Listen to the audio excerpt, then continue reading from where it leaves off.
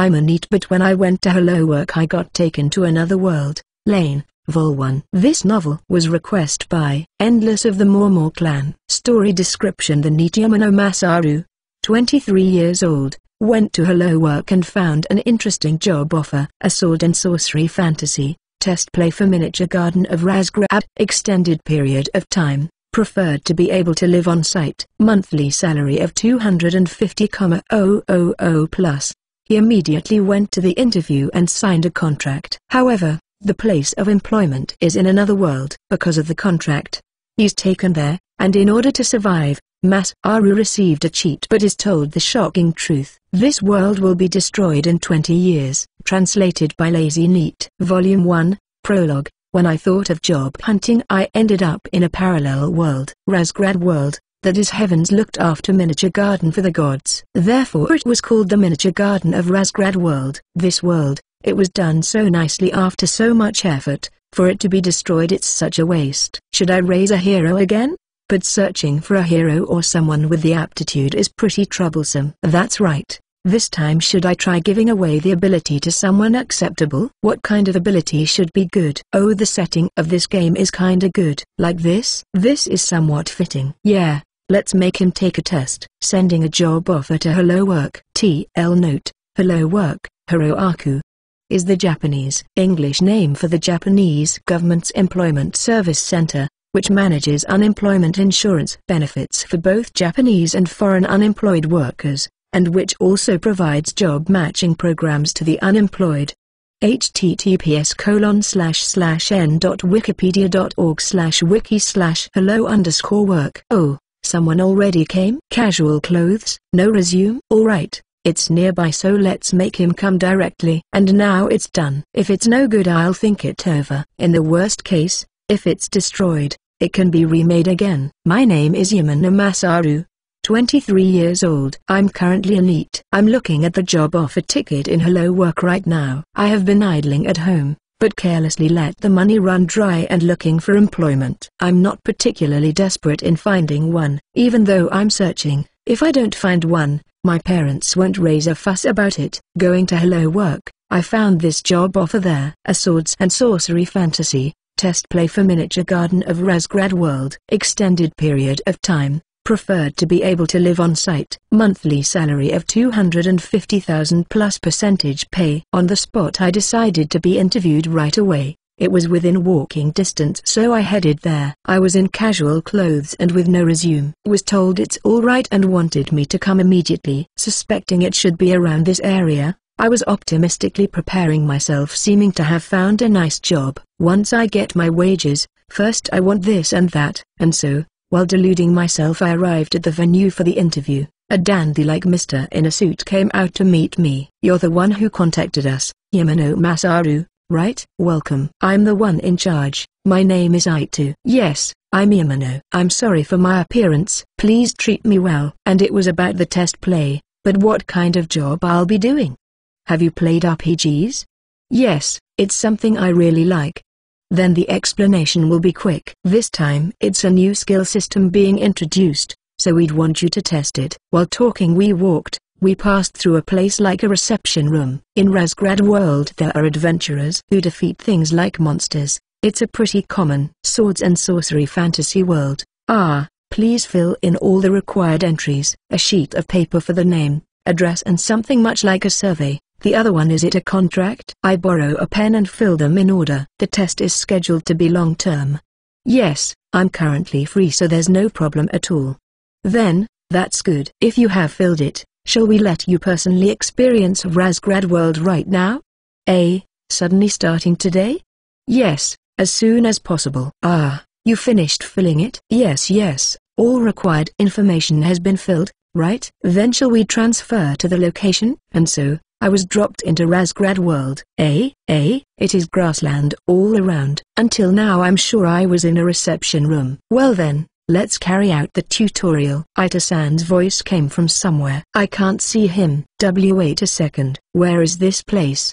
Where, you say? This is Razgrad world. First of all, could you open the menu? It has a polite tone, but the manner of speaking has a degree of majesty to it. Thinking, menu, A screen appeared in front of my eyes. Name, level, occupation, skill, item fields are arranged in an orthodox way. Even occupation was thoroughly displayed as NEET. Please choose.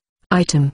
Here's a short sword, isn't it? Please try to choose and equip it. Just as told, I choose the short sword and it appears in my hand. As a special service you'll start with the skills, fencing skill LV2 and physical enhancement LV2. I see, those two are in the skills field. Well then, please proceed straight forward. A wild rabbit will appear, try to defeat it. As told, I advanced and a huge-sized rabbit appeared, and it came attacking. Keep calm, because it's a weak animal it can be beaten in a single hit. Matching the rabbit's charge I waved the sword, its blood sprayed out and it fell down. Please extend your hand towards the rabbit and think about harvesting. Doing just as told, the rabbit's corpse disappeared. Look at the item field, please. Rabbit meat and fur have been added, right? Then, for your first quest, defeat 5 wild rabbits. You just defeated 1, so 4 more to go. Is that so? This is a game, isn't it? The rabbit was awfully realistic, the sensation of stepping on the ground and the wind. One wouldn't think that it was anything but the real thing. By staying indoors, does it mean they finally created a VO? No, this is real. Ita-san's voice resounded directly inside my head. Why are you reading my mind? Moreover, telepathy. Listen well. This isn't the Earth. It's a parallel world. You're dead if you die. Only I know the way back. The test play period is 20 years. If you survive those 20 years and clear the special events, you'll be able to return to Japan. Incidentally, I'm the administrator of this world. Think of me as something like a god. Silence. From the conversation with Itaoshin, previously Ita-san, I understood the following. Since I made a contract, I have to finish it. There's no right for refusal. If I satisfy all the requirements for clearing, I'll be returned to my former world, at former time and former age. My salary will be paid for the time I lived here. The bonus will only come from the services I do here. If this world is left in its current state, it'll be destroyed within 20 years, so it's recommended I don't shut myself indoors in a town. TL note, as in, not being a hikikomori. In the end, since it's a test of skills, it doesn't matter if I live freely without thinking about saving the world. All my objections were rejected. I signed a written contract after all. Didn't I? That one point stands. Itagami only has a voice and doesn't have a body. If that is really what they call a god, it cannot be helped. I'll have to do exactly as I was told. Damn it. If it comes down to this, bring it on. I'll somehow survive this 20 years. Actually, you're pretty excited, don't you? That job offer was done so only those with aptitude would catch it. I might say, you'll get interested in the life here once you get used to it. So, let's continue with the tutorial. Only 4 more wild rabbits. It took around an hour to defeat 4 wild rabbits and I leveled up. It seems there's a small sound to let you know of the level up. It really feels like a game. This is the text version from the WN which reflect the stat changes. Yamano Masaru Human NEET. Level 01 HP 2012 plus 12 34 17 plus 17. MP 20/20 20 35 Strength 3 plus 3 5 plus 5 Stamina 4 plus 4 5 plus 5 Agility 2 4 Skill 8 11 Magic Power 15 17 Skill Points 0 P 10 P Fencing Level 2, Physical Enhancement Level 2, Skill Reset, Razgrad World Standard Language. Item 0 Gold Wild Rabbit Meat X5, Wild Rabbit Fur X5. Congratulations! Now that you have cleared the quest, you got a gift of initial equipment and 2000 gold. Well then, let's finish the tutorial. Please select skills. Selecting skills in the menu opens a separate window. An extensive skills list is displayed. Freely assign the skill points to gain the skills you like. Also, if the skills style is unsatisfactory for that purpose, skill reset was prepared, so you can redo it as many times as needed. Skill reset once every month. Skills can be reset and points returned. It's necessary to test many kinds of skills after all, right? So, shall we choose something? I'd recommend some life magic. TL note, life as in daily life or livelihood. Life magic 1 point required to set this useful magic. Starting fire, water supply, cleanup magic, Light. There's no toilet paper here because the technological level is in the Middle Ages. Clean up magic to clean off the dirt from the body and things. For use in the toilet. The sword has blood stains, doesn't it? Try using cleanup magic. Somehow, it appears you cast magic just by thinking it. So nice it's easy. The blood stains on the sword disappeared in the blink of an eye. And that's the end of the tutorial. The town is just ahead. It would be excellent if you head to the town and enter the Adventurers Guild first. Well then, I wish you good luck. And leaving those words, I knew that Ito Ugami's presence disappeared. When I thought of job hunting, I ended up in another world. I don't even know what to say. Chapter 1, Let's make a serious effort starting tomorrow. Volume 1, Chapter 1, Let's make a serious effort starting tomorrow. First of all, let's check the items. Items: 2000 gold Wild Rabbit Meat X5, Wild Rabbit Fur X5 Camping Set, Normal Clothes, Boots, Knife, Beginner's Potion X10. Current garments: Sarah Gray hooded sweatshirt and jeans. Footwear: sandals. I take out the clothes and boots from items and change to them. The clothes are a bit stiff but the fabric is strong. The boots look pretty ordinary. The size fits perfectly. It's described as normal clothes, so maybe they won't stand out in town. The camping set has a water canteen which was refilled with water magic and quenched my thirst. I was finally able to calm down. In the meantime, it's the town. Even a rabbit could be unwelcome coming down to attack there. Walking around 30 minutes, at a distance a wall could be seen. It appears the town is surrounded by a high wall. Approaching it on the left side I could see something like a gate. So I head there. Getting even nearer, there's a road and 2 spear-bearing soldiers stood at the gate. They have finely chiseled features. To all appearance they look like foreigners. Identification papers.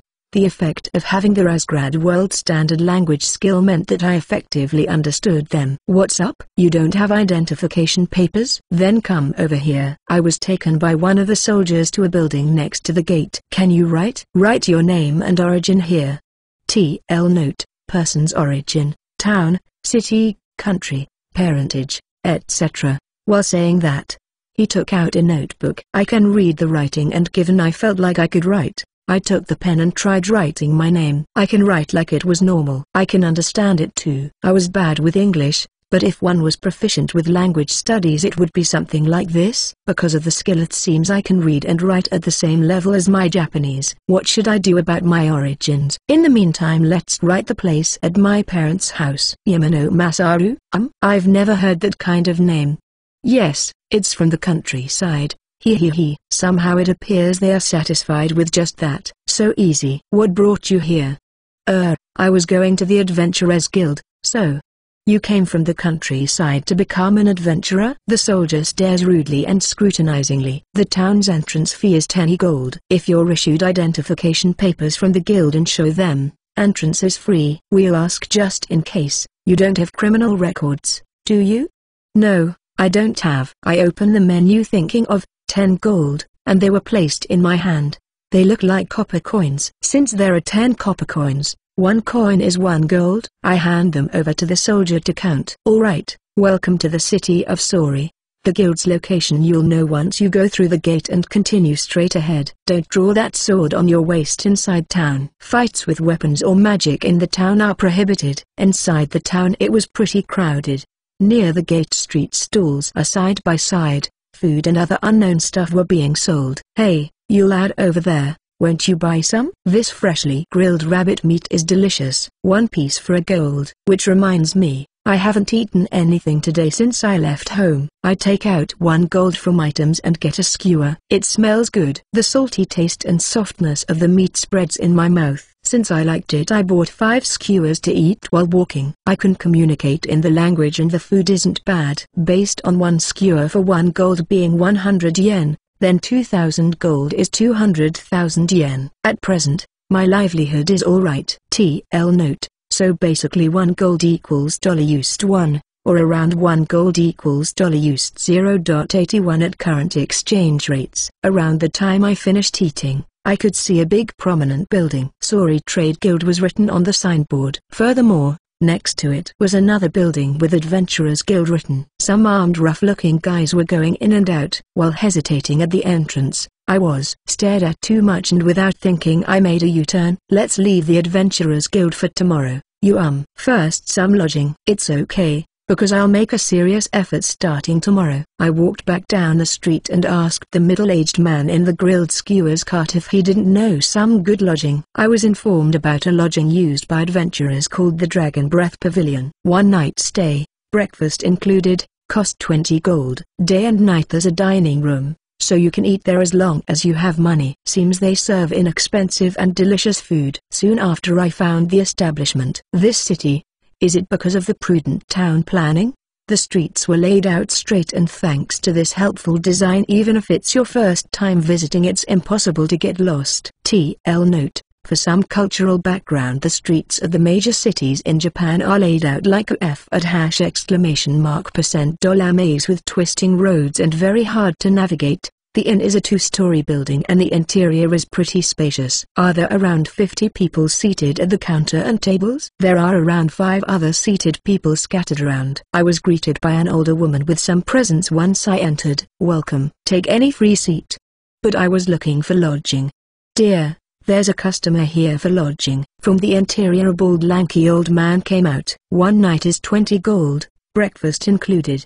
There's a dining room day and night. You can order over there. The details are just like I heard them. I paid 20 gold for 1 night and was guided to a room on the 2nd floor. It was a small room with a single bed, but I was relieved it was thoroughly cleaned. The sheets seem to have been neatly washed. There's no lock, but inside there's a bolt, so I have peace of mind. I take off my boots, lay down on the bed and open the menu. Text stats from the WN. Yamano Masaru, human, NEET. Level 1 HP 3417 plus 17, MP 25/35 Strength 5 plus 5 Stamina 5 plus 5 Agility 4 Skill 11 Magic Power 17 Skill Points 9p. Fencing Level 2, Physical Enhancement Level 2, Skill Reset, Razgrad World Standard Language Life Magic. HP and MP are recovering. Seems it recovers as times passes. I must examine this stuff too. But first priority are the skills. Fencing Level 2 Sword Handling Skill, fencing at the level of a common soldier. Physical Enhancement Level 2 plus 100% bonus to Strength, Stamina and HP. As a special service these two were assigned. Both are pretty useful skills. There are only 9 points left. I can think of 2 options. Raise my current fencing and physical enhancement, or raise to a high magic power and learn magic. Fencing from LV2 to 3 takes 3 points. Level 4 will take probably 4 points. For magic, it cost 5 points to gain fire magic, and raising it to level 2, it all totaled 7 points. Even if I can learn magic, the problem is the MP consumption. Should I investigate a little bit? Among the 3 life magic spells, fire and water can't be used in the room. So I tested with cleanup magic. Currently I have 25 MP. First of all I try cleaning up my body. Somehow I feel refreshed. The smell of sweat seems to have disappeared. 22 MP remained. I remember I haven't brushed my teeth and dry cleanup inside my mouth. In an instant my mouth felt refreshed. This is convenient. My teeth became all smooth. MP dropped to 21. Does it change depending on the area cleaned up? I wonder if the whole room could be cleaned up. Although the room is fairly clean, because of my muddy feet the floor has been dirtied. Basing it as an area of 5 bodies, could around 15 MP be enough? I used cleanup on the floor and it became sparklingly clean. It's in a state where it's alright to lie down on it. Exactly 15 MP were consumed, leaving 6 MP. It seems it's simple to control the MP consumption. It seems that if it isn't designated, automatically the necessary amount will be consumed, and it also feels like if an amount is designated that will be respected. I try to use the remaining 6 MP to clean up the clothes I'm wearing. The moment I used it my knees lost strength and fell. I lost consciousness while collapsed on the floor. Once I woke up on the floor it looked like it was already dusk. My head feels heavy. Did I faint because I used up all my MP? The cleanup of the floor was a blessing in disguise. 3 MP have been recovered. Exhausting my MP is dangerous. Let's pass on learning magic till I've increased my MP a bit more. 2 points remaining after I used 7 points on fencing. Searching if there's anything else. I put 1 point in a skill called clock, and the date and time were displayed on the menu. According to it, today is the year 613, 9th month, 22nd day, 1708 hours. TL note: Since Japanese use all numbers from their dates, it's unclear to me if in this parallel world the dates just use numbers like in Japan or follow a Western Gregorian calendar. I'll keep it in Japanese format in the meantime. If this was Japan, it could be the end of summer. Come to think of it, it feels like an autumn-like climate with a gentle temperature. Clock, date and time are displayed on the menu. Alarm function included. Fencing level 4 sword handling skill, befitting of a top-class knight. I take out a copper coin from items. I throw it up towards the ceiling. I draw my sword, cut the copper coin, unsheath it back into the scabbard. The so-called EAITL note. EIDO or EAIHTTPS://n.wikipedia.org/wiki/EIDO. The copper coin that fell on the floor was perfectly cut in half. I thought that skill was no doubt worthy of being called top class. Incredible. I've never done kendo before, yet I can do this at level 1. 10 points to fencing LV5? The next fencing level seems to be the limit. Somehow high hopes welled up. Chapter 2. The Magic Eye Exposes a Harem Dream. Volume 1, Chapter 2, The Magic Eye Exposes a Harem Dream. I take dinner in the dining room on the first floor. The daily special set meal including alcohol is 8 gold. The set meal was an unknown meat steak, soup with plenty of vegetables and bread. The alcohol was wine. The old couple were busy, so I couldn't ask what the meat was, but it was quite substantial and delicious. What was said about being cheap and delicious was true. I returned to my room and opening the menu, a quest entry was blinking. Let's write a report log. Write a journal about what happened and what you thought on that day. If you write on the dedicated notebook, it'll be automatically reported to God. Skill points reward 10p. Do you accept the quest? Yes. No. I selected yes immediately and the notebook and writing implements appeared in the items field. I took them out and within 10 minutes wrote what happened today and what I learned related to skills. Partly to practice I tried writing in the local language, but it was practically no different than in Japanese. Once I finished writing and put it all away in items, the quest display changed and the skills points increased by 10. Let's write a report log. Cleared. If possible, write a log daily. Recommended. God will take a look over the journal. If there's a request and the like, something good might happen if you write about it. For a job with a monthly salary of 250,000, this is pretty good. The initial supply of skill points was helpful. Now, what should I pick? Skill points 11p. Fencing level 4, physical enhancement level 2, skill reset, Razgrad World Standard Language Life Magic, clock. I was thinking of choosing fencing, but the aforementioned MP is there and I'm in another world. After all, I want to try magic. Taking a look at magic, fire, water, earth, wind, healing magic, etc. were 5 points, space, spirit, summoning, dark, light magic, etc. were 10 points. The 10 points magic were something I was attracted to, but the straightforward 5 points magic it is. Fire, water, earth and wind. Which one group should I try choosing? It looked like fire magic has offensive ability, so I promptly selected it. A total of 10 points were consumed to raise it to level 3. TL note, 5p to acquire plus 2p for LV. 2 plus 3p for LV. 3 equals 10p total. Fire magic level 3, 1 fire arrow, 2 fireball, fire lance, 3 firewall. Minor explosion. I verify the acquired magic. As expected, it seems I won't be able to test it inside the room. Given that it became dark, I slip into the bed. Since there's nothing to illuminate the room and I'm tired, I quickly fell asleep. The next day I head to the guild after eating breakfast. There were more strong rough guys gathered around the adventurers guild than yesterday. As much as possible I entered, evading eye contact. Here, I'm a tiny bean sprout weighing 50 kilograms and 160 centimeters tall. TL note, 110 pounds and 5 feet 3 inches for the metric challenged. If I get into a quarrel, it's certain I'll be knocked in a single punch. Moreover, the swords, spears and equipment are really scary. I'll die if I offend someone. Inside there were quite a lot of people, but fortunately they seemed busy and almost nobody was paying attention to me. Anyhow, I managed to reach the reception counter and called a plain-looking middle-aged man. There were other free receptionists, but all the tough dudes were with the females, so I talked to the quietest one. When I told I wanted to become an adventurer, it didn't. I'd be made fun of and was treated in a polite manner. Yeah, I was right to choose this middle-aged man. There's an interview, so I was guided inside. I remembered that I was sent here immediately following Itaushin's interview yesterday.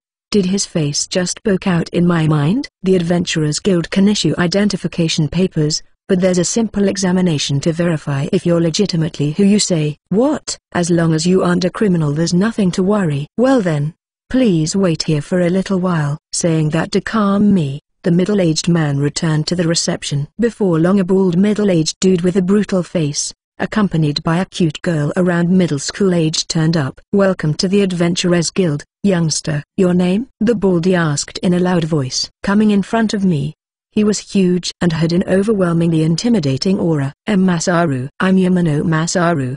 Masaru? I'm the assistant guildmaster Drevin. And she's the third-ranked truth official Tilika. Now, don't be so nervous. We'll only have a little chat. Gahahahaha. TL note. It could be truth or authenticity. Authentication. I'm going for truth for now based on what's happening in this chapter. Third-ranked truth official? Some unknown term came out. You don't know about truth officials. What countryside did you come from? A place called Oxox in Japan. It's somewhere I haven't heard of. Well, it's okay. That's okay. A truth official is someone who has the magic eye that can see through lies. Now we'll ask you some questions, so answer truthfully, lad. You can read my mind? I can't read your mind. I only know whether you're telling the truth or not. The girl finally spoke. Her voice is cute. Looking at her carefully once again, she's a beauty. That short haircut really suits her. Her body is slim and white skin. I thought she was middle school age, but might be mistaken and be elementary school age. Her eyes are mismatched red and blue color. Could that be the magic eye? Don't stare too much at her. Tilika is really shy. I'm sorry. I immediately look away. This baldy's appearance is scary, so it seems I can't gaze at Tilika as much as I wanted. Then questions. Do you have a criminal record? You aren't a spy for some country, are you? Do you have any grudge against someone? Is there anyone you hate so much you want to kill? I can answer that I've never committed a crime and I'm no spy. I don't remember holding a grudge and don't hate anyone so much as to kill. I take a slight glimpse at Tilika and she's looking at me with a blank expression on her face. Could that be the magic eye in operation? Why did you think of becoming an adventurer? I wanted to earn an income from it and train myself to survive. If so, working normally would be safer, lad. A work where one can get an income comfortably is better, but adventurers' net income looked more attractive. That's right. If there was such a good job, of course I'd want to be referred to. Gahahahaha. And after you get your money, what are you gonna do? Let's see. I'd want to buy a house somewhere and relax. Oh, that's the youth for you. That youth. Don't you have any other desires? What's the thing you want to do the most? Like becoming a feudal lord or a hero? That's just honestly say it. We'll know if it's a lie anyways. What? That, Aharin. Wahahahaha. I see, you're young, lad. Wahahahaha.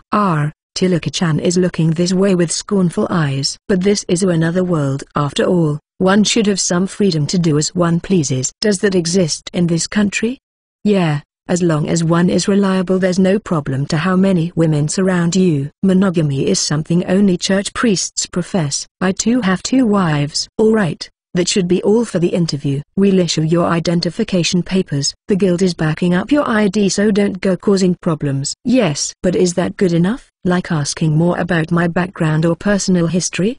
Yeah. We are not concerned about your past. We adventurers are full of good for nothings. Even if you have a somewhat bad past, there's no problem as long as you're not in the wanted list. And as long as you follow the rules, you're a member of the Adventurers Guild. Afterward, I received my guild card from the middle-aged man at the reception and heard various explanations that took around an hour. Issuing the card cost 100 gold. Writing my name, drawing blood to be put in the card, and the registration was completed. The card only has my name and rank F written. It has a string attached to hang from my neck. The guild rules were full of commonplace things like no fighting with fellow members, to obey the laws and such. Also the request and ranking system. The top rank is S followed by ABKDF. Of course I started with the lowest rank F. Completing request will raise your rank.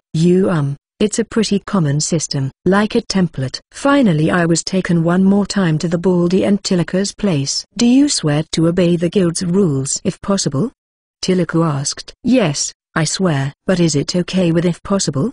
Yay. If swearing absolutely, around half the people will get stuck in the examination. It's impossible for normal people to perfectly obey all rules, as long as they're obeyed to a reasonable degree, okay?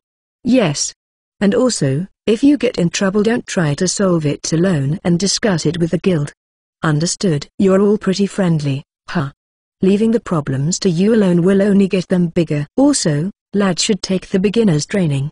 The next one is in how many days? It is in 3 days. The reception's middle-aged man answered. Is that like when you get your driver's license? It's free and it's a wonderful system where you'll be trained as an adventurer for 1 week. 1 week? That's right. Well, 1 week is better than nothing at all. It's not compulsory, but if possible take it. I'll think about it. Training seems unnecessary when I can level up from actual combat and receive points. I don't need to waste my time in something useless, do I? Chapter 3, Fight to the Death. The Beast Attacks. Volume 1, Chapter 3, Fight to the Death. The Beast Attacks. Since being released from the interview, I returned to the guild hall and checked the requests stuck on the wall. Is it because the interview took a long time? The number of adventurers inside the guild greatly decreased. I wonder if they all left after accepting their requests. There was a request to gather 5 wild rabbit meat, so I took it to the reception desk. My cowardly reason for this one is that it'll okay even if I fail, since I already got them. Rabbits? The wild rabbits are quick and very difficult to catch. So I was warned by the reception's middle-aged man. But because I'll face them and cutting them down fast with the sword I'll finish easily. Somehow the middle-aged man has a troubled face. Wild rabbits attack lower-rank opponents, right? They frequently attack children and such.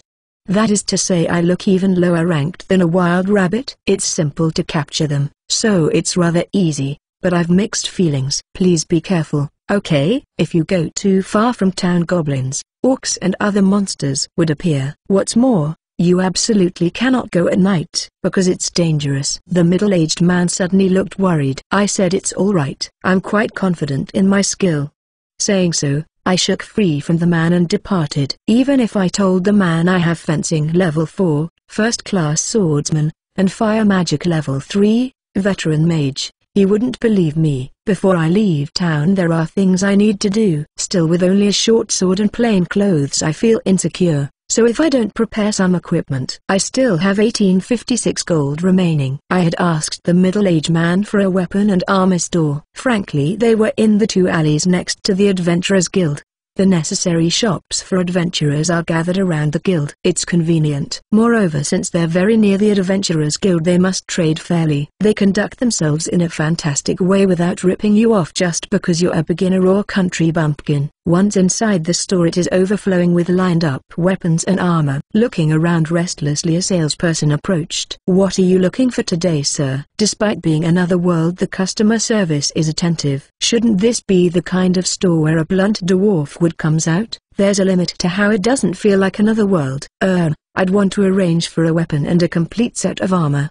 Excuse me, are you perhaps a beginner? If you're a warrior, let's see. How about this complete set of leather armor? The set is a very popular one and inexpensive, and if you match it with this shield you'll be certainly secure in your defense.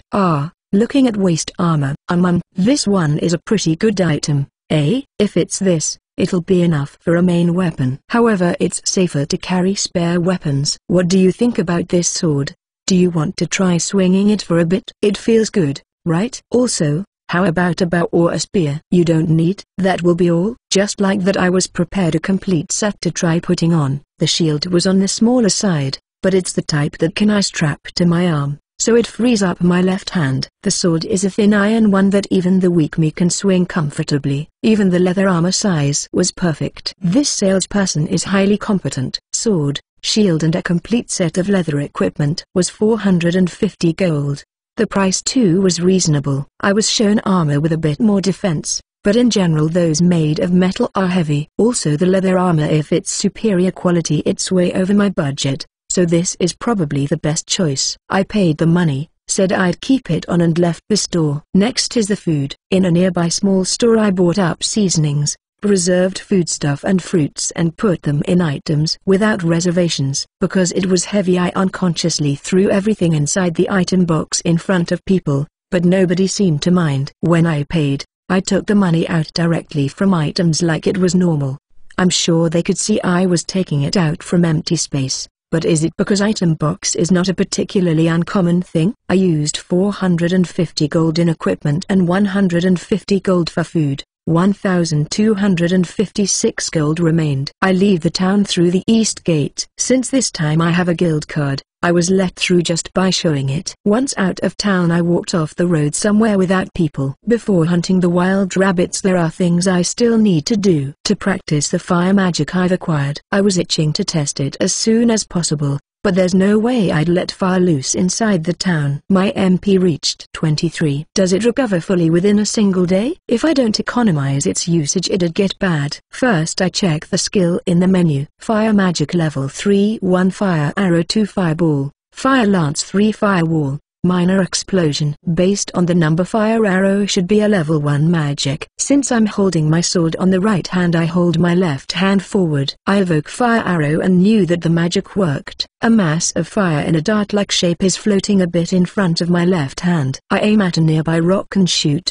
It precisely hit it. It had a fairly good speed too. The fire arrow consumed 3 MP. 20 MP remaining. I can shoot another 6 fire arrows. Probably other spells would consume more, so I must economize their usage. However, magic is easy, without incantation or a difficult process. Casting just by thinking it is so simple it is anticlimactic. Do everyone do it this way, or is it a benefit from the skill? Anyways, if you couldn't use it unless you trained or something, it would have been problematic. So I'm glad I'm saved the trouble. After testing magic I walk for 10 minutes. I encountered a wild rabbit, and because it came attacking with the sword it was easily defeated. Yesterday I felt guilty, but since I now know it's acknowledged they attack low-ranked people, they won't be forgiven. No mercy. Afterwards, the wild rabbits that kept appearing in succession were all slaughtered in a single hit each. Could there be a colony of wild rabbits? When I beat the 10th one I leveled up. I wanted to check my status but I was wary of the rabbits, so I postponed it. By the time I beat the 11th one, my arms started to feel heavy. When I defeated the 12th and 13th that appeared in succession I had exhausted my stamina. I can't lift my arms, my legs are trembling. What is this? It's as if I just finished running a marathon. I remembered there are beginner's potions in the items. However,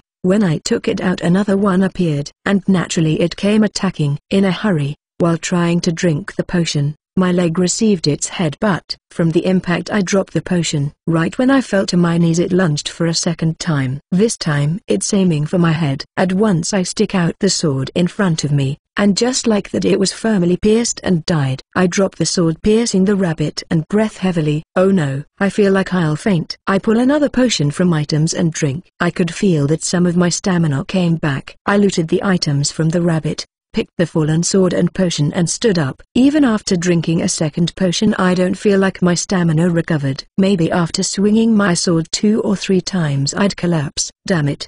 If I don't get out of here, more will come. I slowly walk back the way I came. Because I reached here while beating them, if I go back the same route there's a low probability of them appearing in the same place. As to not make any noise I slowly advance through the grassland. However, as if realizing they cruelly appeared here. Avoiding the plunge I dodged to a side. Damn, so I must fight? I swung the sword at the rabbit that jumped again and defeated it. I knew that I mostly used up my stamina from that single swing. My feet are staggering. I leave the death rabbit there and drink a beginner's potion. But as expected it didn't have any effect. Shit, is this some defective product? Once again I start walking towards town. Don't come out. Don't come out. I prayed. But after a few minutes another one appeared, and it attacked. Somehow I evade. What to do? Most likely I'll exhaust my remaining stamina with the next swing of the sword. That's right, magic. I cast fire arrow, and shoot. But I miss. I shoot another fire arrow. This time it hits and it is defeated. I frantically head towards the town, but they kept attacking one after another. Finally I could see the town's gate. However, just when I felt relieved another rabbit appears. I mustered my last remaining MPs, killed it and fell unconscious. Chapter 4, The Man Who Fought Desperately with a Wild Rabbit. Pretty short but funny chapter, so here you go. Volume 1, Chapter 4, The Man Who Fought Desperately with a Wild Rabbit. When I woke up, it was an unfamiliar ceiling. Ugh, it has become routine. I had to say it. Oh, lad, you're awake? Bal. Drevin-san. Hey, just now you were about to say Baldy, didn't you? No, I couldn't even think of doing that. Guilty. The girl with the magic eye mercilessly gave her verdict. You know, I have a bit of a receding hairline but I'm not bald. Do you understand? I was threatened with his pointing finger, so I nodded while shaking. He is at a sensitive age. It's better if you don't touch the subject of his head. No, Tilaka-chan, you shouldn't be saying that. And so, what happened? They said you were found unconscious near the town and were carried in. Seems a kind person found me unconscious and was carried to the Adventurers Guild. A demon beast came attacking. At the end of the mortal combat we simultaneously struck each other.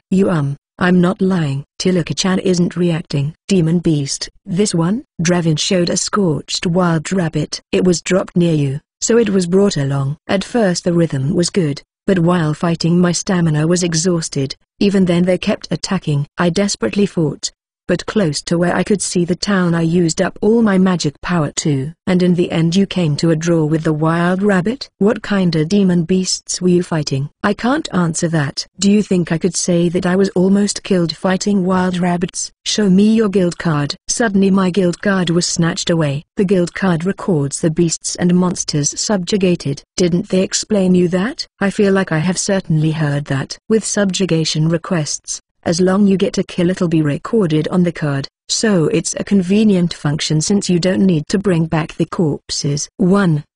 21 wild rabbits. This many in a single day is incredible, but are you kidding me? You almost got killed by wild rabbits. They were terrifying enemies. It was really scary. I thought I was gonna die. Really? Drevin faced Tilaka asking.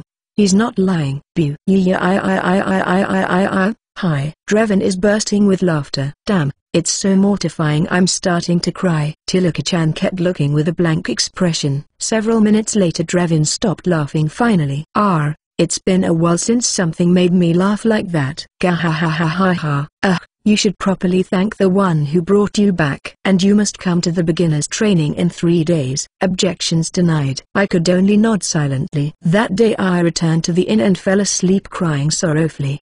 The next day, going to the guild I became truly famous as the man who fought desperately with a wild rabbit and ended in a double KO. I gave my report of the request and immediately returned to the inn to bury myself under the bedsheets sulking. By the way, it seems the one who spread the gossip was the one who carried me. Seems Drevin and Tilaka-chan kept that a secret. To my damn life savior. Thanks, but I'll never forgive you. Days later, I went to thank the person that carried me. No, you see, if a monster strong enough to defeat an adventurer had come out, it must be reported, right? That's why I was just shown your guild card.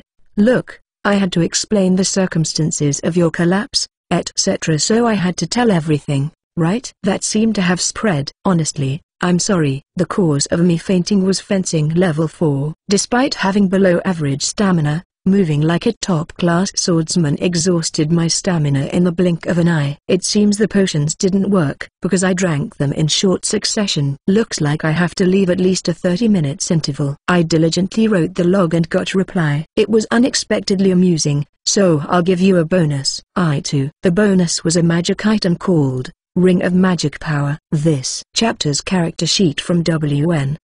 Yamano Masaru, human, magic swordsman. Titles: The Man Who Fought Desperately with a Wild Rabbit. Level 1 2 HP 54 27 plus 27, MP 52/52 Strength 7 plus 7 Stamina 7 plus 7 Agility 5 Skill 14 Magic Power 22 Skill Points 11 Fencing Level 4 Physical Enhancement Level 2 Skill Reset, Razgrad World Standard Language Life Magic, Clock, Fire Magic Level 3. Items 1266 gold plus Wild Rabbit Meat Reward, 20 gold each x 15, 300 gold, 3 days worth of lodging and food 90 gold equals 1476 gold Wild Rabbit Fur x 18, Wild Rabbit Meat x 3, others omitted. Chapter 5, Beginner's Training. While translating this chapter, since it has a drill instructor, and although the lines were in Japanese they sounded familiar. Then it clicked. Yes,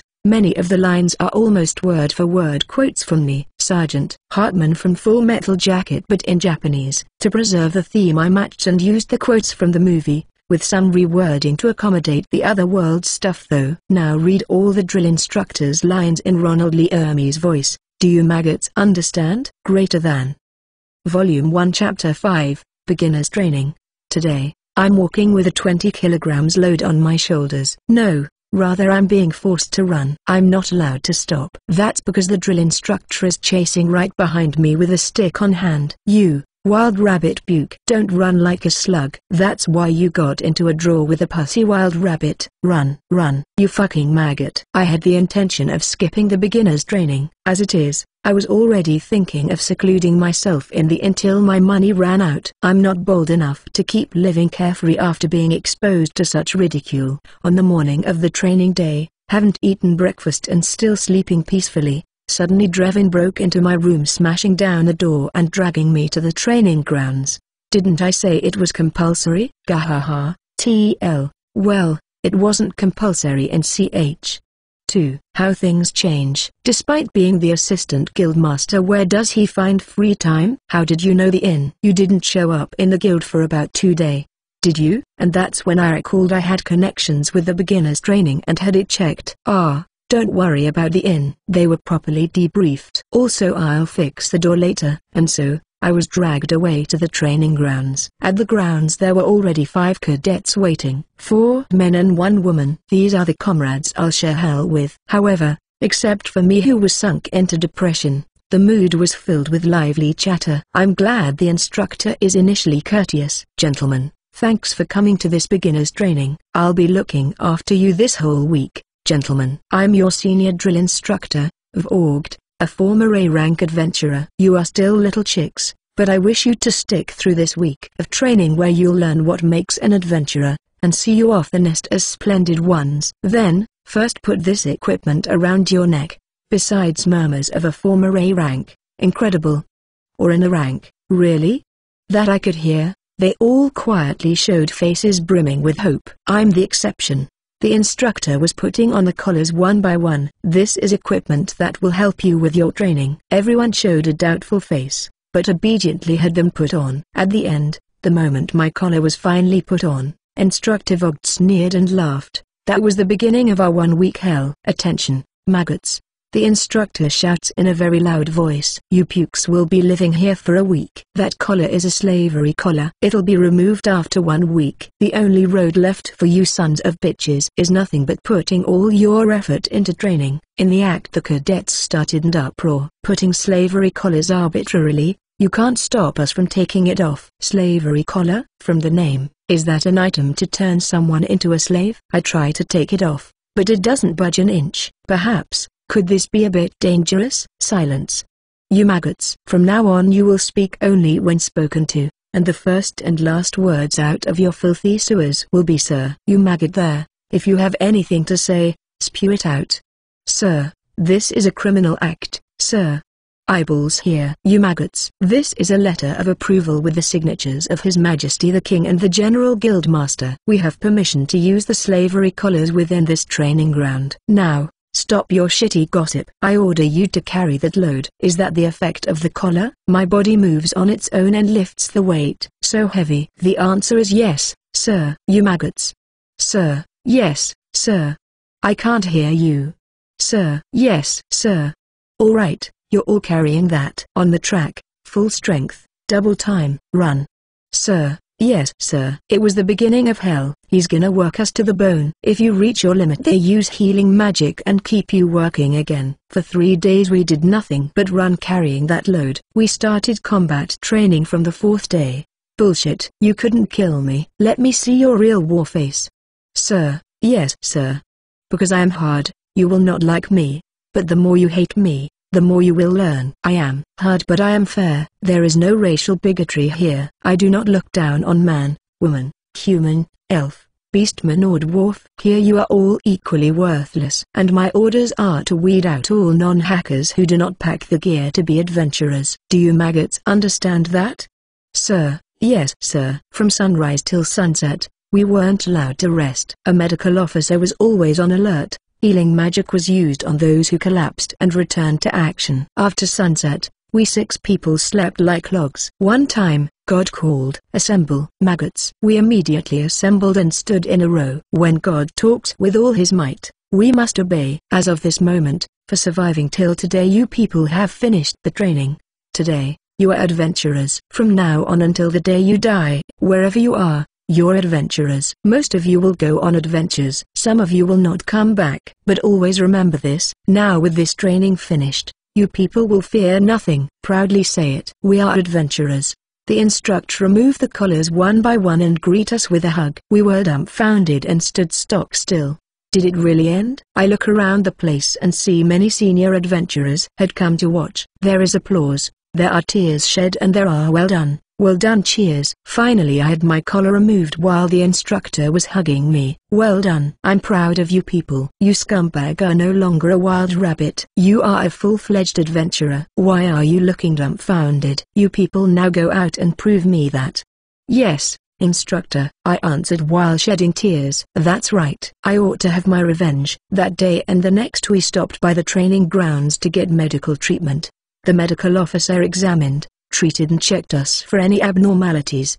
The comrades and I discussed many things in those 2 days. Sometimes the instructor mingled with us. Sometimes other adventurers would drop by to take a look. About this training regime, it is thought the probability of dying is high for beginner adventurers if left alone. So it's made semi-compulsory and practically the death rate is cut to less than half for those graduated from the training. The training regime that boiled down to nothing but extreme bullying was carefully controlled. We all 6 trainees were released from the training grounds the next day. Due to the training, in addition to various related battle skills, 2 skills were acquired. The possibility of gaining skills without consuming skill points was a big catch. Stamina recovery enhancement speeds up the recovery of HP and stamina, increases the effect of medicine and potions. Guts. Even if HP drops to 0, HP is left at 1 once a day. Furthermore, about this week's log, it was written in Japanese, because it would raise ethical problems. This training ground thing is absolutely secret. Stats in text format from the WN. Starting from this point there's a discrepancy between lane and WN in the stats. The lane illustration doesn't show the newly acquired skills till next chapter. It's not a typesetting error.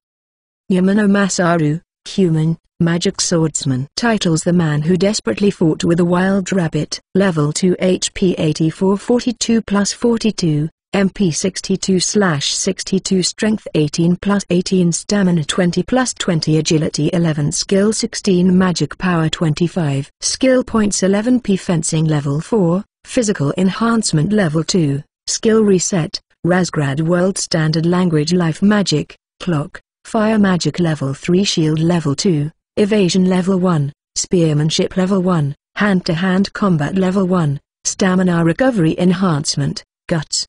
Chapter 6, Revenge of Rabbit, Part 1. Volume 1, Chapter 6, Revenge of Rabbit, First Part, TL. Yes, the title was originally spelled that way by the author. I promised a future reunion with the 5 comrades and went our separate ways. 3 were originally based on another city and said they'd return there. 2 of them didn't have a party and invited them, but they said they had stuff to do and abstained. When I left the training place, Drevin was waiting.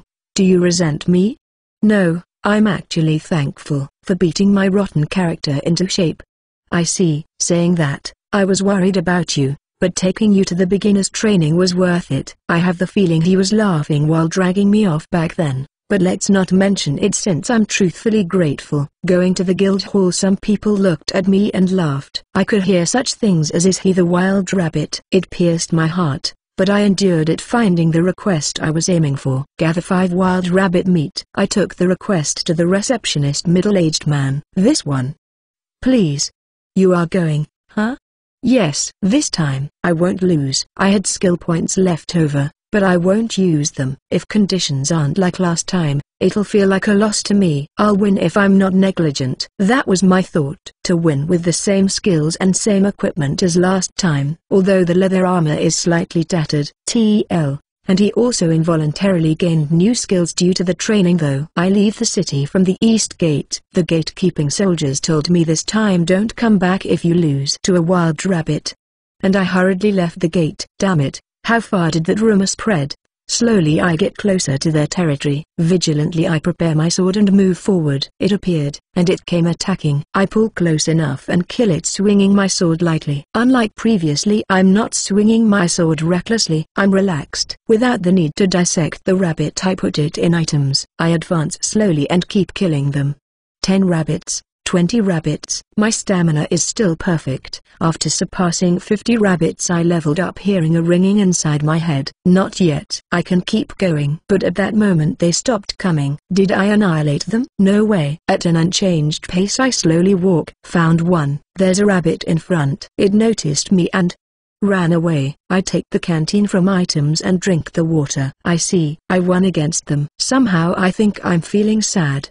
57 rabbits were hunted. It should be enough. Let's return to the city. At that time one rabbit entered my field of vision. It didn't notice me. I erase my presence and the monitor it. They're sensitive to the presence of others. It might be impossible to get near and kill it with the sword. Will it be possible with magic? I cast fire arrow. The fire arrow shoots towards the rabbit, and it was evaded. Like that it ran away. I search for wild rabbits again. After several minutes, I found one. I carefully shoot a fire arrow, but again it was evaded. Shit, can they sense magic? Once more I search for the rabbits wandering in the grasslands. The rabbits that once attacked me in such huge quantities, now that I'm searching for them can't be found. Near 30 minutes later, finally I found a rabbit. This time I try a fireball. The basics of fire arrow and fireball are the same. I cast fireball. A sphere of fire heads towards the rabbit. Just before being hit, it sensed it and tried to evade, but the fireball hit. Yes, and without leaving a corpse the wild rabbit disintegrated. Since fire lance and minor explosion are higher level than fireball and have more power, I tried firewall. The rabbit was burnt charcoal black. It didn't even leave a single small piece that could be eaten. There's no way now. Certainly, I've caught 57 rabbits today. However, it was such a simple job like mowing grass. The current state of affairs is that I leveled up and the rabbits returned to how they really behave. The real battle is to come. That's right. The fight against them comes after this. Luckily I also have 21 points. I would acquire a skill effective against them. After going through training, I now know that without consuming skill points one can learn skills through normal training. It might be good if I try to learn archery. While thinking that I arrived at the city gates. Oh, it's the wild rabbit Kun. Did you catch any rabbit? The soldier was asking with a broad grin. My nickname is Wild Rabbit Kun. 57. Huh? I'm saying I got 57 rabbits. No way. But you only left for 3-4 hours. There's no way you could catch that many. I use items and right in front of the soldier 57 rabbits appear in a big mound. The soldier was amazed and with his jaw dropped. I collect the rabbits again and head towards the guild. I talked to the reception's middle-aged man. That was fast. Did you finish the request safely? Yes, I caught plenty. We move to the counter so the middle-aged man can receive the raw materials and I throw out all their rabbits. This is incredible. What the heck? How many are there? 57. Around us they take notice and get noisy. The wild rabbit, that wild rabbit, etc. could be heard but no one laughed. Foo, you're all surprised, huh? Someone muttered wild rabbit hunter. Wild rabbit hunter. Wild rabbit hunter. Wild rabbit hunter. The guild hall got excited. At that moment, my title changed to Wild Rabbit Hunter. I learned later that wild rabbits are a troublesome beast. They're difficult to hunt at low levels. You can hunt them at higher levels, but high-level adventurers don't actively target them because the reward is low. Speaking of how they do it normally, they use traps. However, using traps can only net you a handful of rabbits in a day. Catching 57 in a single day is quite the feat. The beginner adventurer that came back defeated by wild rabbits, now got his revenge. The adventurers at the guild could honestly only give praise to such exploits. Chapter 7, Revenge of Rabbit, Part 2. Volume 1 Chapter 7, Revenge of Rabbit, Second Part. The next day I came to the guild's training place. I trained under instructive Augt. I practiced archery and knife throwing technique. At first it was only archery, but the bow made quite some noise, decreasing the distance. If I used throwing knives I could attack almost silently. That's why I learned both techniques. I see, your fight hasn't ended yet. That's the spirit. That's why I'm acquiring anti-rabbit skills. Hey, what kind of skill? Instructor, what's that? While saying that I point behind the instructor. The instant he turns his head around, I erase my presence and silently move to his side, aiming the knife at his side to stab. But, on the verge my hand was stopped and I desist. I was surprised that you'd aim for my chest. No, as expected of the instructor. I expected to perfectly take you by surprise, yet you were able to stop me. Did you erase your presence to move silently? That's a good skill. Someone average wouldn't be able to stop it. Yes, with this time I'll annihilate them. In the end, that whole day I spent practicing throwing knives. I concluded the bow's compatibility with stealth and ninja walk is not good enough. TL note, Shinobayashi, equals ninja feet, stealthy step or tiptoeing. Edit, as suggested from comments, I've decided to change Shinobayashi to ninja walk since it's a special way of walking for ninjas, described as to raise a leg by pulling it up from the ground and silently putting the leg onto the ground from firstly the little toe and finally transmitting the weight from the little toe to the big toe. This was the most basic walk for ninjas. Owing to that, by the time it became dark, my throwing rose to level 2. The newly added skills were the following: archery level 1, throwing technique level 2, stealth level 2, ninja walk level 2 and presence detection level 2. The remaining 21 skill points were all spent. Presence detection is to search for opponents, stealth and ninja walk for getting closer. Throwing knives to kill. It's my formula for a magnificent win. TL, archery and throwing were free from practicing, but he spent 5 points to acquire plus 2p for level 2 for each of stealth, ninja walk and presence detection equals 15p plus 6p equals 21 total.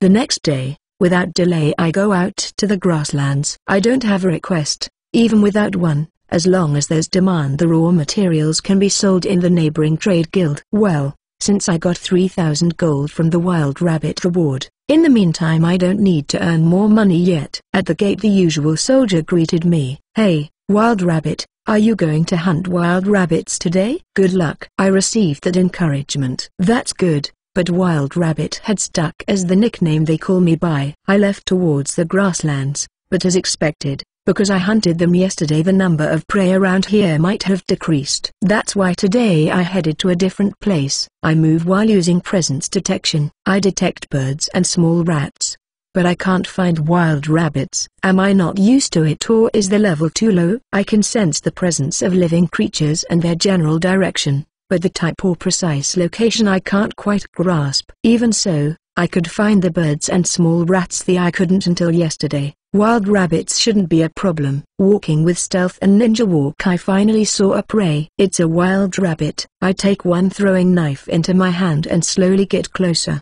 The distance to reliably hit is here. I throw the knife. Without noticing the knife it died. Engrossed I hunted till it passed around 2 hours. I already had 30 rabbits. I have a considerable pace. Before I knew it I had come close to the forest. While taking a break I think, inside the forest there's bigger prey. There seems to be deers, wild boars and bears. But the danger of monsters appearing is also high. While thinking what to do, something came out from the forest. I lay on the grassland, erase my presence and monitor the situation. Is that an orc? Its height is low but it got a solid physique. It got a face like a pig. It is wearing tattered cloths and holding a club in his hand. The orc without caution walks this way. Can I kill it? Gradually the orc is getting closer. My throwing knife can't reach yet, but magic will likely do. I extend my left hand towards the orc and cast Fire Lance. Evoking the fire arrow magic, it almost takes no time to be cast, but Fireball and Fire Lance take time. A lance of fire appears. The orc notices me, but it's too late. Fire Lance is cast. It's considerably faster than Fire Arrow. Without time to avoid the Fire Lance, it pierces its body and the orc dies. It was a simple thing. Way to go. That was pretty easy. I thought I'd have some unpleasant feeling from killing a humanoid monster, but that wasn't the case. I didn't feel any different from hunting wild rabbits. When I was collecting the corpse, from the forest several orcs came out. The orcs noticed me, rose their clubs and came attacking. However, there's still some distance and calmly cast Fire Lance. It killed 2 of the approaching orcs. 2 more left. I prepared by drawing the short sword on my waist. The orcs rise a war cry. I got 2 opponents, but there's one too many compared to beginners training. Their movements compared to the instructor is too slow.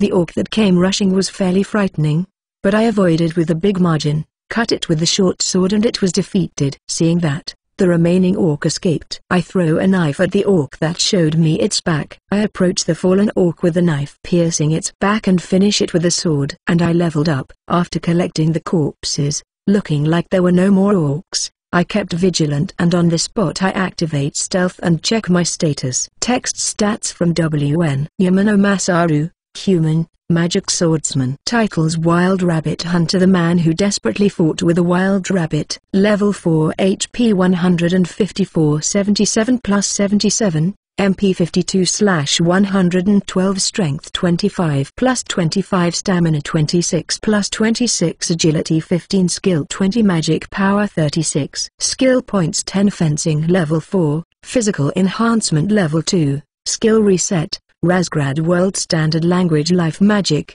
Clock, Fire Magic Level 3, Shield Level 2, Evasion Level 1, Spearmanship Level 1, Hand-to-Hand Combat Level 1, Stamina Recovery Enhancement, Guts Archery Level 1, Throwing Technique Level 2, Stealth Level 2, Ninja Walk Level 2, Presence Detection Level 2. I'm not sure since there is no comparison point, but compared to earlier, I've grown considerably. Seems like level and status don't exist in this world, because when I asked the instructor about HP and status, he just showed a puzzled expression. There are skills but there are no levels attached. There was an analyze skill but people were not covered by it. From experience I have a grasp of my own stamina and magic power, but I'm still level 4. If this was an RPG, one would still be hunting small prey with a wooden stick around the initial town. Thanks to fencing and fire magic, even against orcs, I won't lose how many they come. After this, to level up, should I go in the forest to fight stronger enemies? While looking at the skills list,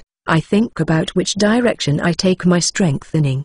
The choices are the following 3: Fencing Level 4 5, 10 points. Stealth, Ninja Walk and Presence Detection Level 2 3, 3 points. X3 Healing Magic, 5 points. Checking the cost of potions, 1 burns 100 gold. I have 7 beginners potions, but thinking about the future I should be getting healing magic. There are means to make potions with production type skills, but because the tools and equipment cost quite a lot it was dismissed for the time being. Healing magic, I wonder where I can learn it. Should I ask somebody when I get back? Let's put on hold the skill build. Along the way, I kept killing rabbits while returning to the city. Today the catch was 35 rabbits. How did it go today? While going through the gate, the usual soldier came to ask. 35 rabbits. Phew, as expected of the wild rabbit hunter. We can't no longer call you Wild Rabbit Kun. Can we call you Wild Rabbit San from now on? No, call me by my name like someone normal, please. When I go through the gate I show my guild card, so he should know my name, yet. And also I encountered orcs near the forest. I told to the gatekeeping soldier when I showed the guild card. Hey, so you killed 5 orcs alone? As one would expect of you. Still, the orcs rarely come out to the grasslands. Caution might be required for this. You should report it to the guild, please. First I have the wild rabbits and orcs taken care of at the trade guild right next to the adventurers one. The orc corpses fetched a nice price. The wild rabbit meat and fur together are 25 gold each. Orcs are 200 gold each. The purchased orcs are taken apart and sold to butchers wholesale to be served on the dinner tables of households. It has seen served several times at the inn I'm staying. It was unexpectedly tasty. TL, must taste like pork. Subsequently, I go to show the guild card to the middle-aged man at the reception. The guy's place is mostly empty. The standard receptionists are women. On top of that most are beautiful girls and everyone goes to them. There are some male receptionists but they're handsome too. I'm sure I can find another request. It's alright for me to look at beautiful girls from a distance, but I'm not very good at striking a conversation. Showing the guild card to the man I talk about the orcs. Then I'll report it to the assistant guildmaster. And with this subjugation your guild rank has risen to E. Congratulations. I received a reward for the orc's subjugation. 50 gold for each one. Since orc subjugation requests come out continuously, as long as you have killed them, you can get the reward when your card is checked. Adding to the selling of the orcs, each one is worth 250 gold. Just today I earned approximately 2,000 gold. I've increased the money on hand to around 5,000 gold.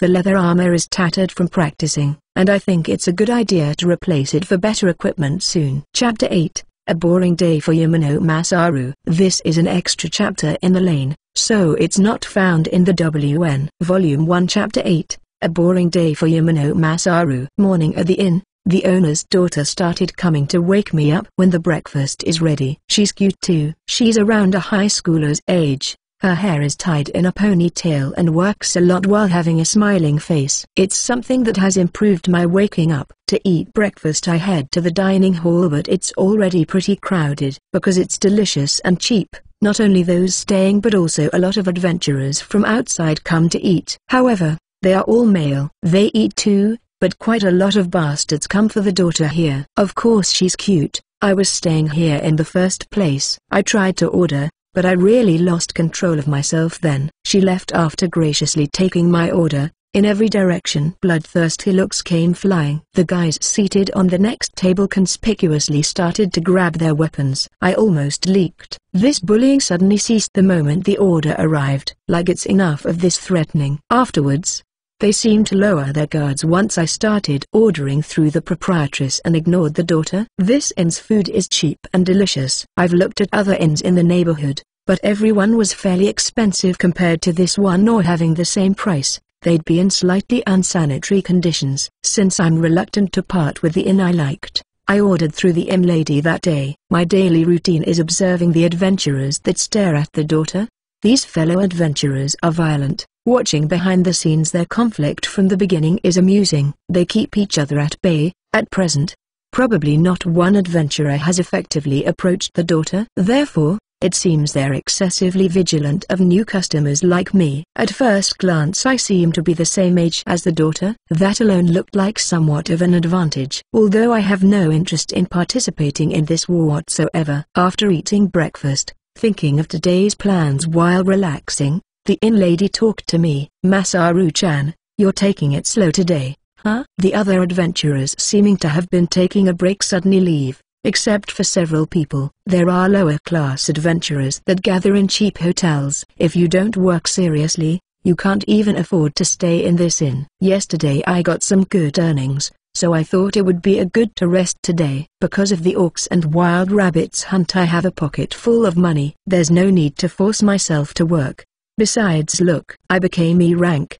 Saying that I show my card. You already raised your rank. Wonderful. The inn lady like a parent thinks of me as a child. Even though I look like this, I'm pretty strong. I diligently practiced in the beginner's training. My stamina and fencing skills rose remarkably. I could win against the other fellow trainees 2-on-1. I was at ease against 5 orcs. Really? But I've been told that being freshly ranked up is dangerous. So please be careful. I obediently answer yes. There's no need to tell me since I don't have the intention to behave dangerously. The wild rabbit has ranked up. Looks like the conversation with the proprietress was overheard. It was said by an adventurer that stayed behind in the dining hall. Well, yes. Naturally everybody staying here knows the rumor about me. They readily call me Wild Rabbit without even knowing my name. You're solo, aren't you? We could let you join our party. You know, an awfully condescending attitude. While thinking how to refuse, another person came. What? Are you searching for a party, Wild Rabbit? Then join ours. Our ranks are higher than these other guys. You have no more than 1D rank. If you like, come try here. With these guys, no matter how many lives you have, they won't be enough. If you want to join ours. What did you say? No. Well, disregarding me, it seems they're starting a quarrel. Their appearance is scary on top of behaving very rude. These guys are really unpleasant. Just stop it there. You're troubling Masaru-chan. No, well, we ain't forcing him to join, right? Yeah. However, thanks to the proprietress, the adventurers were dispersed. I'm sorry, thanks for the help. That was problematic, eh? But those guys aren't so bad. Is that so? despite their looks, because they act careful, they rarely come out injured. But then that's no good. If it can be done safely the better, but I wish to get more experience and I'm worried I won't be able to act freely. I have just become an adventurer, right? I feel it's better I think about it slowly. That's right. There's no need to hurry. Yeah, it's best I take it slowly. I've only been here for 2 weeks. It's about time I go out. I'll return for dinner. Take care. If I stay here any longer, I might get involved with those guys again. Although, I don't have a place in particular to go, so naturally let's head to the Adventurers Guild. Arriving at the guild, I go review the requests posted at the hall. Escorting, gathering raw materials, harvesting medicinal plants. There's also recruitment for part-time work at construction sites and restaurants. In relation to subjugation request, a list for demons are stuck together. Usually all you have to do is hunt them to get a reward. As expected, there doesn't seem to be any good requests. The reward for escorts is good, but the binding period is long. The price of raw materials and medicinal plants are all over the place. But despite the rewards being high, there are set limitations by rank. The rewards that a second to last T rank can receive are shabby. To begin with, I haven't seen what all those raw materials are, and also I have no idea where to find them. Applying for a part-time job is out of the question. The reward from hunting wild rabbits is by far better. Isn't it the wild rabbit? Are you looking for a request? Yes, well, someone besides me talked. The adventurer knows me, but he's someone I don't recognize. I stealthily erased my presence so I shouldn't be noticed, but as expected I can't hide from someone right besides me. Are you solo? We can let you join on a request we have. Once again, I'm being invited with a condescending attitude. Sure, I'm a novice adventurer. But why all these guys act so self-important? Even so, why? What's with this popularity? Is it that my magnificent wild rabbit hunting skills are needed? Certainly it's amazing, but it's just hunting rabbits. As soon as I try to ask, they deny it. I don't know what you mean. That's to say, it's the item box. You have an amazingly big one. It wasn't popularity, but what I could carry. Boring if I have to say myself. It's okay if you're put at the back. I see. The adventurers at the inn were aiming for that. Just to make sure, I try to ask what's the payment for baggage carrying, but this is boring. I caught 35 wild rabbits yesterday. Do you have an idea how much the reward was? 25 gold x 35 rabbits equals 875 gold. The adventurer is probably calculating it in his head. He's making a somber face. Well, that's the way it is. I promptly depart and leave that adventurer alone. Somehow I feel like other adventurers are catching glimpses this way. It's okay if it is my imagination, but it'll be annoying if I'm held again, so I exit the guild. And that's only hunting rabbits. And yet he would probably offered only a stingy payment. Do they take me for an idiot? Shall I go hunt rabbits today? I properly prepare my equipment, come out the gate, and the grasslands were a short distance away. I proceed through the grasslands away from the main road. Places near the city where there are fewer number. Using presence detection I can find wild rabbits. Found one, so I approach using stealth and ninja walk, lightly throw the knife and kill it. Such a dangerous beast back then. Now is merely a small fry. Around the time I kill the 10th one, I take a break. This is 250 gold. It is around 25,000 Japanese yen. If it's to earn money, this would be enough, but the problem is that wild rabbits no longer give experience. I'm sure I hunted a considerable number, but with wild rabbits, from around level 4 I haven't been able to level up. Is the amount of experience minuscule? I'm not completely sure, but either way, it's certainly enough rabbits to make a living. On the other hand, the forest is scary. Everyone says unanimously that it is dangerous. I was attacked by orcs practically around the perimeter. If that happened to an ordinary novice adventurer, I'm sure he'd be dead. I take glimpses towards the forest. Let's stop today. I've already earned enough anyways. How many you got today? 10. The wild rabbits also invade the plantations. Please be sure to hunt them. The gatekeeping soldier said that, so there were plantations? After asking about it, it appears they are beyond the gate on the opposite side and looks like they are very vast. I'm shocked that I didn't know such thing. I had no business on the opposite of the city. There's not helping it. However, I got good info about the wild rabbits. I was thinking whether he would scold me for hunting them too much, but if that's no the case, then I can keep hunting without reservations. I'll be going all out next time. As expected of the wild rabbit, you're so reliable. Can you fucking stop calling me wild rabbit? How about one? Suddenly I had the idea and took out one rabbit. It's to thanks the trifling info I received. Is that okay? I can catch more any time, right? 1 or 2 rabbits are nothing. That's right. I should give you my thanks. We'll have a feast today. While doing that, the other gate guards started to gather around us. Looks like they had free time right when traffic paused. And, so nice, I'm jealous. It's unfair only you getting that, said some brawny soldiers when they saw us. Hey, please take this. I took out 1 rabbit for each person. In total 5 rabbits. It now looked as if they were extorting me, but somehow I changed my opinion while giving them away, as it was okay and I really felt glad. After all, it seems soldiers' salary is really low. I didn't enter town for the time being and just went to see the plantations. It's still the middle of the morning. Even if I return there's nothing to do. I was told the plantations towards the south are vast, so I'm heading there. I'm walking, but not too quickly, along the city's tall walls and come to see the plantations.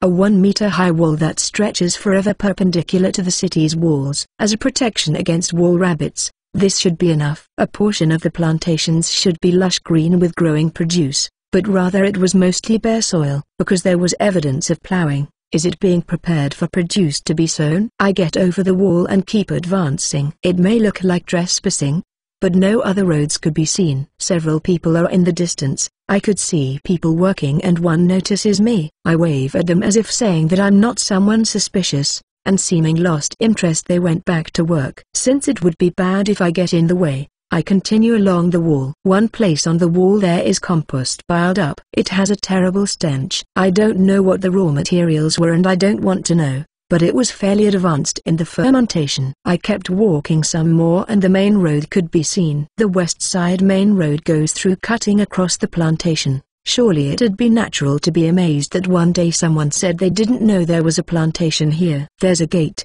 and equally there were soldiers stationed here doing checks. But for now I continue towards the outside of the city. This main road keeps heading east and on carriage it takes around 5 days to reach the imperial capital. I've thought of going to the imperial capital eventually, but today my destination is a river. It seems there's a river flowing near the city and a splendid bridge spans across it. I didn't see the bridge but soon I could see the river. It was a small stream. I knew nearby there would be a small bridge. While thinking, is this a splendid bridge? Continuing further a proper river could be seen. It wasn't a large one, but it has a 100 meters width with a slow current. The previous one was a canal to draw water for the plantations. I could see 2 water wheels erected in the direction of the water canal. A bridge solidly built out of stone comes into view. It doesn't seem it would move an inch from flooding waters. I saw someone fishing in the middle of the bridge, wearing leather armor and carrying sword and bow. This is indeed another world. As it is I approach the angler, a white-haired grandpa. He has a solid physique and years of experience with his equipment. Is he some kind of retired adventurer? Can you get any catch?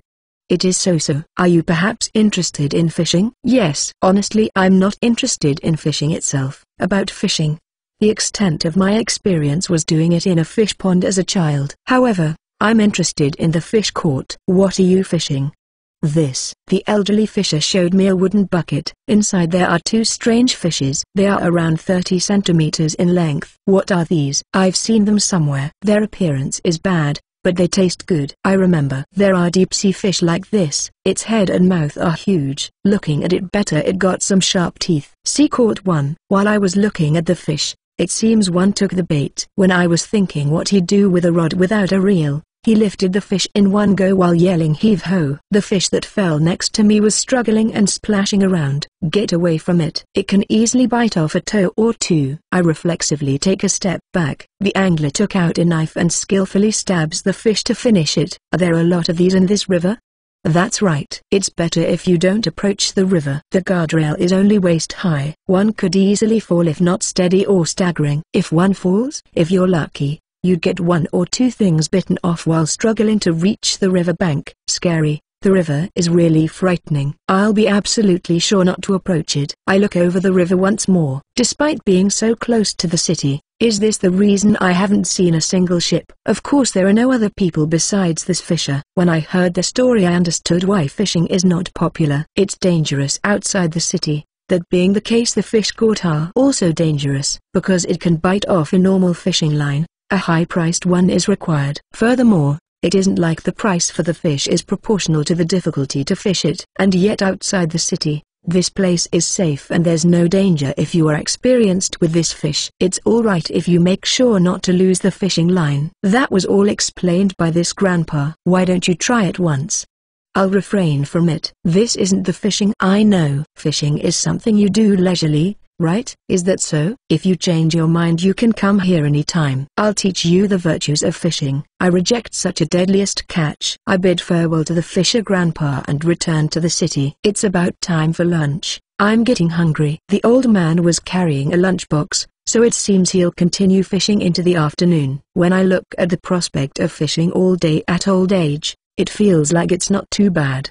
But still the opponent is a deadly fish. This other world is scary. I go through the gate uneventfully. They checked the card and it was finished. They don't know my face here, so it's nice they don't call me Wild Rabbit. Wild Rabbit. It's my first time coming here because I didn't have business in the west side of the city, but it's not much different than the east side. There are shops, street stalls and a fair amount of people looking busy, as well as people like me who are coming and going leisurely. Well then, what should I eat? The food here isn't so bad. With the exception that there's no rice or soy sauce, there is bread, pasta and a variety of seasonings. Occasionally unusual ingredients come out, but if you pretend not to know when eating them, there's no problem.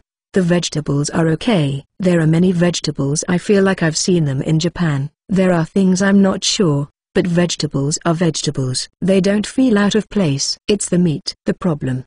The first thing I ate after coming here was wild rabbit, but in this city the most widely distributed one is orc meat. There's no beef or pork. Besides orc, various kinds of meat come out. After hearing the name around 3 times, I stopped caring. The local people eat it normally and the taste is ordinary. I didn't have digestive problems and it is futile worrying about it. I can't keep living if I don't eat. But, bugs. You're not welcome. Bugs are not meat. Seems they are delicious. But looking at huge bugs taken apart and boiled or grilled, it's as expected, simply too much. Fortunately, they aren't distributed in quantities, thus it's easy to avoid them. Seems there are poor people even in another world, and despite bugs not being to their liking they aren't rejected. I find a stall with some nice smell and buy a soup. Meat and vegetables, probably also wheat, are all cooked together. I provide the bowl myself. You can borrow one from the establishment. However, if you bring your own you get a little bit more. The price is 3 copper coins with a quantity enough to fill the stomach. I sit on a corner of the plaza to savor the soup while I watch the flow of people. The races are really varied. The most numerous are ordinary humans, but the skin tones go from white to black. I notice that demi-humans with tails and cat ears, as well as short and stout dwarf-like people, are in the minority. There are elves too, but I haven't seen one yet. Speaking of fantasies, staple elves, certainly I want to see one someday. On the opposite side of the plaza, although it couldn't be heard from here, there was a minstrel that was singing something while plucking the strings of a musical instrument that looked like a guitar. It's like a European Middle Ages civilization if I think about culture, but I feel it's quite close to ancient Roman. There are toilets and proper bathhouses. The buildings and bridge are quite magnificent, and I even caught sight of the water wheels. I've thought a bit about making money with modern knowledge, but it's not something that can be done so easily. In the first place, I'm a NEET.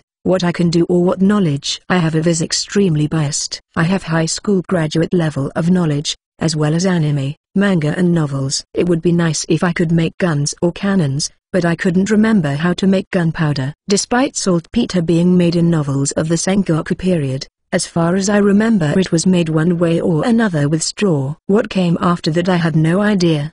Besides, I don't know the structure of a gun. I'd even have problems describing the intricacies of a matchlock. One inserts the gunpowder and bullet into the metal gun barrel, then light the fuse. That's how, isn't it? Do you stick the fuse into a small open hole? If you make a small hole, won't the pressure come out from it when the gunpowder detonates? TL. So, this isn't gonna turn into gunpowder. The weapons route is probably impossible. I had a look around a weapons store, but everything was elaborate and had good materials. As expected, I couldn't find a katana, but from the start I don't know how they're made. Something like a metal armor is by no means something an amateur can produce. Medical care is no good. Medicine or medical treatment are things I'm completely ignorant. At best, wash my hands, brush my teeth, or getting fat increases risk of diabetes. That's the amount I know. Long time ago I had very limited experience with agriculture. I handled something like a hoe and there was something like compost. This route too, I think it is also no good. It wasn't a city, but I grew up in a fairly developed countryside town and farming is not something I really did. At most I saw every Sunday there. Performers on TV doing farming in rural areas. Perhaps there might be some use for that knowledge, but if I go to some farmer's place, what could happen? Do you have knowledge of farming? Where did you learn that? I saw it on TV. Well, in practice I haven't done farming, but I saw some entertainers do it every week. Entertainers? Yes, they farmed rice and built greenhouses. You don't have experience, do you? No. Get out. That won't work. Entertainment is no good. Anime, novels and the dialogues in manga put into a book and sold might be profitable. If I also make board or card games, they could also be sold. If it's about those, I have perfect knowledge. What will happen if I spread all that entertainment to a world that will be destroyed in 20 years? For example, if the demon lord were to attack and the inhabitants were addicted to mahjong, then it would be the beginning of their downfall. That would be terrible. It'd be my fault the destruction of the world began. If it's to profit from knowledge, it must be practical. It must be something to help develop the world. But looking at it this way, I don't really have knowledge with practical use. Suddenly it hit me. Is this perhaps the stuff I'd be forced to do if I haven't received a cheat skill? TL, take in mind what follows is some long speculation of what he'd do if he didn't receive cheat skills. First, at the start I'd be tormented to death by the wild rabbits. Even if I could do something about it, I would be stopped at the gate. I wouldn't understand the language, strange appearance, and no money. Even if I found my way inside the city, still I couldn't understand the language and I'm not sure I could register with the Adventurers Guild. Assuming I could enter the guild, still I can't understand the language. There would be no way for me to do the requests. This is no good. It's a route where I certainly die on the roadside. Not giving up. I review another route. Let's say I receive only the language cheat, then the money to enter the city and guild. It would be nice if it's up to that point. Still, subjugation requests are impossible. Even defeating wild rabbits would be difficult. I don't know about medicinal plants and the grasslands are dangerous. It would be instant death if orcs appeared. If it comes to that, I'd be taking requests for odd jobs, like carrying cargo or cleaning gutters. That'd be harsh. Would they let me wash dishes at the inn? I can cook fairly well too, using recipes not from this other world. The inn would prosper and I marry the daughter? That's no good. I'd be killed by the adventurers. Let's live independently, obtain a small store and little by little make it a big one. Eventually I'd want to make a chain of stores, and make money. Get a wife. Is that what I have to do coming to another world? It would be good to work hard to open a ramen shop in Japan. No matter how much I work and expand a store, the end of the world is set to be in 20 years. Even if I work hard in internal administration or manufacturing, it wouldn't make any difference, probably. Then I train myself for battle. I'd join the guild and enter the beginner's training. And would I become able to defeat orcs?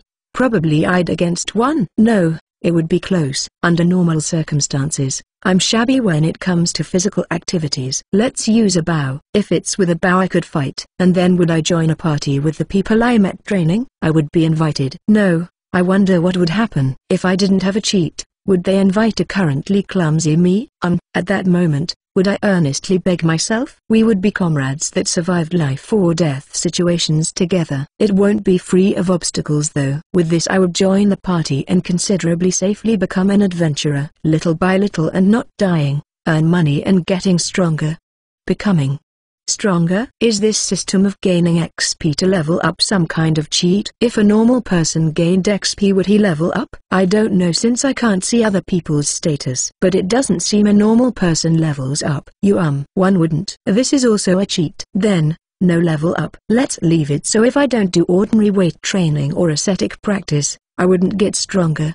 But I'm 23 years old. I'm past my growth period, and even if I say getting stronger, there are limits. More or less the amount I can get stronger is no good. Almost certainly I won't survive. That's tough. There was magic. If it's magic, it can be used. Magic power comes from one's own effort. isn't it? That part 1 haven't strengthened yet and I had MP from the beginning. Let's learn magic. Would I be able to manage this somehow? It's possible. I feel it is considerably better than one way or another trying bow and sword. With the fire magic level 3 I have now, how far could I reach? Let's set it at 10 years. No, 5 years. The option of a wizard with a reasonable talent is a good one. I don't know if I'd be fine with fire magic level 4 in 20 years time. If level 5 is impossible I could proceed with level 4, and confronting the demon lord? Nope. I can't imagine it. In the first place the world is set to be destroyed in 20 years. That its setup is unreasonable. It's not a story where I could proceed alone. A revision. I demand a revision. It's cheating.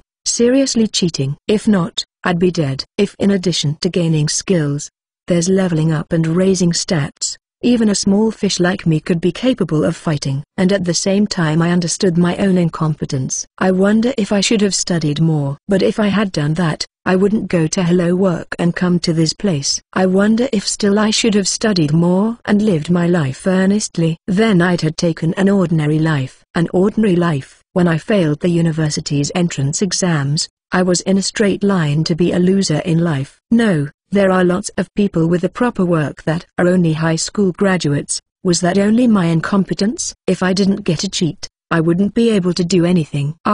It's useless. I got depressed. I got a cheat and came to a new world. After all, I must be enjoying it.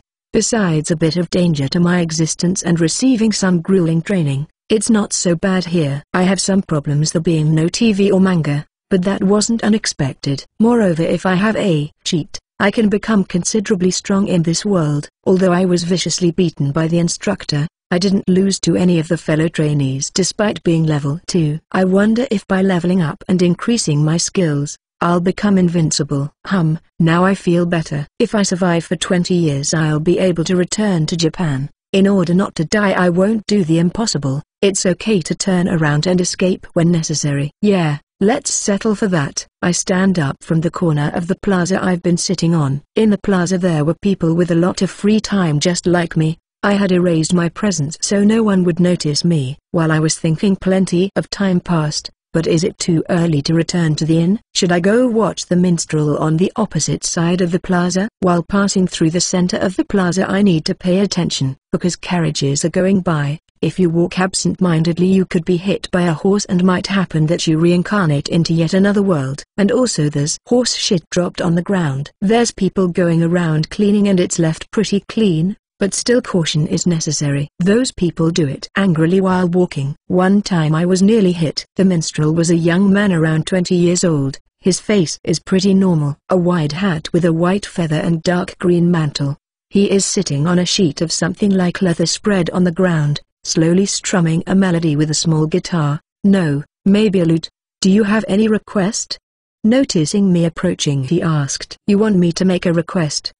And to give you a tip. It seemed fine to be listening with nothing but an uninterested face. However, a timid Japanese guy was there. I can't act so shameless like others. Some cheerful tune, please. Saying so, I put a copper coin tip into the wooden bowl. A copper coin equivalent to 100 yen, but it's the thought that counts. The thought. Putting the money, I settled down on a spot a bit away and the minstrel started singing to the beat of his lute, different to the tune he was strumming until now. As expected from a pro, he's got a good voice. The story is about a young man who rushed out of his hometown and became a merchant and was successful in life, despite hardships and failures. In the end, with success, he became rich, get a cute wife and lived in a huge house. Yeah. Sounds like the kind of aspiration people anywhere have. I sat like that and listened to more tunes. When I added another tip for the third time, the audience had increased and the minstrel too seems to have stepped up too. Besides mine, he received many tips and sung like he was extremely happy. However, honestly speaking, it was subtle. The voice was good.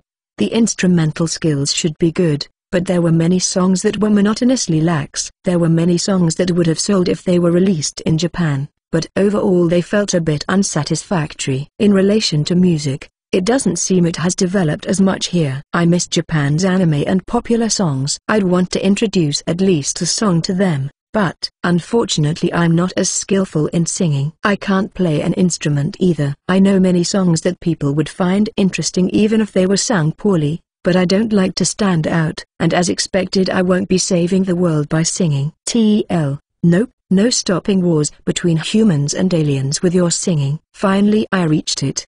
Besides fighting there are extremely few alternatives. No matter the way, I'll return to Japan after 20 years. I won't say there's no meaning to money making, but at least in the present I feel like if I don't prioritize getting stronger first, I'll end up dead. However, what did he mean that it's okay if I don't go save the world? He said it's a skills test, and by me giving reports and feedback, is he investing in the likely winner? It's probable. That's why he might have chosen a not very useful human being like me. I'm certain he said at that time that only people with aptitude would be caught by that job offer. That is right. If he wanted to save the world, it would be better if he brought along someone stronger and more eager. Yeah, that's right. I don't need to do anything. If I think how to survive and live this 20 years, surely everything will end up alright. Suddenly I noticed the spectators already left. It seems I was spacing out a bit. The minstrel was counting the clinking money earned. Thank you for listening to me till the end today. Yeah,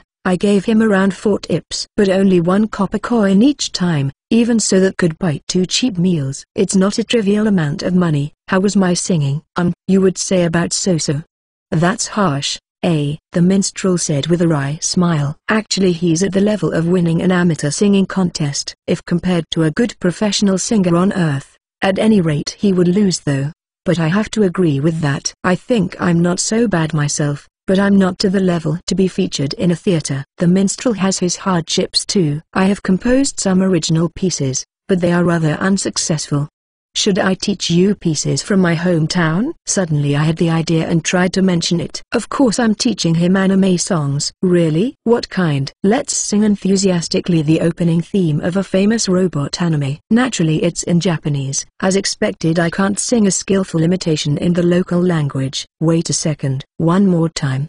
Please, one more time. As requested by the minstrel who prepared notes, I sing it several times. I don't understand the language, but it's an heroic piece, right? Yeah. This one is about warriors going to war.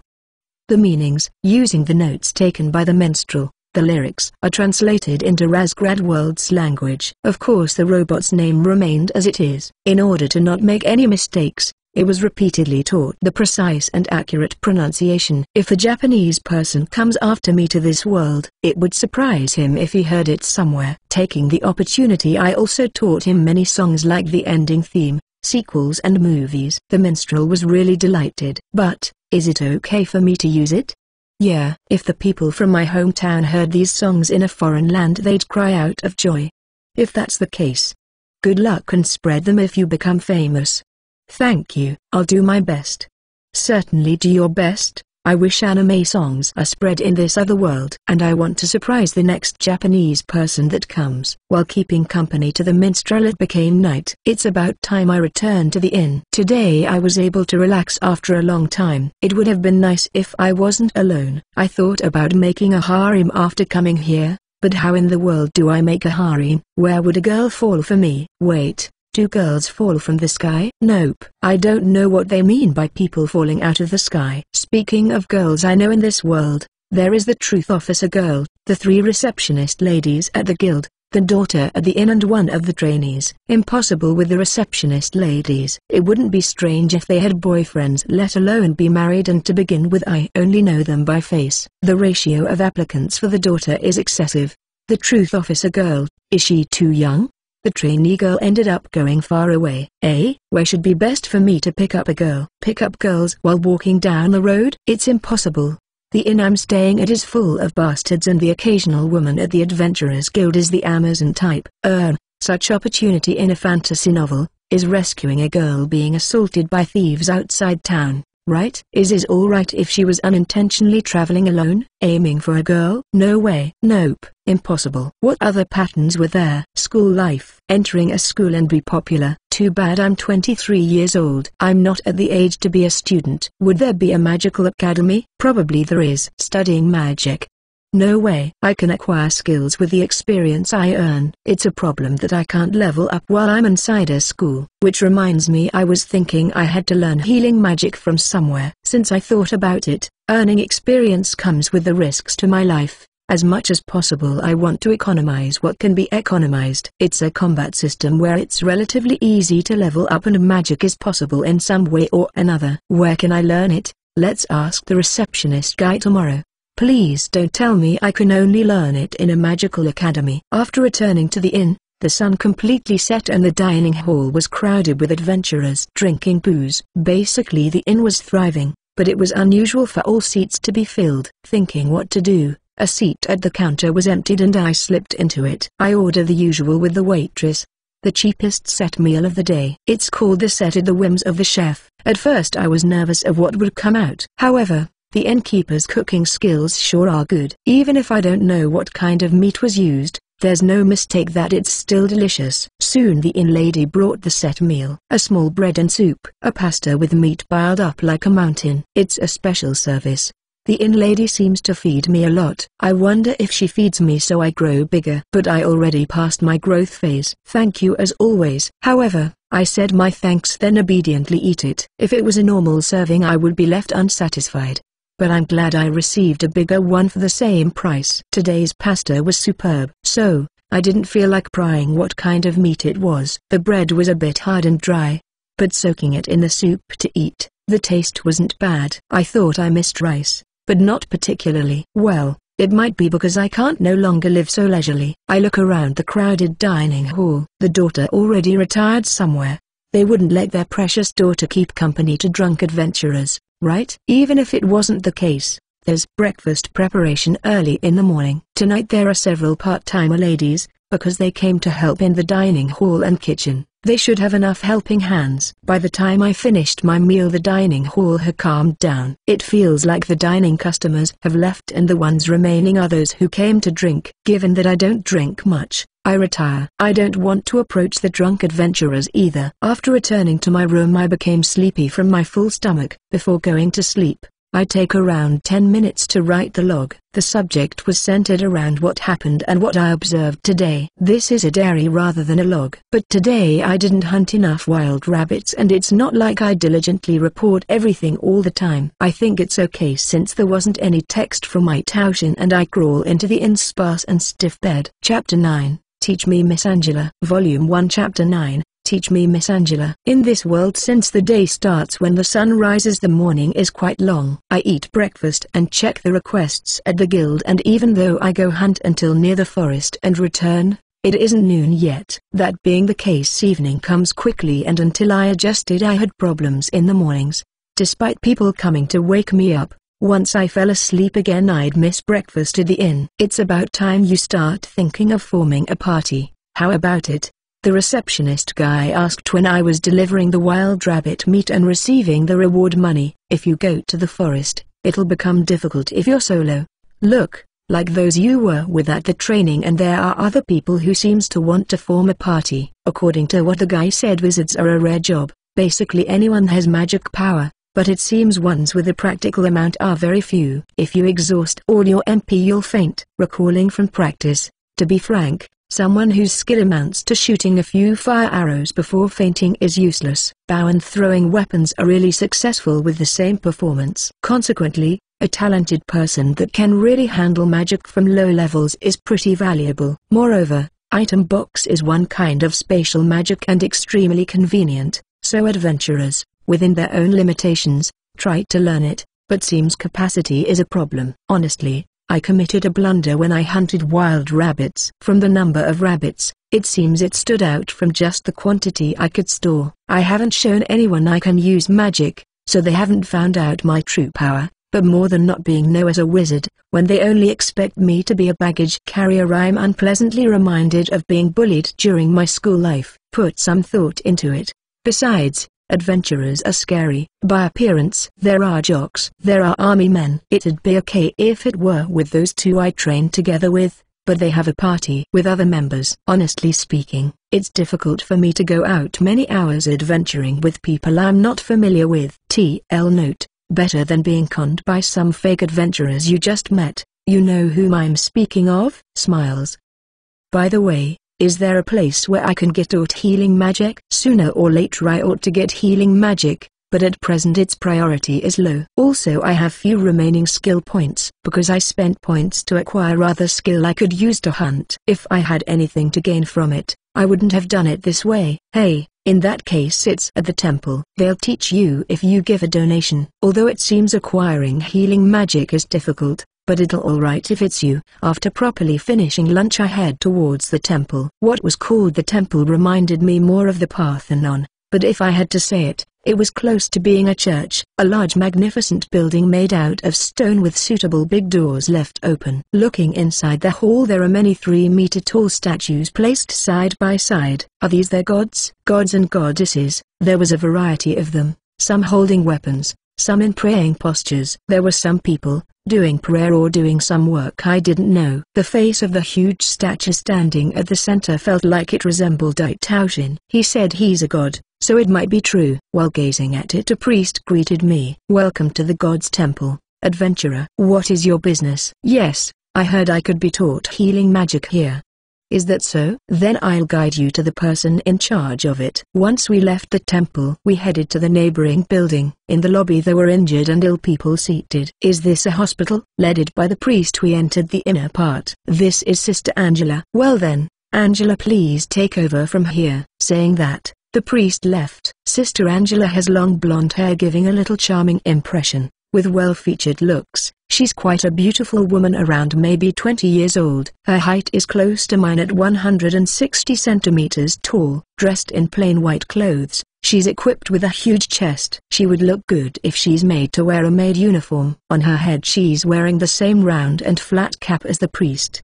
Perhaps this is the trademark of the staff here? I'm Yamano Masaru. Pleased to meet you. I knew my face turned red from being looked at by the sister. It's been a long time since I talked to a girl. In the previous world my mother was a clerk at a convenience store. Since coming here I've only conversed normally with the in-lady and the girl. In the beginner's training, I don't dislike girls, but I'm not very good with real girls. Suddenly the sister came closer and with a pit-a-pat felt around my body. Her breasts were touching. Her face was also too close. What? Is that enough? She moved apart. Your magic power is strong, right? What degree of magic can you use? I can use fire magic fairly well. Also clean up, light, etc.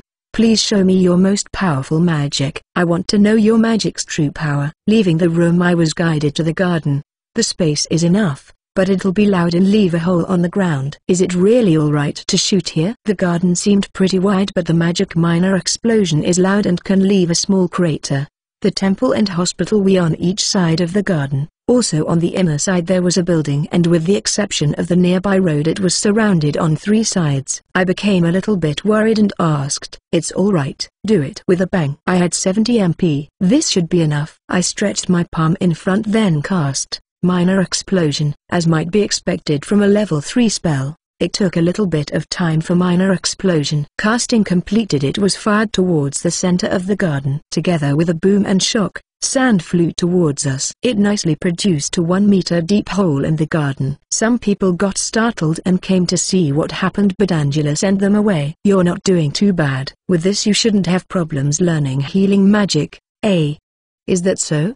Having magic power means you can achieve a lot of things if you practice. If your magic power is high, you'll be able to learn most magic. I'm guided by Angela to another building. Somehow there are a lot of children. They jump at Angela and hug her. It's not like I'm jealous. Like that we talked while going through what seemed like a big dining hall.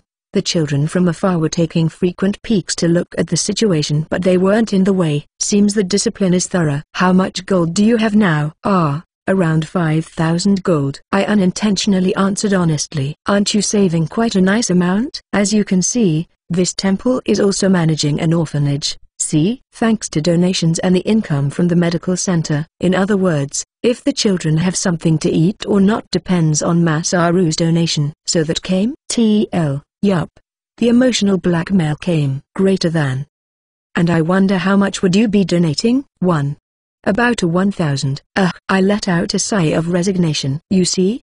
These days the number the orphans have increased. Hey, please look at the child over there. Recently both her parents were eaten by monsters. Sometimes I'd want to treat them to something delicious, Don't you agree? Maybe instead of those clothes I'd want to make them wear something better. Somehow a teary-eyed little girl looked this way too. I'm being stared by Angela. 3,000.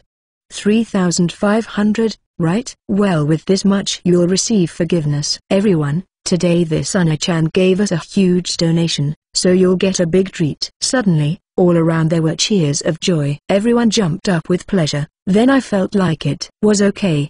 3,500 gold converts to 350,000 Japanese yen. It's a little bit more expensive than driving lessons, because this is for the purpose of learning magic. I couldn't say it was too expensive. I take out 3,500 gold from items and hand them over. 3 gold coins and 5 silver coins. A gold coin is 1,000 gold and a silver one is 100 gold. You can use item box. You're quite something. There are 3 wild rabbit meats left in the item box, so I also give them away while I'm at it. Although they're called rabbits, they're several times bigger than a normal one in a pet shop. Being about as big as a medium-sized dog, it has a considerable amount of meat. I caught these quite some time ago, but because they were put in the item box they didn't rot. It's very convenient. It's wild rabbit meat. Please eat it, everyone.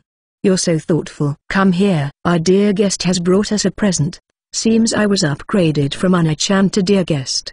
The children are shuffling to come here. More than 10 of them. A lot of them. Look everyone, it's wild rabbit meat. Say thank you to Anna-chan. Anna-chan, thank you. They said their thanks in unison. They really have good manners.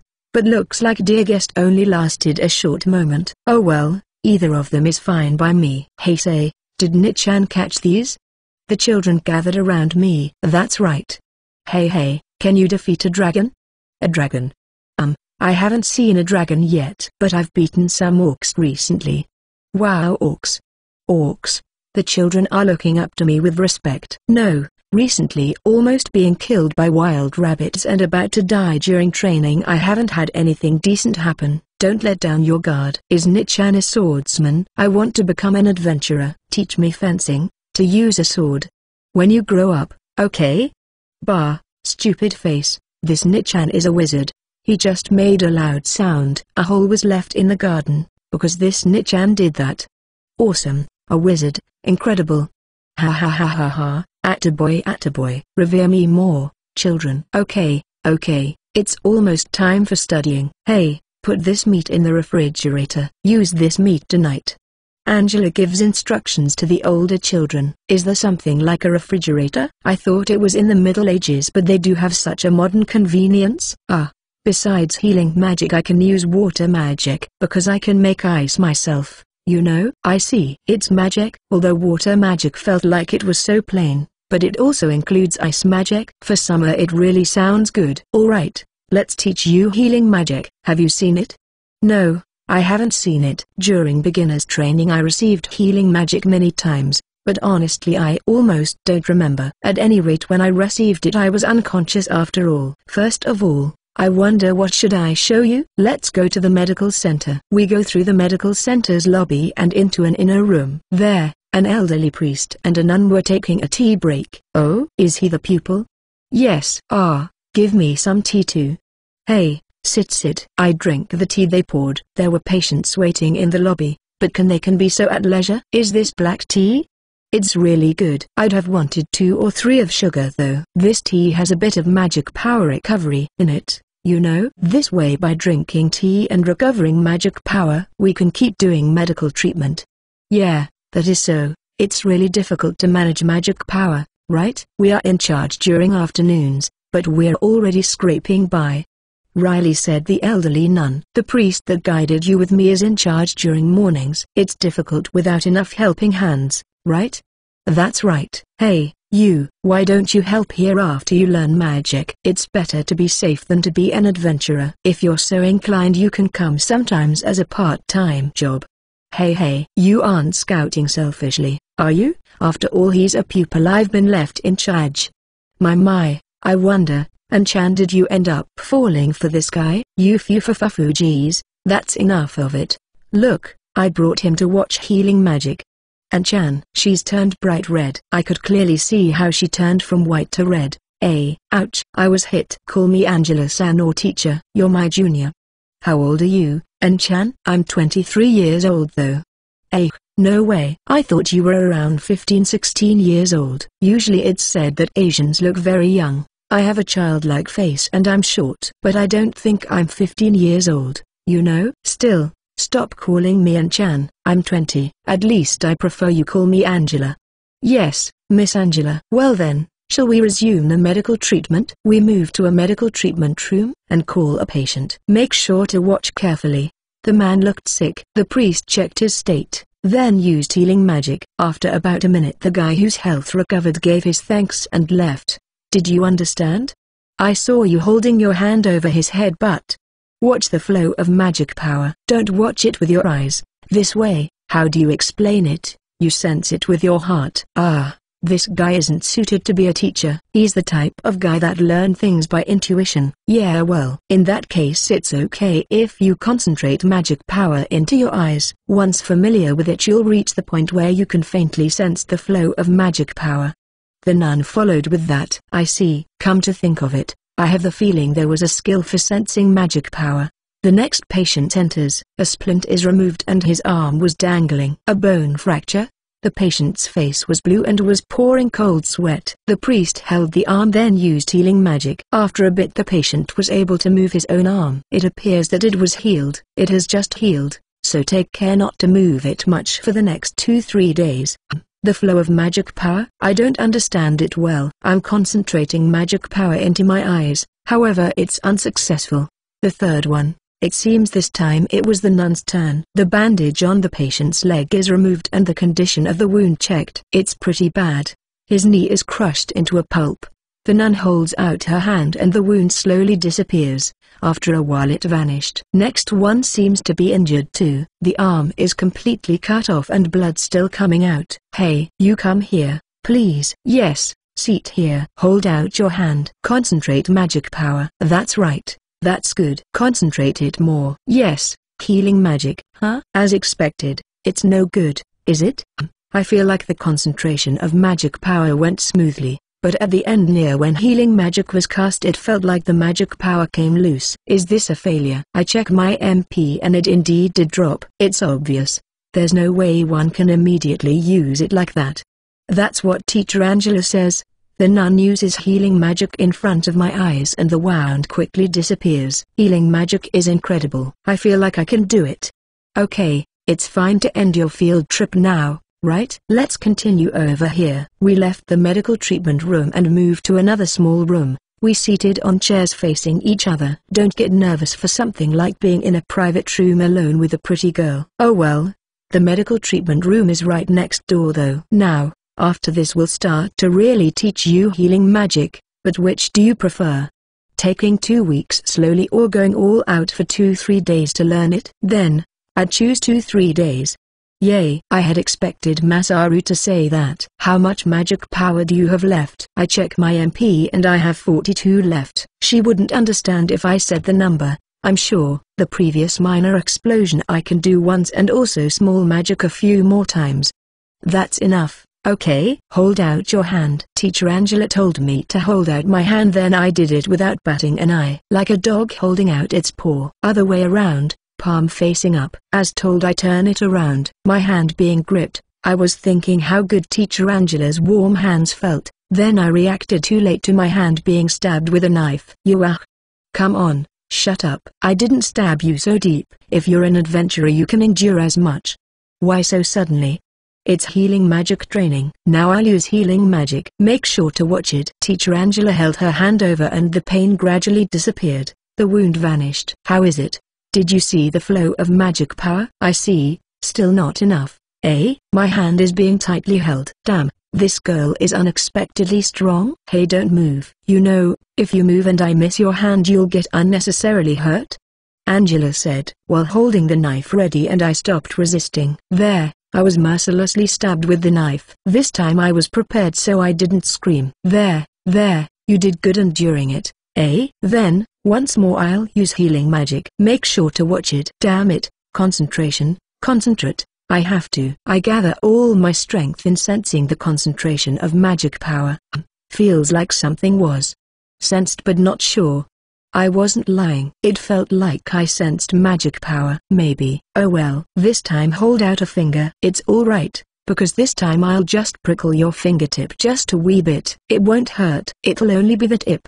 TL, who also thought she was gonna chop off his finger. Reluctantly I hold out my finger and the fingertip got prickled a bit. This time use healing magic yourself. I concentrate magic power at my fingertip. Cast healing magic. Not. You did invoke the magic power, didn't you? I'll pour some tea, so keep practicing. I tried many times but it was unsuccessful. I wonder what's wrong? Despite learning magic through skills being so simple, I get the tea after Angela came back from getting it. You might say it's impossible in one day unless you're a genius. It took me half a year, you know?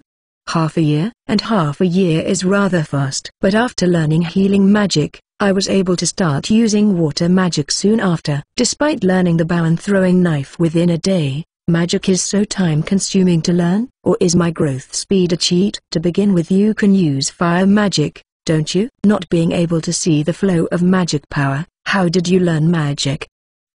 Somehow I did. I learnt it through skills. I didn't need to practice or anything. And that way you have been doing fine, eh? She said, so astonished. How much magic power do you have left? Maybe 5 or 6 more times? I have 20 MP left. A healing magic failure consumes 3 MP. As expected of an adventurer, you have a precise grasp of your own magic power. Show me your finger. Yeah, the wound is closing already. Open your hand. Say, is there a need for the stabbing, teacher? If it's just a wee bit of the fingertip. No pain no gain. You're the one who chose the short course. Come on, open your hand obediently. It's also okay around your wrist. Certainly a lot of blood will come out, won't it? I obediently open my hand. I was mercilessly stabbed with the knife. Shit, it really hurts. Concentrate. The mental image is important. Imagine that the wound will heal, that your body will return to its former health without the wound. That day, even until I exhausted my magic power, I wasn't successful. Not even once. I didn't faint, but I was very languid. Here, a present. When I was leaving I received a small pouch. It's magic power recovering tea. Do you drink tea? You can also eat it like that. The effect is higher if you eat it. When I tried eating it as a test it tasted really awful. That's because they're tea leaves. TL note. As you may have noticed during the last few chapters, Masaru uses MP and its numerical values in his monologues. Whereas local people not having levels or stats, they don't use the initials MP but its full name magic power, and they make no reference to a numerical value either. Masaru also uses magic power when talking with the local people too, so it's not a translation error. Chapter 10. Do workers' accident compensation apply if you die in battle? Volume 1 Chapter 10. Do workers' accident compensation apply if you die in battle? Before sleeping I remembered the magic power ring I received. Took it out and put it on. It's a plain ring with nothing on it. Is it silver or platinum? Still, it is a pretty ring. I didn't have analyzed, thus couldn't know what its effect was. But putting it on, my maximum MP was doubled. As expected from an item I received from God, I went to sleep with the ring on, and when I woke up my magic power was completely restored. It appears to have a MP plus 100% and magic power recovery up effect. For the first time since coming here I'm just a little bit grateful to Taoshin. I head to the guild first thing in the morning. Since teacher Angela has to provide medical treatment through the morning, I'll be going in the afternoon. Because she said I was free to do as I liked during the morning, I looked for a request. I entered the guild and went straight to the receptionist guy's spot. It has come to a point where I usually activate stealth, as to decrease the number of people that call me out.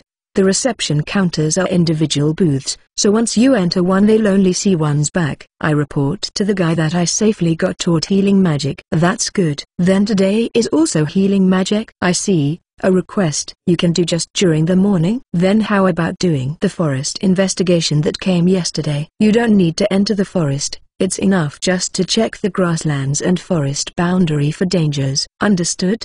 Take care not to enter the forest, okay? If anything comes out, don't think of fighting it and escape. 100 gold just for going for some surveying? That sounds good. I could also hunt while I'm at it. I accept the request and immediately depart. There are a few who noticed and greeted me, but I said I was in a hurry to avoid them and headed outside the city. Today, the usual gatekeeper wasn't there. Is it his day off? Owing to that, without being called Wild Rabbit, I leave the city through the gate. I use stealth and ninja walk and move to the grasslands while probing for presences. Given that this time there's a destination, I quicken the pace, but on the way I find a wild rabbit and kill it without fail. I killed 8 rabbits on the way till I arrived to the place where orcs appeared the previous day. I slowly draw near the forest, but there's nothing in particular. Inside the forest there's the presence of things like small animals, although I can't see them. Thinking of completing the investigation and returning, I walk along the forest's boundary. It seems wild rabbits don't appear close to the forest. I continue for a little while and there was something. I approach slowly. They're humanoid but small. They're hard to see from being covered by the grass, but seems there are around 10 of them. Are they goblins? They're approximately 1 meter tall. They look weak compared to orcs, but there are many of them. They move in a group. Their corpses can be eaten but are bony and unappetizing, so they won't become goods for sale. There were subjugation requests for them, but I have a hunch they were cheap. WTF? Do they eat anything that moves in this world? Would they even eat long pork? Since they just gathered, I can wipe them out with an explosion. I fire a minor explosion towards the group of goblins. The majority of the goblins were blown off. Those unharmed were confused and haven't noticed me. With fire arrow, I bring them down one by one. Despite only around 3 of them are remaining, they don't look like they're running away. Are they dumb? Finally they noticed and swooped down on me, but it's already too late. Without the need to draw the sword, I annihilate the rest of them with only fire arrows. Just to make sure, I go around stabbing them one by one to finish them off. 2 of them were still breathing. I'm glad it's finished. At these times, if this was a game, even small fry would be carrying a small quantity of money, but they weren't carrying anything. The orcs were wearing rags and carrying a club, but these guys are not even wearing clothes and are barehanded. For the time being I collect the 5 that seems to be in good conditions and still edible. I look at the guild guard and the subjugation was for 12 of them. Taking a break, I was thinking of finishing soon and returning to the city when from the forest noisy sounds of rustling and cracking branches were coming closer. It's farther than the range of presence detection. The noise is heading straight here. I quickly get up, move away from the forest, then lay down in some bushes and erase my presence. Oink! A ridiculously huge wild boar appeared. 2 imposing tusks and black bristles. Is it about as big as a medium-sized truck? While snorting around it started rummaging the goblin corpses. Wow! Starting with their heads, it's munching on them. I got used to eating such things like orc meat, but as expected of it, chewing them like that, it is a bit grotesque. When the huge wild boar started eating the second one, while watching it I slowly backed off. This is the method for a treat. Crack! I stepped on a dead branch. The huge wild boar looks this way. Our eyes met. Oh no! The boar charged towards here. I shoot a fire lance at the boar heading here. It hit, but it didn't receive damage. Only the fur is burned. I no longer have time to attack with magic. I prepare the sword and frantically dodge. As might be expected of its huge size, it seems it can't change course quickly. Casting, minor explosion, takes time.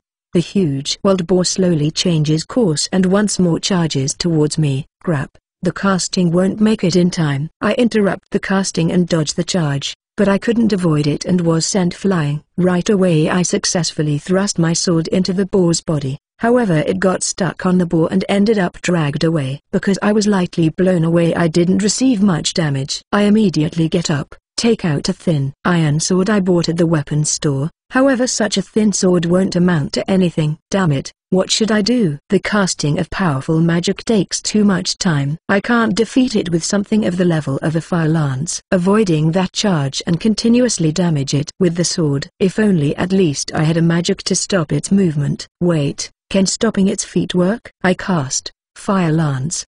The huge wild boar faces this way and starts charging. I aim at its leg. I shoot. The fire lance hits the boar's front leg. I destroy its stance and the boar is stopped right in front of me. Quickly, I make some distance. The boar gets up and heads towards me. However, because its leg is wounded, it has no more than a walking pace. Again, I shoot a fire lance at the boar. It takes out the other foreleg and completely ceases its movement. I cast minor explosion. At ease, raising grunts and angry screams, the boar's head is hit with the minor explosion. Its head is blown off and the boar collapses. I got a level up. I look at the surroundings and confirm nothing else is coming out. I put the huge wild boar as it was into items. Hurriedly I get away from the forest and head towards the city. This time it was really dangerous. I'd have died if I made a single mistake. I wonder if workers' accident compensation apply if I get hurt or die in battle. Am I really considered a full-time employee or a part-timer? Will I get an answer if I ask Taushin in the log? That day I wrote down the question in the log and received the answer the next day. You'll be treated as a worker with a 20 years fixed-term contract of employment. There's no security for injuries. You'll be healed once you return to Japan. In the case you die, an authorized workers' accident compensation of 60 million yen will be paid to the bereaved family, monthly salary of 250,000 yen x 20 years period. Please, designate the family member, who'll receive it. I designated my mother as the recipient. Chapter 11. In a small room with a beautiful blonde who just got out of the bath. Volume 1 Chapter 11. In a small room with a beautiful blonde who just got out of the bath. It was already noon when I returned to the city. First I go report to the guild. The receptionist guy got angry at me. I already told you it was enough to survey only. There was no need to do something unreasonable. But the other party swooped down on me. I hear that, but you're a wizard after all. Can't you just fly away? Like on a broom? Will he choose a Nimbus 2000, Firebolt or go all out for a Firebolt Supreme? A broom? I don't know about brooms, but if it's levitation I thought most wizards could use it. There was something like that? Well, I haven't had the chance to learn it. I'll try to get it next after healing magic. The goblin subjugation reward is 120 gold for 12 of them at 10 gold each. Adding the 100 gold reward from the request, it is a total of 220 gold. It is 22,000 Japanese yen. Is that plenty for a single day's earnings? It appears the huge wild boar can be sold for a considerable amount, which I'll do later in the trade guild. I buy lunch at a stall and eat while walking. A sandwich with some kind of meat in between the bread. I try not to ask what kind of meat. It's okay as long as it tastes good. Ignorance is bliss. Better than maybe finding out the green thing is made out of people. P. I turn up at the medical center and was told Angela is at the orphanage, so I head there. Angela had finished lunch with the children and seemed to be in the middle of cleaning up. Wait just a minute. I'll be finished soon. She came out into the garden while being followed around by the children. Hey, don't you have wild rabbit meat today? It was really delicious. Wild rabbit. Yeah, I caught some wild rabbits. But today I have something better. What? There, I'll show you. Step away a little bit. I took out the huge wild boar from items. At that moment it became pandemonium. The boys were in an uproar. There were small kids crying, others running away. There were even those that dropped to the floor and peed themselves. Crap. It was too much of a stimulus to the children. Incredible. What's this? It's Huyuage. Did Nichan defeat this? Did Nichan defeat it? As expected, it's nice the children are up front. But what's up with the panic? In the meantime, let's pretend to be calm and make sure to answer normally. Yeah, it was a tough opponent. This is a huge wild boar, a monster from the forest. What's the uproar? What's this? Angela came out. A huge wild boar. Today's catch. This is a huge wild boar. It's the first time I've seen one. Well, you're really a skillful adventurer. Huh? Saying that and looking around, it appears like she noticed the disastrous scene. She promptly gave out instructions and gathered those who were crying or peed themselves. She has good skills. The children obediently followed the instructions. I'm sorry, seems it was too much stimulus for the children. It's okay. After all, when they grow they'll have seen many sights like this.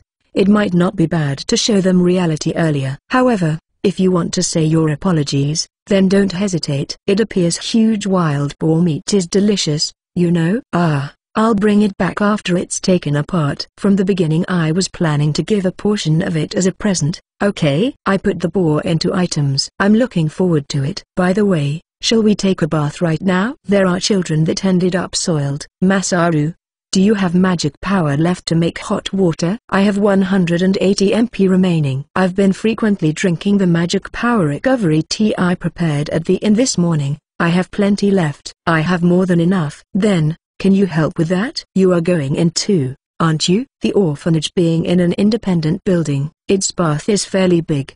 10 people can get into the bathtub at a time. There's a water well nearby. The water is drawn and poured by manual labor and heated with firewood. The children are already diligently helping to carry the water. It's been a long time since I took a bath. Saying that, Angela showed a disgusted expression. I properly wash myself with cleanup. That's obviously no good. Cleanup only removes the superficial dirtiness. If you don't as much as wash in a bath, you won't get completely clean. That's why adventurers. I thought cleanup was enough. When you're like traveling and such, it is okay.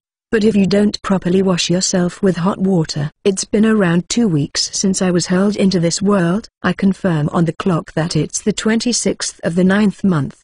I'm sure the first day was the 11th, so it's been 16 days. Thinking about it, I started to feel itchy. They almost finished bringing the water, so I start heating it. I have heated water in a glass, so it should be alright. Because there's a lot of water, maybe it'll take 10 MP. I send magic power into the water. Suddenly, and with a loud noise, vapor gushes out from the bathtub. I put my finger to test the temperature. Hot. It's too hot. Water. Seems the magic power charged was too much. I made several trips with the children to carry water, and finally the temperature became suitable. That looks good, eh? Then you go first. Okay. Here. Angela hands me a soap. Wash yourself properly. You sound like my mother. Teacher Angela. Sister, is it okay for us to use soap? Yeah, but use it with care, okay? Yay. Is soap expensive here?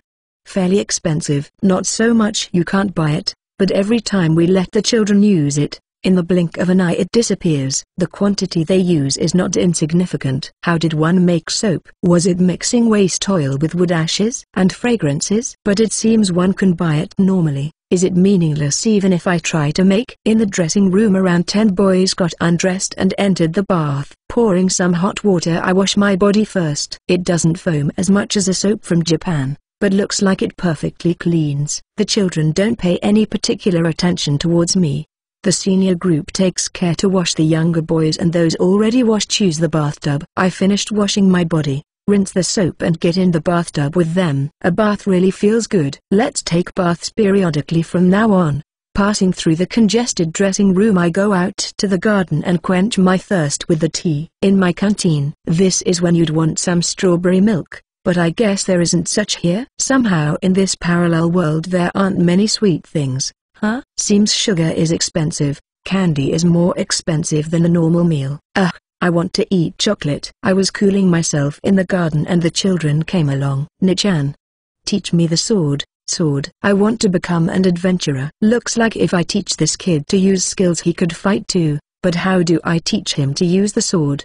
The instructor's training was mostly in the form of actual combat. Maybe it's unreasonable for a child. I try to open the menu while facing the kid, but as expected it doesn't. Don't you get taught healing and water magic by Sister Angela? Sister Angela says we won't until we're 10 years old. Moreover, she can't teach us to use a sword. Inquiring about it, they do housework and study till they're 10 years old while seemingly prohibited from taking lessons in magic fighting. From 10 years old they're trained and leave the orphanage at 14. They say there are a lot that become adventurers. They're already independent at 14 years old. This other world is quite harsh. Besides adventurers, some become soldiers or enter an apprenticeship in a trade or craftsman's guild. I hear that if they have talent for magic they are taught healing magic and stay here. Asking about agriculture, it turns out around here plots of land are expensive and going to the countryside is disliked and unpopular. This city can't be compared to the royal capital, but still it is quite prosperous. While chatting with the children, Angela came out from the bath. With just a bath towel and wet hair it doubles her sexiness. Well then, shall we begin today's intensive training? We move to a room in the medical center. Despite being together in a small room with a beautiful blonde who just got out of the bath, the atmosphere is not erotic in the least.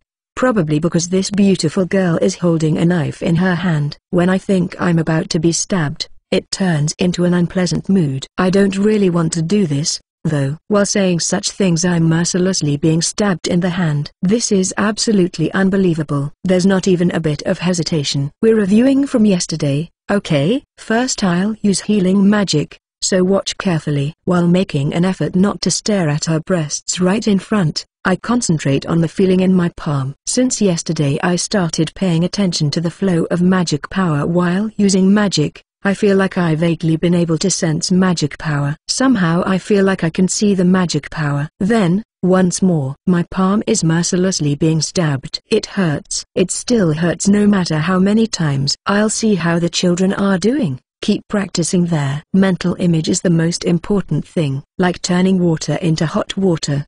I'm sure I can heal a wound. Not only concentrating magic power into the wound but also keeping in mind the image of the wound healing. Failure. While remembering the healing magic of Teacher Angela, I concentrate magic power into my palm. Failure.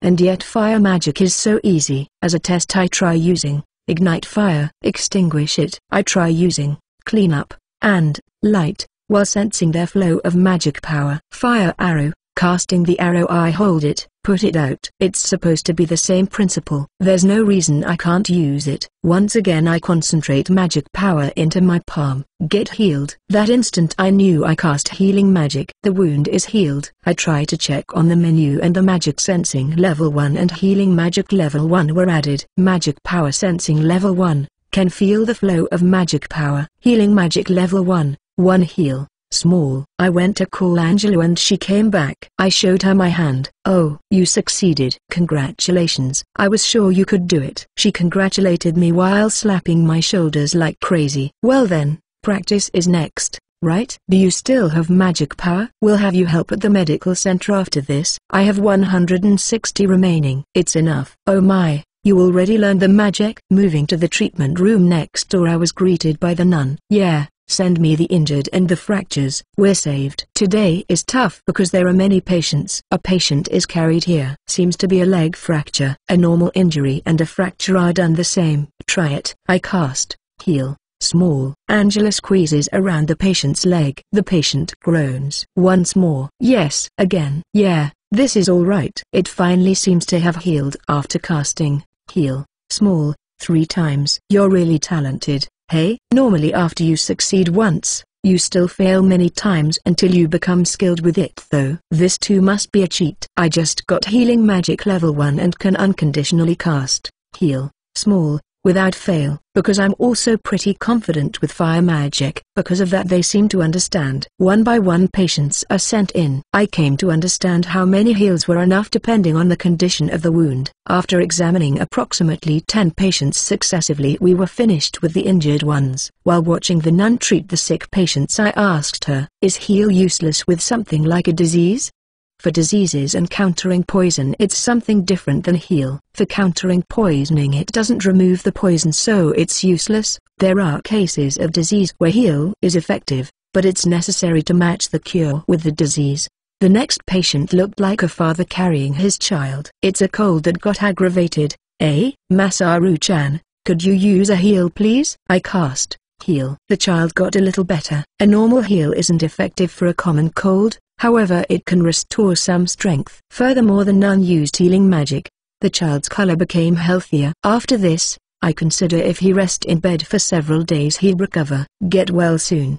The father gave his thanks, took his child and left. To cure disease and poison, I wonder, it feels like purifying out the poison inside the body. You know, it's quite difficult. Magic to cure a cold. Even in modern society there's no fundamental cure for the common cold. But as one would expect from magic, for a disease you're not sure about, heal is okay at first. Since as long as they gain back their strength they mostly recover. And if that doesn't work, that's unlucky and there's nothing but resignation. With higher level healing techniques they can cure any disease, but it's impossible to have here, you know? Because the talented ones go to the royal capital or they're drafted into the front lines. Seems there's a high demand for healing magic. If the world wasn't going to be destroyed, I'd raise healing magic to the highest level and seems I could make a living being a medic. After that, I helped with several people's treatment and finished that day's work. You really helped today. Say, would you work exclusively for us? You could follow An-chan from now on. What are you saying? Hey. Let's go. She grabbed my hand and taken outside. Good grief. With that person, somewhat she feels like attaching everyone to a love affair. I'm sorry for troubling you Masaru. Honestly I'm feeling dizzy. Although she stabs people with knives, she's a beauty. good at taking care of children, and she was a very nice personality. She gives the impression of a daycare worker. If she married, she'd become a good wife and wise mother. I wasn't troubled, not at all. Rather, wasn't I troubling Angela? I think you're beautiful and popular. That's not. When we were walking together, the children noticed and ran up here. Just like that it became noisy. Somehow I understood, in these circumstances, there's no chance to nurture some affection and love. You'll have your final practice tomorrow. Come here in the morning. We'll have you give medical treatment until you exhaust all your magic power. I think probably it won't be used all up. Today I had plenty left. I see. I'm looking forward to it. Saying that, Angela was broadly grinning and laughing. Right now my maximum MP is 296. In 1 hour I recover 24. Moreover, if I drink tea, I believe there's no way to completely exhaust my magic power. Yet, the next day I realized it was too naive a thought. Chapter 12, I Want to Fly Freely in the Sky. Volume 1, Chapter 12. I want to fly freely in the sky. It's the middle of the afternoon, but I return to the inn and check the menu. Stats in text format from WN. Yamano Masaru, Human, Magic Swordsman. Titles: Wild Rabbit Hunter, the man who desperately fought with a wild rabbit. Guild rank E. Level 5 HP 208 104 plus 104, MP 56/148 plus 148 Strength 28 plus 28 Stamina 29 plus 29 Agility 18 Skill 22 Magic Power 41 Skill Points 20 Fencing Level 4, Physical Enhancement Level 2, Skill Reset, Razgrad World Standard Language Life Magic, Clock. Fire Magic Level 3 Shield Level 2, Evasion Level 1, Spearmanship Level 1, Hand-to-Hand Combat Level 1, Stamina Recovery Enhancement, Guts Archery Level 1, Throwing Technique Level 2, Stealth Level 2, Ninja Walk Level 2, Presence Detection Level 2, Magic Power Sensing Level 1, Healing Magic Level 1. From the skills list, I try searching for a magic that can be used like levitation, but I don't really know. Is it spatial magic? Something like teleport would be really convenient, but presently I'm loitering in this single town, so it's not so useful. It's possible it could be used to escape from battle. However, useful spells have a long casting time. As expected, do I need to ask someone? I pick out several useful skills: high-speed casting, MP consumption reduction, magic power increase, MP recovery up, all cost 5 points. If compared, they are all powerful, but at the present I don't have the room to be willingly spending all my skill points to that extent. It's better to get high-speed casting only. However, I'm not sure since I don't know the extent of its effect at level 1. Even if it shortens casting 10%, it would be useless for today's battles. It's a different matter raising fire magic. Firepower is already enough. What's not enough is defense. Even against a huge wild boar, the firepower of a minor explosion is more than enough. The problem is the process that leads to that, though. Stealth is meaningless once a battle starts. Looks like it is earth magic for defense. It takes 14 points to raise it to level 4. Do I try to take evasion level 4? Although if I don't try to use it, I won't know. Could I win against that with fencing level 5? I have thought about raising archery,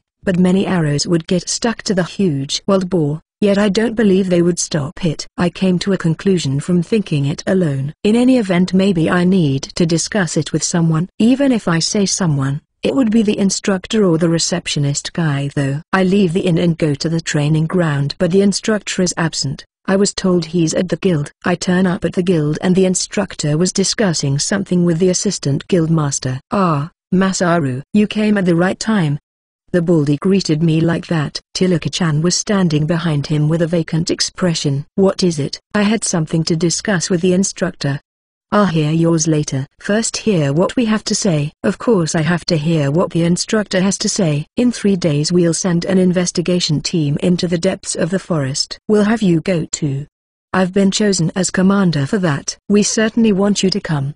That's right. You'll carry the baggage. I have a problem with the way you say it, Baldy. Nevertheless, it's another request to be a baggage carrier. If you're in charge of the supplies, it'll make the journey easier. The distance to travel will be 2 days, 2 days return trip with 1 day for the investigation, for a total of 5 days scheduled. I think you already know, but the forest has been restless lately. Unlike the norm, plus things coming out from the interior, Now it has come to a one-time investigation. Anyways, it's okay for you to follow us from the back. In relation to combat, we've arranged for some experienced B class. It's about time you graduate from the grasslands and get some experience in the forest, is that right? It's rare to get experience with escort missions. Well, if that's what the instructor says. I see, then the departure is in 3 days in the early morning. Since the supplies need preparation, show your face in the guild in the afternoon the day after tomorrow. Get the details of the reward at the reception.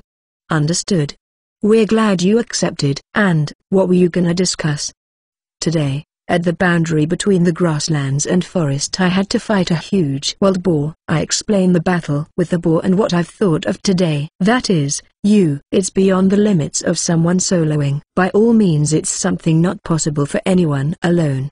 That's right. However, it's not so bad if you want to focus on earth magic. It's a magic system to attain a balance of offense and defense. I can't teach you earth magic, but I'll show you levitation, if it's of some use. Let's go to the training ground. Well then, Dreven Dono, if you'll excuse us. Levitation is a magic to lift up things. While saying that, he calls forth a nearby wooden sword with magic. Since my main occupation isn't a wizard, it's impossible for me to float my body, but still I'm able to do this much. Saying that, he bent his knees and jumped up, about 5 meters. He flew up to the height of the second floor's ceiling and made a soft landing. Furthermore, he flew here and onto my shoulders. I almost didn't feel his weight. He kicked up my shoulders and landed on the ground. The duration is short and I can't use it continuously, however you could do some interesting movements, couldn't you? I'm thinking over the instructor's movements just now. I turn towards the laying wooden sword and shoot magic power, however it wouldn't suddenly do the trick and it didn't even twitch a little. It feels like holding an object with magic. Hold. It's better if you try it on something lighter first. Like a coin. Saying that, he holds a copper coin in front of my eyes. The flow of magic power can be felt when I concentrate on it. I slowly extend magic power towards the coin and took hold of it. I feel like the magic power is pushed back and the coin drops with a plop. I pick up the coin, put it on my palm and in one go I apply pressure with magic power. Gradually I strengthened the magic power and suddenly the coin flew up.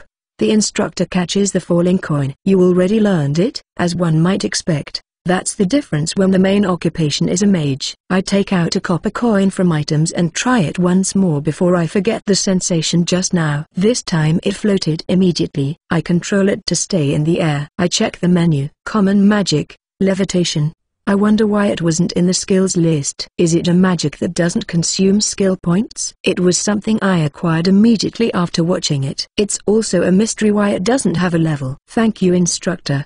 The reference was very helpful. I cast levitation. My body floats. Once I increase the amount of magic power used, my body floats up. Like that, I lift my body. I stop at around 2 meters. Take out a knife from items and throw it. However, it upsets my balance in midair and I feel like I'll fall. The knife was completely off. This time I throw it while also minding the balance. I hit close to the mark. I'm not very successful, because I can't put much strength in midair. The throw doesn't have any power. Next I attempt to cast fire arrow. I fall down. You can't use 2 separate magics, though you can use 2 simultaneously. What do you mean by that?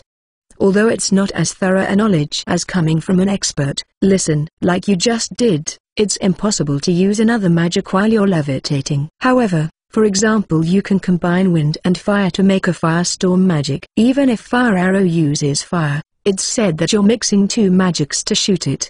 So it's impossible to use 2 separately? Dunno, at least I don't know a wizard that can. It's at the level of legends. If you want to know, you can check it on some books. It's almost getting dark. Let's finish this talk. Thank you very much, instructor. How about we go drink together? It's my treat.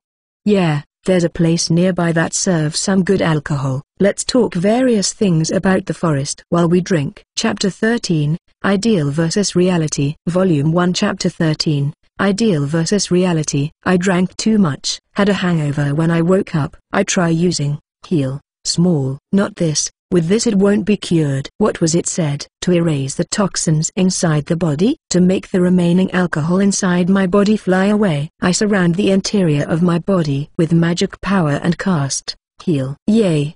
The pain disappeared. Finally my head felt refreshed. I take out water from items and drink it. I think of today's schedule. First I go to the medical center and practice. Once finished I go to the trade guild to sell the huge wild boar. Get brand new armor with the money from the sale. It'll be quite busy. As for the investigation team, in 2 days, they're making preparations. I couldn't think I'd be this busy while I lived in Japan. I wonder what happened in the sequel to that manga. I haven't bought it for 2 weeks. Also it's halfway into that anime. I want to go online too. I want to post in that anonymous board. Ugh, no good. I got depressed thinking about that. Stop. Let's go meet Angela. Arriving at the medical center there was a crowd present. What could have happened? I enter through the back entrance and Angela and the others were waiting. You're late, Masaru. Outside, there are a lot of people. Did something happen?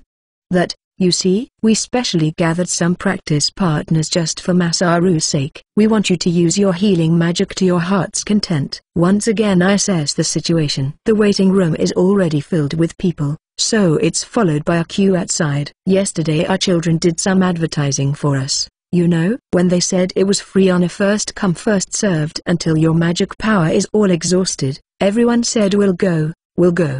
I was really surprised. Still this is too much, right? Should we send some away?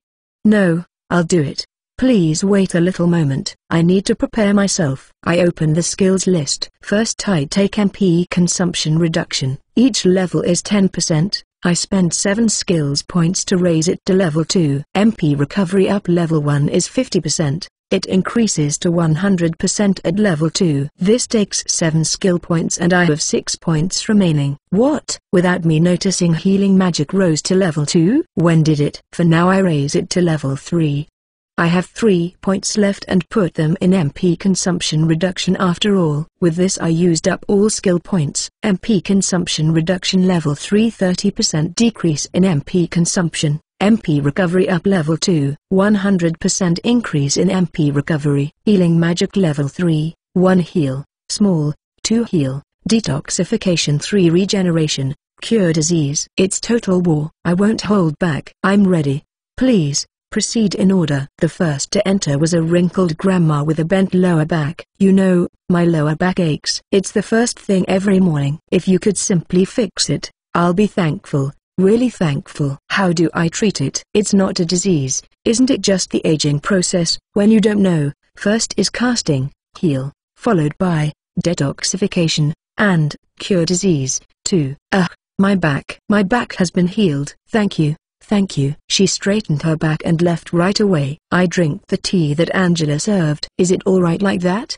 Why not? She was really pleased. The opening old people, seems, were accompanying each other. I hear they came together while it was still dark to get ahead of the queue. I check my MP. I spent 7 MP just now, but it appears 2 MP have already been recovered. From calculations, I reckon I recover 1 MP every 2 minutes. However, is that the effect from the tea? It's faster than I thought. The next ones to enter are old people too. In a similar way I cast, heal, detoxification, and cure disease, and saying my body feels so light.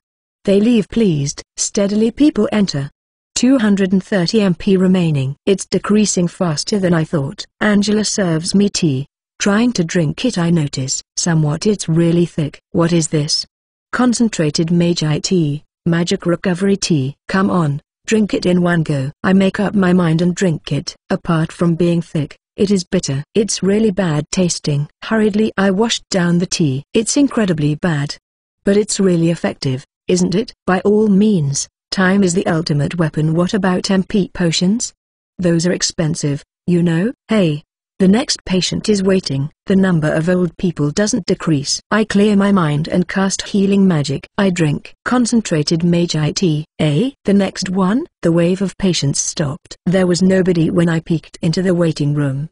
Did it end? No, it shouldn't be. Somewhat the number of people steadily increased. See, it couldn't be helped that they started overflowing into the street. Thus they were moved into the temple, because the hall there is more spacious. I went to look and the temple was flooding with people. In the hall's innermost part, in front of the huge statue, they set up some desks and tables. It's completely visible to everyone. You want me to give medical treatment there? I started to feel dizzy. It's a bit unreasonable. There's so many people. Let's see. Shall we put a partitioning screen? The nun mentioning such arrangement went somewhere. I dislike standing out. I think I feel like vomiting. Wait a minute. I know something suitable. I'll go fetch it. Saying that, Angela too went somewhere. I'm shaking in one corner of the temple's hall. Suddenly the menu opens. Emergency quest. Give medical treatment with all you've got. As long as you have strength left, provide medical treatment. You're not allowed to withdraw. Reward is 10 skill points. Do you accept the quest? Yes. No. The nun arrived and was putting the setup. Angela returned too. Hey, here, a cap, a mask and a loose white robe. I was given those to wear from Angela. The cap and robe are the priest's, but it does suit you, doesn't it? If you put on the mask, nobody inside will know who you are. Look, seems the setup over there is finished. The quest was flashing. I chose number. Doing it as long as I have strength left is impossible. Impossible. I was reluctantly dragged behind the partition screen by the nun and Angela like someone that has strayed from the right path. Angela's breasts are touching me. I'm a little bit happy. Well then, we'll let people in soon. Okay, good luck. The first patient is entering. His finger is wrapped in a bandage. Because it's a simple fracture, I promptly cast heal. The next patient has a sore throat. Opening his mouth to look, his tonsils are swollen. Is this the beginning of a cold? I cast heal and cure disease. I drink tea whenever I have a spare moment. 150 MP remaining. Despite patients coming one after another, I keep casting heal uninterested. In general, they're minor illnesses or chronic diseases. I don't expect chronic diseases to be cured with a single heal, although it seems to alleviate the symptoms and they leave satisfied. When a middle-aged woman who cut her finger with a kitchen knife came, I was getting irritated, but I silently used heal small, and she left. When it comes to using healing magic for a minor injury, it still cost a lot of money. There are many people who have come that usually would get better from self-healing. Still, I can't stand it when my precious MP is consumed on something like a scratch. Whatever, it's still experience. After giving medical treatment uneventfully to several people, a man came carrying a little kid. It appears the child was in very bad condition. The child was laid down on the examination table and I check his condition. In the last few days, his cough has gradually been getting worse. I didn't ask why he neglected it till it got this bad. That's because the father and child were extremely poorly dressed. The child was too skinny. The state of their nutrition seems really bad. I use heal and cure disease. Take out a wild rabbit meat from items, wrap it and give it to them. Keep it a secret from the other people, okay? Please, give it to your child to eat. The man bowed down repeatedly and left. Wow. I know what you want to say. However, it's impossible to save everyone unless it's by God. Still, we already do it for a considerably cheap price, and yet there are many people who can't afford medical treatment. It shouldn't be something Masaru has to worry about. Then, at least bring in those who are in bad conditions, please. I understand. From there, everyone in a bad condition was carried in. They were all people that couldn't walk on their own. For those in an extremely bad condition, it was absolutely necessary to use heal many times. But still there were people whose serious illnesses couldn't be cured. No one did such a thing as reproach me even when informed it was impossible. In the end, the result was they were all pleased and grateful that a healer would use healing magic on them. No matter how many times I used healing magic, it's a misfortune when I've to look after such patients who can't completely be cured. I'm not even a doctor. You shouldn't be letting an amateur who just learned magic do it. I endure concentrated magi tea and drink it. Still, my MP was decreasing very fast. Angela and their priest were also cooperating, but it was only a drop in the bucket. Finally I ran out of MP. I feel sleepy and sluggish. My magic power has been exhausted. The temple hall's door is closed and stopped admitting any more people. However, more than half are still left. Could you please leave those in bad condition and send the rest back? I'll at least check on those after a break. There's no reason to try to force yourself, is it? Because they were all properly informed that it would end once you ran out of magic power. It's alright. I'm not doing anything unreasonable, because everyone that came, I'd see they were destitute, skinny and had eyes that appeared to be imploring me. My heart isn't hard enough to turn them away. The people who were in the hall were dismissed without mouthing any discontent in particular. To begin with, That medical treatment was being given away for free was something like a miracle. In the middle of it we started giving priority to check those in bad condition, but the ones here mostly lived under similar circumstances. Tomorrow it might be me instead. Given that I didn't have an appetite, I only finished a vegetable soup that I received. Say, why are there so many like them? That's because the poor don't have any money, so they can't get medical treatment. Is it not enough to give them medical treatment?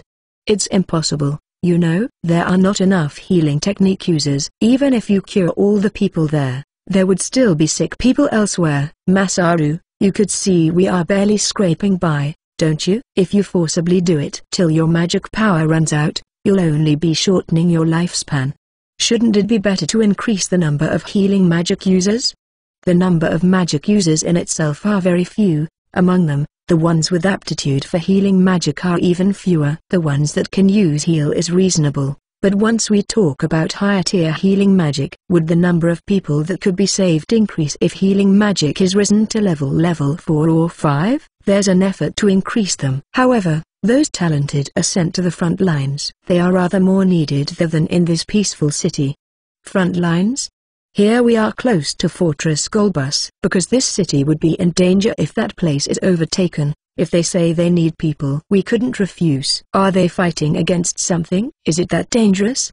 There's no need to worry. That place is a really solid stronghold. Okay, it couldn't lose to the likes of monsters. I remember what Taoshin said. This world will be destroyed within 20 years. I wonder if that stronghold would also fall. Would this city even be safe? Taoshin told me to do anything I wanted, but this feels like I'm being forced by being posted so close to the front lines. Damn you, Taoshin. Concentrated Mage IT is really effective at recovering MP. It's bitter and bad tasting though. Moreover it's thick. The feeling of it going down my throat is the worst. The children made it for us, so drink it all. I'm thankful, but it tastes bad. It tastes terrible. But if I don't do so I'd end running on fumes. After the break the medical treatment was still full of hardships, like even now.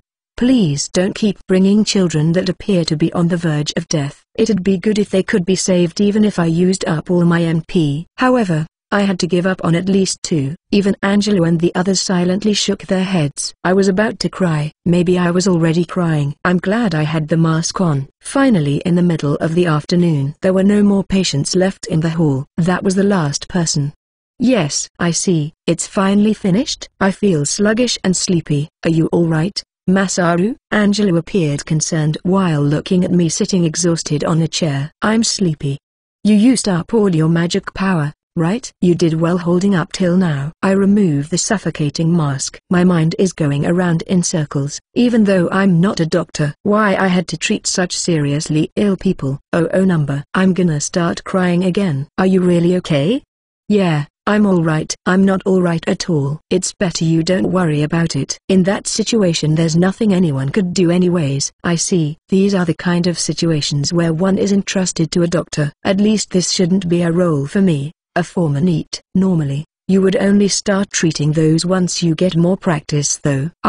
It's because I ended up saying to give priority to those in bad conditions. I was reaping what I had sown. You did great for someone who just learned healing magic, really. I see. Today, I really did my best. Moreover, isn't this unpaid work? Instead I feel like I ended up paying money. Yeah, thinking about it I feel a bit irritated, but I came to think that it's not something I need to worry about. That's right. Can you stand? Do you want to rest for now? If you like it's okay if you stay overnight. I'm going back. I want to return to the inn immediately and forget what happened today. I'm not suited to be a doctor. I'm a wild rabbit hunter and my job is to hunt wild rabbits. I reject Angela's offer to accompany me back. I staggered back to the inn and slept like a log that day.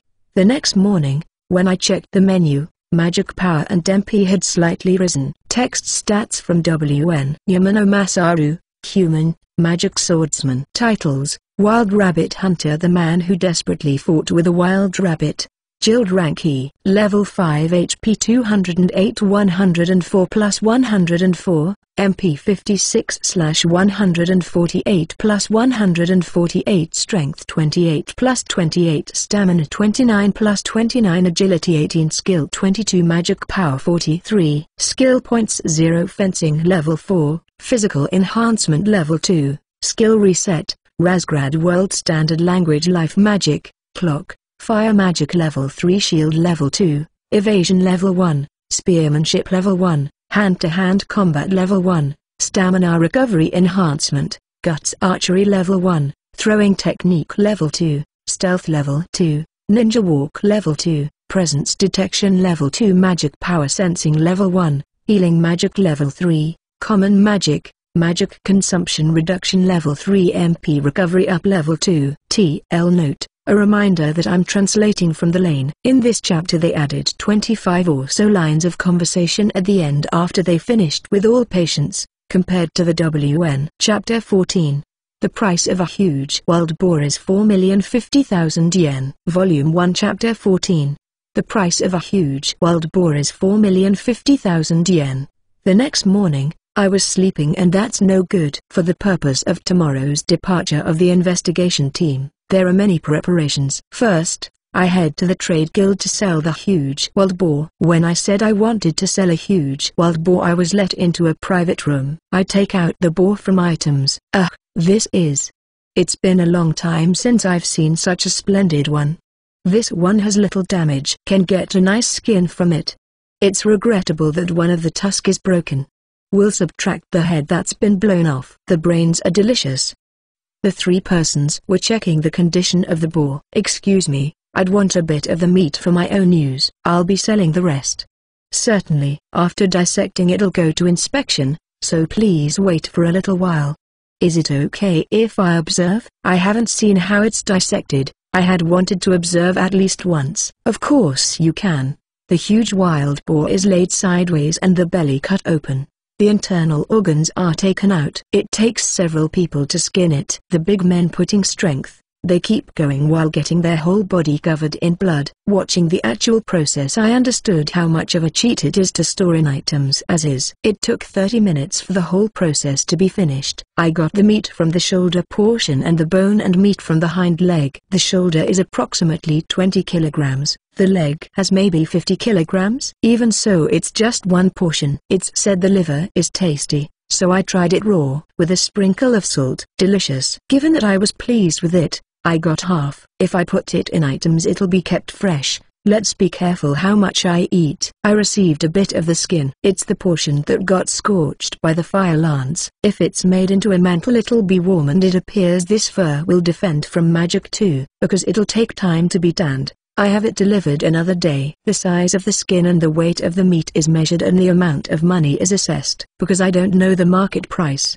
I simply sign and receive the money. It turned out to be 40,500 gold. It is 4,050,000 in Japanese yen. The breakdown is: meat approximately 1,500 kilograms at 150 yen wholesale price per 100 grams. Incidentally, the selling price is around 300 yen. That's 2,250,000 yen. The skin is also a high-class item. Even the cut-out scorched portion could fetch 100,000 yen. The usable portion of that, its tusk, bones, fat, etc. are 1,800,000 in total. The total sum is 4.05 million yen. It's a considerable revenue, although normally these kind of spoils are not something attainable solo. If 5 people do it, it is 810,000 yen. I wonder when it comes to wounded or dead people if they would receive the proper remuneration. Anyways, I suddenly became rich. Confirming my money, I have 42,190 gold. If I don't live luxuriously, I reckon it can support me for 1,400 days, getting by each day with 30 gold. I can shut myself indoors for close to 4 years. Hooray! Next is shopping. I'm flush with money. That being the case, let's buy some nice equipment. I head to the usual store in the 2 alleys besides the guild, and the usual salesperson comes to greet me. Oh my! Welcome Masaru-sama. What are you looking for today? I bought my bow and throwing knives here, and I've come here several times for window shopping. So I'm pretty much a regular customer. I want to update my sword and armor. I got a bit of extra casual income, eh? My goodness. Then, how about this broadsword? Saying that he hands me over the sword. Previously I was allowed to hold it, it was heavy and I couldn't handle it. But now I can swing it with one hand. The sword blade is close to 1 meter long. It seemed to have a nice width and good sharpness. Not too bad. How much is it? It cost 1,500 gold. So 150,000 yen? It's pretty cheap. Well, if I look at the goods until now, even if I said I stumbled upon some casual income, seems I'm only shown stuff like this. I want to see something better. How about this over here? I'm handed over a sword roughly the same size. The blade is shiny black and really beautiful. It's made out of dark steel. Its price is 5,000 gold. 500,000? It has a reasonable price. I try to swing it swiftly. It's quite heavier compared to the previous one, but it fits comfortably in my hand. This one is good. I feel like now I can be a match for a huge wild boar. It's really good. I'll take this one. Next, please show me the armors. How about his one? Saying so he shows me one made out of metal. The salesperson helps me trying it on, but it makes a clattering sound when I walk. There's no problem with the weight, however this noisy is no good. Then how about this one? It's made from 2 troll hides pasted together, so there's no shortcomings with its defense. I'm handed a dark red armor, because it's 2 hides pasted together. It's a little bit heavy, but not as heavy as one made out of metal. For the purpose of testing there's a troll hide target, against something much like a throwing knife. The blade doesn't go through it. It seems fairly sturdy. I was shown several others, but I decided on this one. There isn't one in the right size. If it's hide some degree of adjustment is possible, but for other things the size adjustments would take a few days. I chose a plain helmet with the defense under serious consideration. The shield is replaced by one of the same size but higher defense. Taking the opportunity I procure a spear too. Since I have the skill too, the total sum is 9,500 gold. There's money, so it would be better if I bought better stuff. But by nature I tend to be frugal. I lived a long time as a NEET after all. I put everything on and get it adjusted. Given the dark steel broadsword has become a hindrance on my waist, I carry it on my back. I left the short sword on my waist as it is. I got a little heavier, but there doesn't seem to be any problem with my movement. I settle the bill and put all the shopping into items. I normally only have the sword on my waist and wear plain clothes. Wearing armor, I only do it when I go outside. Next I went around several stores to do some shopping. Camping set, is a sleeping bag and a tent. Tableware, pot, cup and a canteen. Nothing but the minimum is included. I think there should be other necessary things that need to be gathered. Blanket, rain gear, something like a leather poncho, and several change of clothes. I must procure some cookware, fry pan, a bigger pot, etc. Moreover food too. I buy meat, vegetables, fruits, dry pasta, seasonings, bread, take out lunch boxes, etc. and like that stow them in items. They are perfectly preserved. There are lunch boxes that are steaming hot just like when they were bought. Storing in items is too convenient. I gathered all necessary things and it was still morning, but went to the Adventurers Guild. The goods were all arranged. There are several barrels of water and stacks of foodstuff. Apart from the food, do you need this much water? It can be created with magic. It won't fit in the item box. Today Drevin was alone. It's a pity not being able to see Dilika-chan. No, there's space to spare, but because we don't know what could happen. Since one must be prepared to preserve magic power, if at all possible I want to bring them. I put the water and food stuff in items. I can fit 100 kinds of things and up to 99 pieces of each in items. Size doesn't matter. The same kind are stacked together. Tough water barrels X5 are one article. A picked up small stone is treated as one, but for example if it's put in a box, because the food packed in a wooden box X10 is treated as one article, there's no problem when storing them. Currently, since I'm using not even half of it, there's plenty of room. Oh, did everything fit? I was just thinking of carrying on our shoulders if it didn't work. There's still more space. Actually, the food and water have only taken 2 slots. Gahahaha, you're so reliable. Well then, do your best tomorrow. Make sure not get separated from Instructor Vogt inside the forest. You'll be safe if you follow him. My shoulder was slapped repeatedly and saying that, the baldy ended up leaving somewhere. I leave the guild. yesterday, I wasn't called by anyone inside the guild. I thought it was because I changed my equipment, but my stealth had risen to level 3. In any event, is it because I have it always turned on? Of course when I'm walking outside, but also when I'm eating at the dining hall it is always activated. Since I could be involved with some drunkard if I'm not careful during dinner time, it's indispensable. I walk carefully on the side of the road. I don't use ninja walk inside the city. I walk calmly on the side of the road but not too close to the edge. Someone using ninja walk inside the city and choosing to walk sneakily on the side of the road would be a weird person. Normally, I have knack to melt into the background looking like an ordinary person. Hard to believe that uproar from yesterday. The medical center was like any other day. Sneaking a look at the orphanage, the nun was giving lessons to the children in the dining hall. Come to think of it, was Angela in charge at the medical center in the mornings? She must be alternating with the nun. The nun is writing letters with chalk on the blackboard. The children are quietly listening to class. As to not get in the way, I stealthily move away. I enter the medical center through the back. Found Angela, who was just taking a break. What a relief. You seem to be fine, eh? I feel refreshed after sleeping the whole night. I see. Yesterday you looked terrible, you know? The huge wild boar from before, I brought its meat. I came here because they were in a class at the orphanage. Since it's almost time to start preparing for lunch, please wait a little while, okay? Then, should I help here? That would be welcome. I follow Angela into the treatment room and the priest was alone giving medical treatment. Looks like Masaru came to help. You can leave now, Priest Sama. Is that right? Well, I'll take on your word. Then, I'll entrust it to Masaru Dono. Leave it to me. You call him Priest Sama, but is he really such an important person?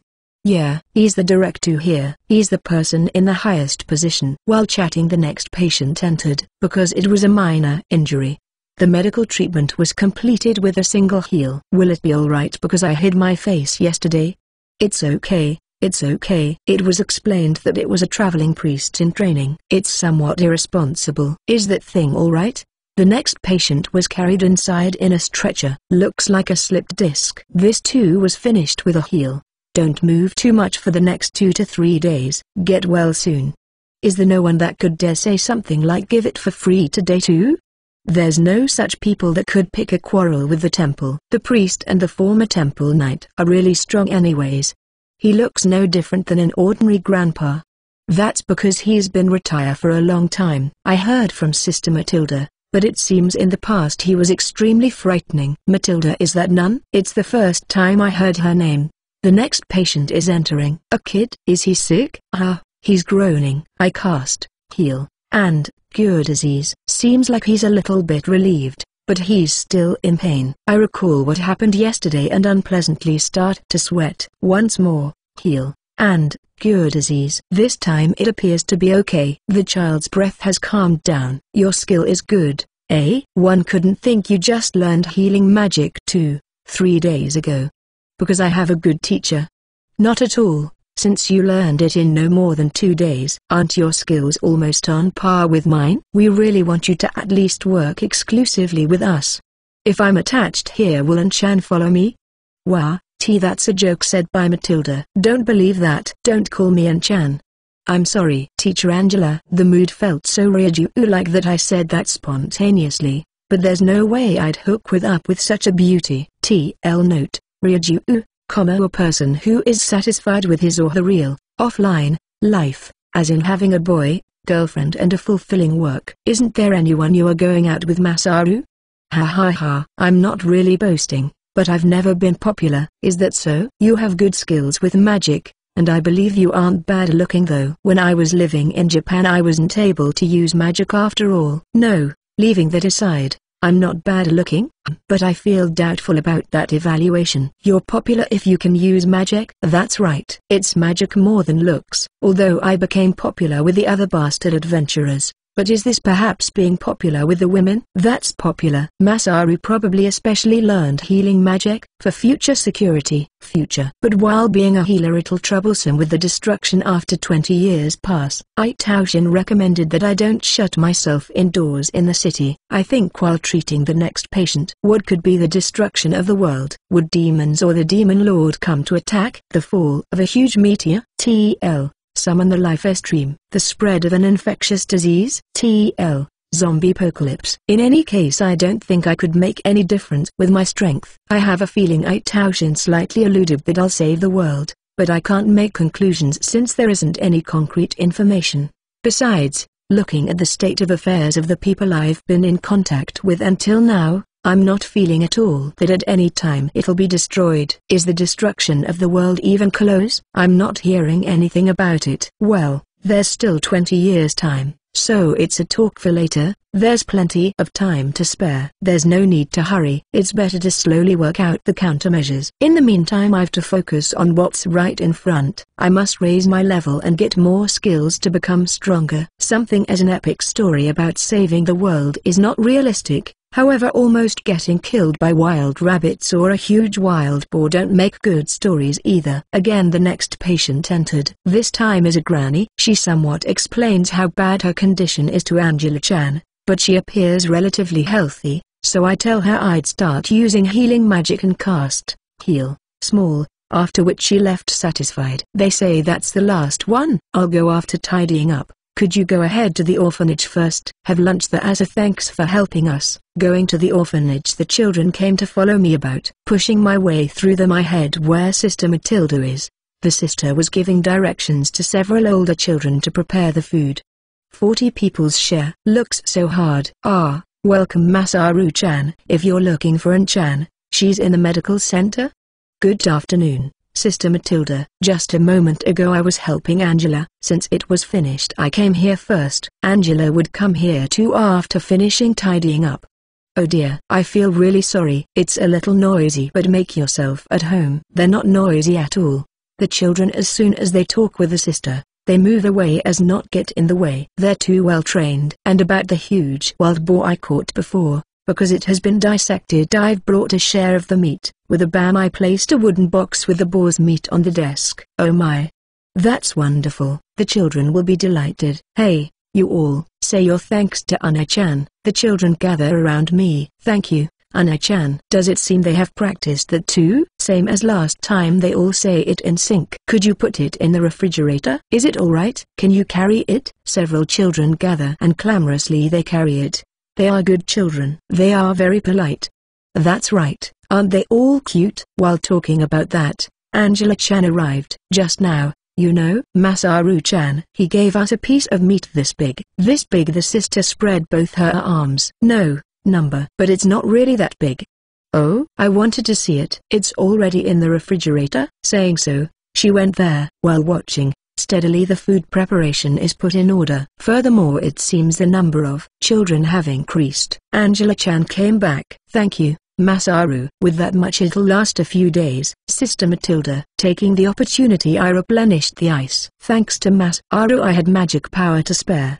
That's right. From tomorrow I'll be gone from town for 5 days. I'll go to the forest at the request of the guild. The forest is dangerous. Will Masaru-chan be alright? A party of around 20 people has been assembled. The commanding officer is the former A rank, instructive orged. Seems B-class guys are gonna participate too. I'm just carrying the baggage. They said it's okay for me to follow at the rear. Still, be careful. That forest is the dwelling of monsters after all. Make sure not to get separated from the strong guys, okay? Why everyone tells me to stick to the strong guys. Angela, you've seen my magic, haven't you? I know you're skilled with magic, but I'm worried because Masaru doesn't really look strong. That is, because compared to the fellow adventurers at the guild I appear feeble. Instructive Og said it's an inspection tour of the forest with escorts attached. I'm sure there won't be any danger. Lunch is ready. Angela and the priest Sama, Sister Matilda and other priest who was with her. Moreover, around 40 children. The not-so-small dining hall is filled. With the exception of the priest Sama who sat at the head of the table, the rest sat scattered around. I was told I'm free to sit anywhere, so I choose an appropriate seat and Angela-chan ended up seating away from me. The menu are modest things like soup and bread. The children, when properly accompanied, they were silent all the time. Priest Sama raises his hands. Today too, let us mainly express our gratitude for being accompanied all together like this and having this modest meal. And sitting over there is our friend, Yamano Masaru, who said we'll be going to the forest tomorrow. Everyone, Let's pray for his safety." Saying that, he closes his eyes. Looking around, everyone appears to be doing the same. They finish the prayers in a few seconds. "Well then, let's eat. Let's eat." The food was pretty ordinary. Because there were small children, it wasn't completely quiet, but everyone was well behaved while eating. The soup that had plenty of meat and vegetables was delicious. Because the bread was reasonably sized, I was short of stuffing myself. When the lunch is finished, Angela is in charge of the children. Sister Matilda and the others go to the medical center, and Priest Sama ended up going somewhere too. Finishing tidying up, I got some tea together with Angela. "After this, if you have time, I'd want you to show me water magic. Is it okay with just showing?" "Yeah, a simple one is useful." And so she showed how with magic, water is made in the empty cup. "Before I go into the forest, I want to increase the number of magic I can use in advance." We go out to the garden. The children cheerfully follow us outside. I take out from items and put on a shield. The children take refuge some distance away and watch. "What I'll show you now is an attack magic called Water Ball." "Okay." Saying so, a mass of water is made in front of her hand and shot towards me. Bang! Quite a shock was sent to my arm. Right now I held back on the force and size, but it got quite the power, doesn't it? If the user does it seriously, I've heard it can smash a big tree. Does it feel like a fire arrow but with water? I gather magic power. Water takes form. I faced towards a wall where there was nobody and shoot. The water before it hit the wall ended up scattering. "No, number. You have to pack the water more tightly." But that should be roughly the impression of how to use it. I gather magic power. I packed the water more tightly. This time it perfectly flew up to the wall. However, it only produced a splashing sound. It wouldn't even knock down a kitten. Isn't that promising? If it's like that, you'll soon be able to use successfully. Then, here comes the next one. This time is Water Whip. Saying that, from the bucket drawn from the well, water is sucked to her palm, and like a whip she swings it, swishing through the air, and she strikes the ground. It's okay even if there's no water, but if you instead use present water, it'll be easier on your magic power. If there's water that can be used, you'll be able to fight considerably better with water magic. Once more water is drawn from the well for testing. Water is lifted up with magic power and shaped into a whip-like appearance.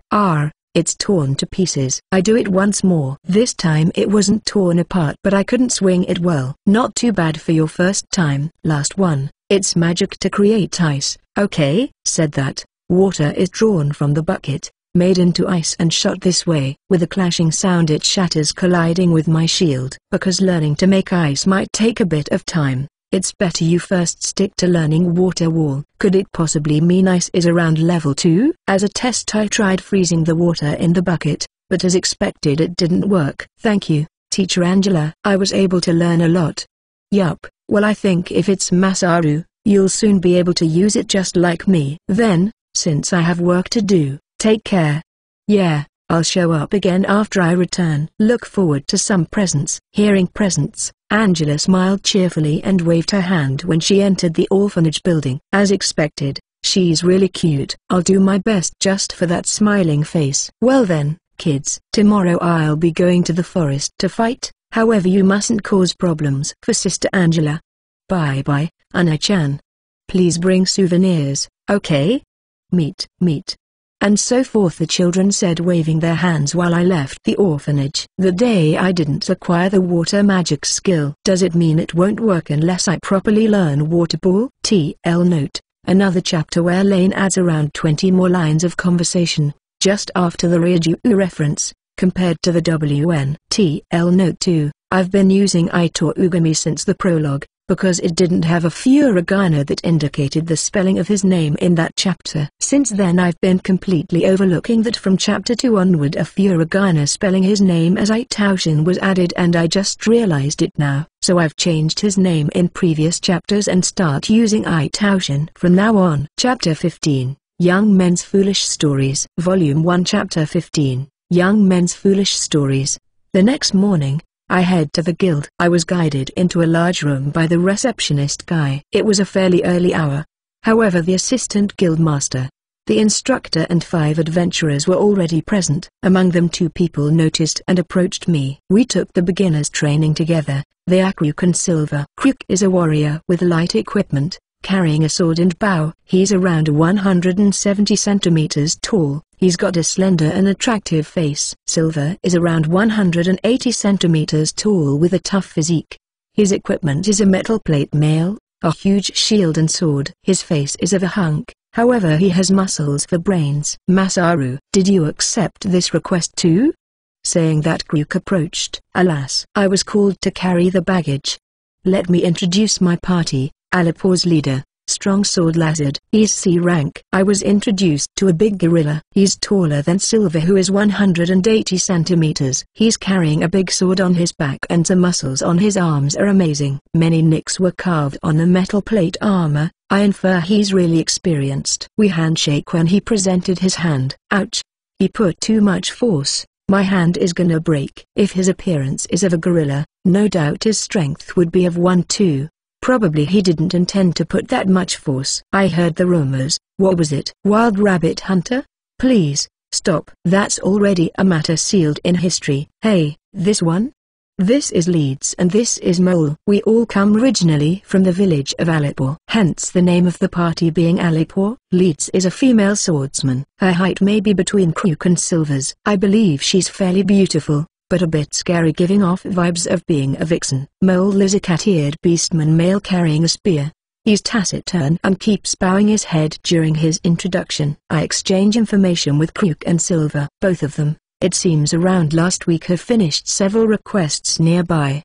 They went into the forest too and looks like they experienced actual combat many times. The one talking is mostly Kryuk. Silver sometimes chimes in. I think probably Kryuk is in charge of talking. I talk about what happened at the beginning. They specially wanted to know about the wild rabbit hunting, so I tell them the details. And about the learning of healing magic. I thought Masaru was a swordsman. You could also use magic?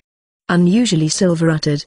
On the mock battles it would take both of us or it couldn't be a match. Being able to use both sword and magic is foul play, said Kryuk. Oh well, it's a cheat after all. Oh, you have such skills? I would want to have a match, said Lazard. Hearing Kryuk's remarks, Lazard started observing me with great interest. Please stop, I'll end up dead. Despite being as different as minimum weight versus heavyweight, what are you thinking? TL note. Minimum weight or mini flyweight versus heavyweight, a reference to boxing's weight classes. No, back then all our bodies were completely worn out, right? I guess in perfect conditions there wouldn't have been such difference in strength. Is that so? Kryuk tilted his head, puzzled. That is so. That's how it came to be. Noticing, other parties approached, looking what was happening, pointing at me and saying Wild Rabbit in full harmony. I could only force a laugh while slightly trembling. Kryuk and Silver too started laughing. Damned friends they are. It seems everyone has assembled. Everybody come here, Drevin convoked with a loud voice. Oh, I'm saved. Everybody in groups gathered in front of the assistant guildmaster and instructor. I'll serve as the leader of this survey team. I'm Instructive Orgd, a former A rank. As you've heard, there is something inside the forest. Monsters that don't usually come out have spilled out into the grasslands. Our goal is to investigate as well as eliminating the source of that. Currently, because the situation in the forest is extremely insecure, we plan to force our way through by brute force. Our first destination is here, the vicinity of the lake. After that we'll flexibly deal with depending on the circumstances. The travel distance will be 2 days, investigate 1 day and take 2 days to return. Do you know what is the cause? It's unknown. It's a conjecture that it could be a big species of the dragon class, but there's no positive proof. Our war potential is the B-rank party. Dawn's Battleaxe and another 3 C-ranked parties have been gathered. Then to start with Dawn's Battleaxe, the introduction of each party begins. The B-rank Dawn's Battleaxe is the main war potential. The leader is carrying an axe. Despite looking like a female dwarf warrior, there's also someone covered by the hood of a black robe giving off the impression of a little mage. The C ranks have Alipur led by the gorilla, and the party called Helvorn seems to be mainly composed of archers. The last party is the Wings of Twilight in charge of scouting. Yay, Wings of Twilight. However, the people themselves are very serious. There isn't any particular response from those around. The introductions continued as normal. Hell whatever and Strong Sword. Even there was one called Fresh Blood. I guess I appear quite plain. TL, the Chunabu is strong among them. The last one is, hey, come over here. Why am I being called to the front? Instructor, I'm taken along to the front. I gather their attention. This time, it is Masaru who is in charge of transporting the supplies. Introduce yourself.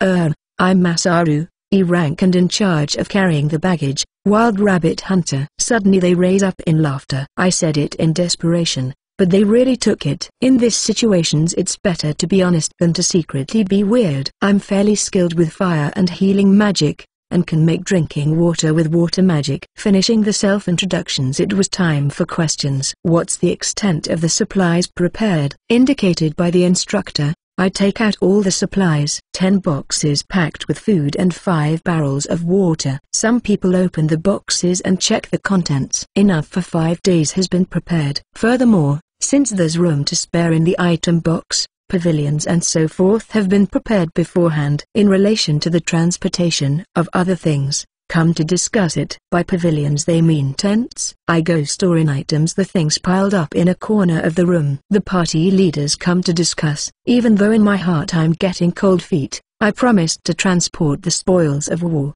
The remuneration is 10% of the loot. We're talking about a large amount for a first-come first-served basis till I can't carry any more. I asked what would be done after I can't carry any more. They said they'd cut it down to valuables and carry them back on their shoulders. As far as it goes, each one possess an item box. However, after putting the minimum necessities they don't have any space to spare. Thus I'm acting the role of a carriage or cart. This time because it's the forest we'll be traveling on foot the whole distance. Looks like they're bringing a simple cart too, but it's not something they can rely upon. I join the Alipur party. The gorilla is reliable, and I won't be embarrassed to have Crook and Silver as conversation partners. If they weren't here, I'd be lonely. Leaving the guild, carriages were prepared. It looks like we'll proceed down the main road for some distance on the carriages and from there enter the forest. We depart on 3 separate carriages. Talking with Crook and learning that it's my first time in the forest, it appears they've decided that the gorilla will train me. They tell me various stories, how muscles are not enough and the knowledge for battle. On the carriage there was no escape. There was nothing but to hear them quietly while answering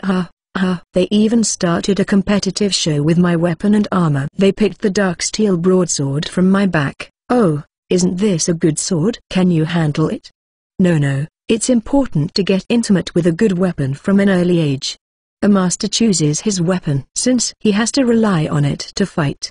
And so forth. The other people added, as might be expected from paying a high price. It appears the broadsword is of good quality. It cost 500,000 yen after all. Everyone had a high evaluation of it. I was shown the gorilla's large sword too. The blade is approximately 150 centimeters. It's heavy. It looks like I can't even wield it with my strength. Recently I've boosted my confidence with fencing a bit. However, it's another matter with my body. No matter how much I struggle, my stamina doesn't seem to increase. Within around 2 hours we arrived to our destination. We get off the carriages and we could see the forest nearby. I loosened my body and immediately departed. The Wings of Twilight in charge of scouting were at the lead while Dawn's Batleeks, Alipur and Helvorn followed. Everyone stopped gossiping and put on a serious face. Arriving at the forest there's a narrow road, and we followed it. I stick to the gorilla and walk while looking restlessly around. Using presence detection at times there were reactions from small animals, but there was nothing else. I kept hearing it is dangerous, however it was a bit disappointing. Suddenly Lazard stops, takes the large sword from his back. As if calling out something he signaled with his hand. Soon Dawn at the front started moving and the march resumed. What was that now? I asked after we started walking again. Seems like there was a battle at the front. It looks like it was finished quickly though. Soon after advancing forward I understood, someone from Wings of Twilight was waiting with the loot. It's a huge spider, with its legs stretched out. It appears to be almost as tall as me. I store it in items as said and the Twilight guy promptly ran back to the front. That now was a huge spider. As for it, it isn't strong, but it's quite a dangerous monster if attacked by surprise by it. If bitten one's body will be paralyzed and unable to move, get wrapped in thread and turned into its food. That's not a good way to die. Certainly that's pretty disgusting. The spider's thread is a high-grade raw material and the legs aren't too bad tasting. The fact is that people here can eat bugs without hesitation. I witnessed it many times being cooked in the city. It's said they're unexpectedly tasty if you try to eat them.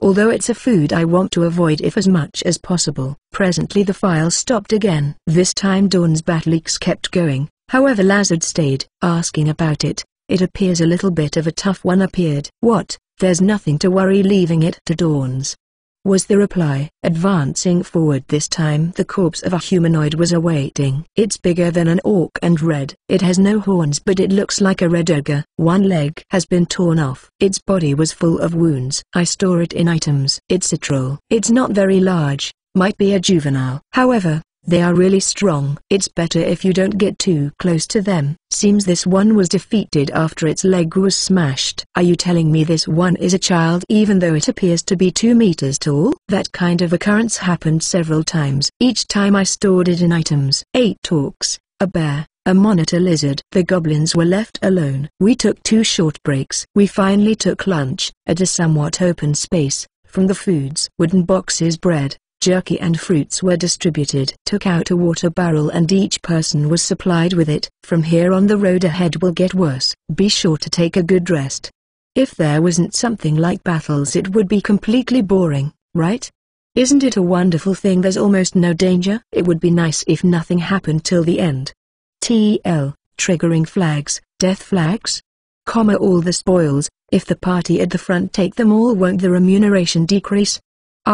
There was an agreement. The defeating party gets 60%, you get 10%, and the other parties get 10% each. It's a very rare thing to get remuneration by just walking, you know, more than the money I want experience though. Is there any way to get to the front? It felt like the afternoon was very similar. The spoils were mostly orcs, also 4 wolves and 1 harpy. A gigantic green caterpillar called a crawler was defeated, but I was afraid of what they'd want to do with it, so I didn't ask. By the way, the wolves and harpy seems to be food too. As expected, I don't have the courage to eat a caterpillar. TL, yup, anything that moves is food. But WTF harpies, it all depends on how human-like they look, but still.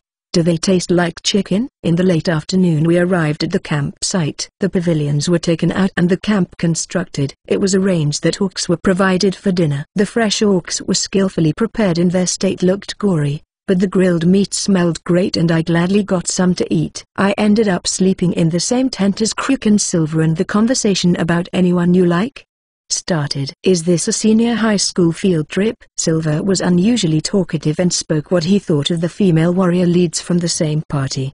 But Leeds, she likes Lazard. Crook isn't going easy on him. Silver gets sad. It's Crook's turn to speak up. It looks like he thinks the girl who took the beginner's training with us is a very nice one, although she ended up going far away. He says recently he's found a new love. Seems to be a cute smiling waitress in the dining hall he frequents. TL, obviously the daughter of the owners of the inn where Masaru stays. A girl with a ponytail, but she's been seen to be friendly with the cook. Silver says in retaliation simply because. Are you guys really friends? Well, I'm not fond of informing you the truth ahead of time, maybe because I think of them as friends. What about you? That's right. You start talking. I'd talk all night if I think about 2D ones, but what to do? If we talk about girls I've got to know, it's limited to Tilaka-chan and Angela-chan. Is it already good enough with Angela-chan? But certainly if I think of her as cute or so, they won't think it's weird, could they? A sister in the temple. How cute she is, how gentle she is with children. I tell nothing but a little helping of the menu. Of course I don't tell them about being stabbed with a knife. You should already confess to her. Yeah.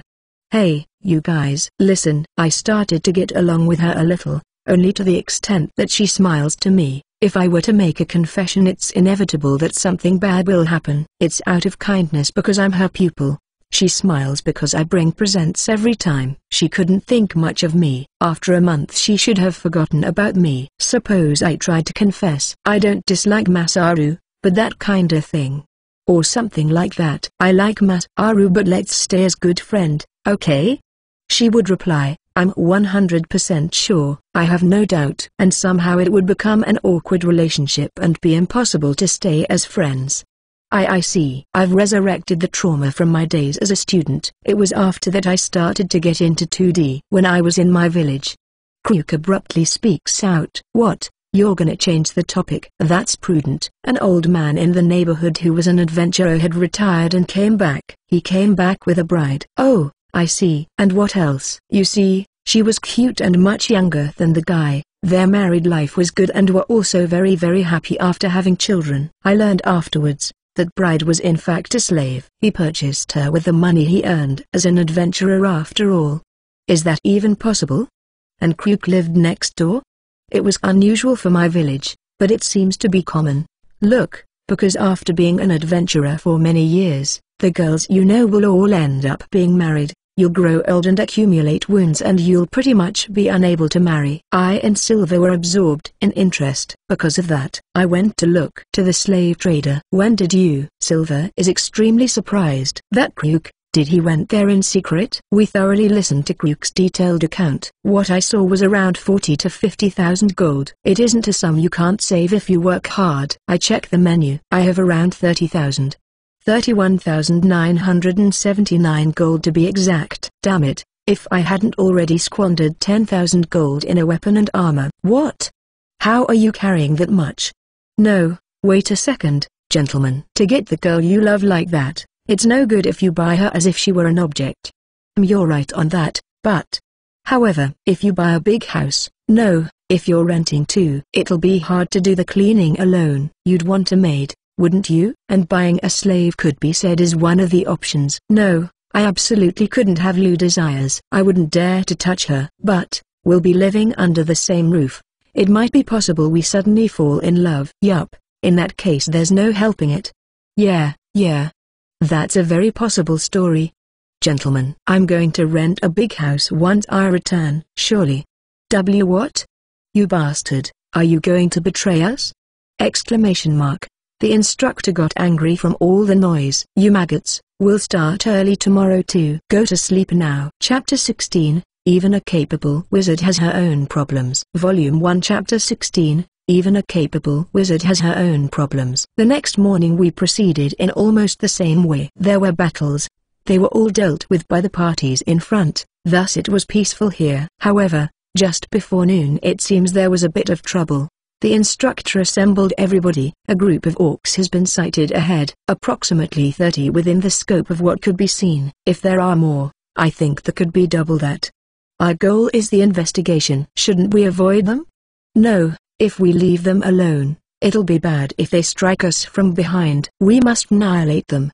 It's an opportunity. Let's get them. They're only orcs. Even 50 or 100 won't be a problem with this war potential. Right? On Lazard's comment, it's readily decided to exterminate them. They're currently at a standstill. If they're resting or waiting for something we don't know, but it's a situation where doing a surprise attack is not a bad idea. First, 2 wizards will do a preemptive attack. After that, we'll decrease their numbers with the bows. Furthermore, a portion of the parties will circle behind them. We'll keep their attention this way, so assault them however you want. If there's room, the rest of the forces will attack too. I and the wizard from Dawn's Battleaxe will be the preemptive. Alipor and Helvorn will attack with bows. Dawn and Twilight will conduct the surprise attack from behind them, wearing a black robe. The wizard from Dawn's Battleaxe. The wizard was carrying a small wand. Facing me took of the hood. She was a girl, maybe around high school age. Her height is slightly shorter than me. Because of the robe I don't know her figure. Blonde hair stretches from inside the robe.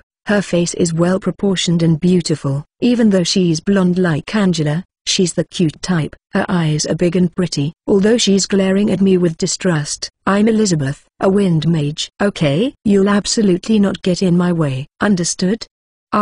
Yes. TL note, design sketch by a different artist taken from WN. That's why she looks quite different from Lane illustrations made by Ada Coben. Why is she so eager to pick a fight? Excuse me. Why are you so angry? You, despite being a proud mage, you laughed foolishly saying you were a baggage carrier. As a fellow mage I can't forgive it. You should be ashamed. Ashamed? Ugh, I'm sorry. Fine. I can't take it anymore. Saying that, she stomped off. Flustered I chased after her. But I was hired to carry the baggage, that's the truth. That kind of thing is not the job of a mage. I'll show you what a real mage is. Come after me. You don't need to tell me since we're going in the same direction. We've been assigned the same task anyways. Soon we arrive at the attack position where the instructor was. We come to what seems a valley. Looking down, it was full of orcs. It's about time the surprise attack unit arrive at their position. You two wizards will start the attack at the signal. Well then, we'll be relying on you two. You aim towards that direction. I'll be doing this. Okay? You'll match my timing.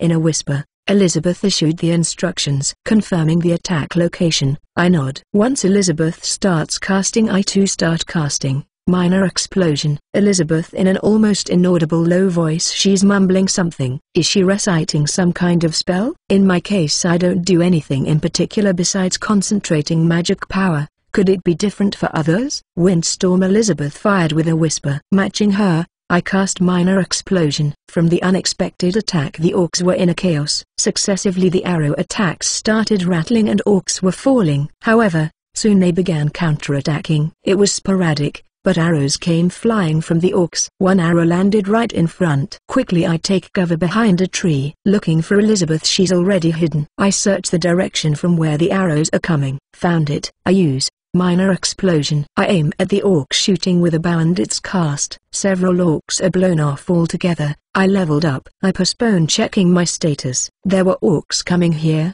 so I deal with them with fire lance. Halt the attack.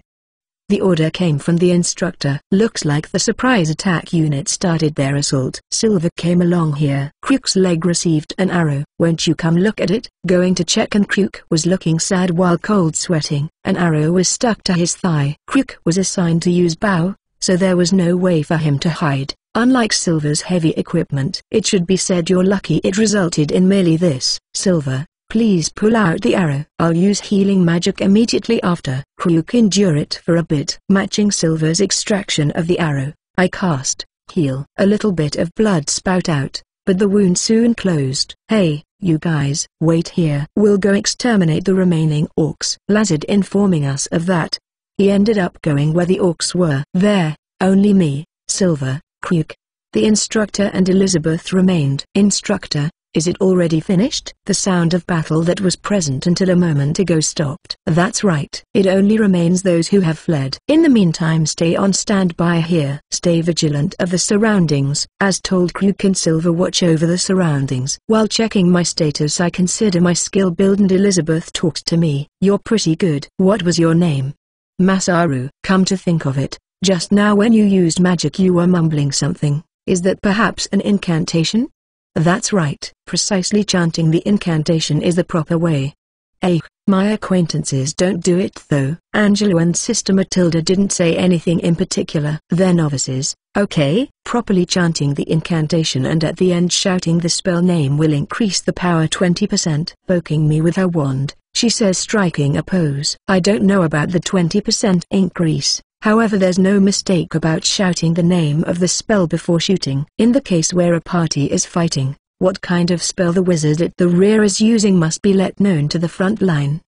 The instructor who was listening next to us gave that supplementary explanation. Indeed, silently casting, followed by a bang, you'd catch your vanguards by surprise. Elizabeth had a self-satisfied look. It appears that our scattered forces have returned. Let's descend too. We descend to the bottom of the valley and following instructions we collect the orc corpses. The dead bodies that are in pieces must be the ones I defeated. Because of the extreme damage, their value is too low, so they're left alone. I can non-committally put them in items. However, what are we gonna do about who defeated what? Will there be a dispute about the sharing of this? Thinking that, I asked the instructor. Later we'll compare it with the guild guard and decide on the share. There's raw material that we won't take home because of the damage, and we don't need to look at all the little details, said the instructor. I see. They're the corpses that I had blown away, right? I understand, because the others were mostly defeated using arrows and swords. Even the ones Elizabeth got weren't so disfigured they couldn't be recognized. Fire magic, it got firepower, but in these cases it's inconvenient. Checking my guild card, I defeated 9 orcs. One didn't have as much damage because it was with fire lance. The other 8 I reckon are almost worthless. Since each orc's corpse can fetch 200 gold, it's quite painful. Gathering all, there were 41 orcs. Added to yesterday's share it totals 62, assuming each weighs roughly 80 kilograms. I calculate it's close to 5 tons. As usual, Item box is too much of a cheat. When I told I stored everything, the guys from Dawn were surprised. Because 2 people had light injuries, they received medical treatment. After we had a light meal, we departed. Just when I thought we fell behind schedule, in no particular hurry, before the sun disappeared we arrived at the second day's campsite. It appears the distance to travel has been set up taking into consideration this amount of trouble. Skillfully they set up camp and finish preparing the food. Tomorrow, using this place as a base, we'll survey the area around the lake. After dinner, I was near the bonfire practicing water magic, floating a water ball when Silver came to ask what I was doing. Practicing magic, because he tried poking while letting out a "Don't. If you touch it, you might die?" Telling him that, he retreated nervously. When I slowly brought it closer, he stepped back again. Of course it's plain water. Hey, cut it out. Since he ran away, I tried to pursue him with the water ball. He fell over. As he was, the water ball hit. Silver's head is drenched in water and dumbfounded. It's regrettable, but you're already dead. Don't catch a cold. Finally realizing it was a joke, he got angry. Ha. I'm sorry. I apologize. Hey, you just skinned your knee, didn't you? I'll use healing magic on it, okay? While having some fun joking with Silver, Elizabeth came along. I've something to talk with you. If possible only us two, okay? Saying that, I glimpsed St. Silver's direction, making a guess he went somewhere else. Then, what's your business, Elizabeth? Yay, that. Elizabeth seemed somewhat bashful, having a hard time talking. She was looking a bit downward, but her face was slightly reddened. Clearing out the other people, could it be what she wants to tell me is perhaps that a confession? Was she charmed by the way I fought today? That. You have the item box magic, don't you? Item box? I have it? Look, I'm not very good at spatial magic. That is, still I can store more than a normal person. But when it comes to my party, there's a lot of loot. It ends up filled in no time. The chat took an unexpected direction. Masaru, isn't that your strongest point? I wonder, do you have any trick or practice method? Right. There's no way she fell in love. I want to kick the me from 30 seconds ago. Well, somehow from the beginning it has been like this. I don't know about a trick, because it's a cheat. There's no way to explain it. Is that so? Hearing that, Elizabeth was downhearted. I want to be helpful, but I can't do more than that. Look, you're still young. While you keep using it you'll get more skillful. As expected, I have no choice but to honestly get on with it, isn't it? I understand. Saying that, Elizabeth staggered back to her own tent. It's a bit of a letdown. After all, it was a chance to become friends with a cute girl. Despite having the face of a winner in life, a proud mage has a lot of problems too. However, it's not like I have time to be worrying about other people. If we talk about the problems of a junior like me, it's the practical use of fire magic that has too much firepower. Like today, it's hard to get a reward when I blow up the loot. If I use skill reset I'm able to change fire magic to another one, but if I think about it, tomorrow suddenly I won't be able to use fire magic. If I raise earth magic to max level or something like that, they'll get suspicious at best. It's okay if MP consumption reduction and MP recovery up are removed with the reset, but leaving that aside I feel it'll be faster if I aim to level up. Will I be able to participate in battle tomorrow? Since Kruk and Silver are assigned to the first night watch, that night I slept alone. It was scary being shot with an arrow by an orc. Before sleeping I raised fire magic 1 level in advance. Text stats from WN Yamano Masaru, Human, Magic Swordsman. Titles: Wild Rabbit Hunter, the man who desperately fought with a wild rabbit. Guild rank E. Level 6 HP 264 132 plus 132, MP 398/199 plus 199 Strength 32 plus 32 Stamina 33 plus 33 Agility 21 Skill 26 Magic Power 50 Skill Points 6 Fencing Level 4, Body Enhancement Level 2, Skill Reset, Razgrad World Standard Language Life Magic, Clock, Fire Magic Level 4 Shield Level 2, Evasion Level 1, Spearmanship Level 1, Hand-to-hand Combat Level 1, Stamina Recovery Enhancement, Guts Archery Level 1, Throwing Technique Level 2, Stealth Level 2, Ninja Walk Level 2, Presence Detection Level 2 Magic Power Sensing Level 1, Healing Magic Level 3, Common magic. Magic consumption reduction level 3 MP recovery up level 2. Fire magic level 4. Fire arrow, fireball, fire lance, firewall, minor explosion, firestorm, large explosion. TL note, from the author's comment in the WN, he mentions Elizabeth should have Kujimiya's voice. Is there a tsndia not voiced by Kujimiya? Chapter 17, People unwittingly raise death flags. Volume 1 Chapter 17, People unwittingly raising death flags.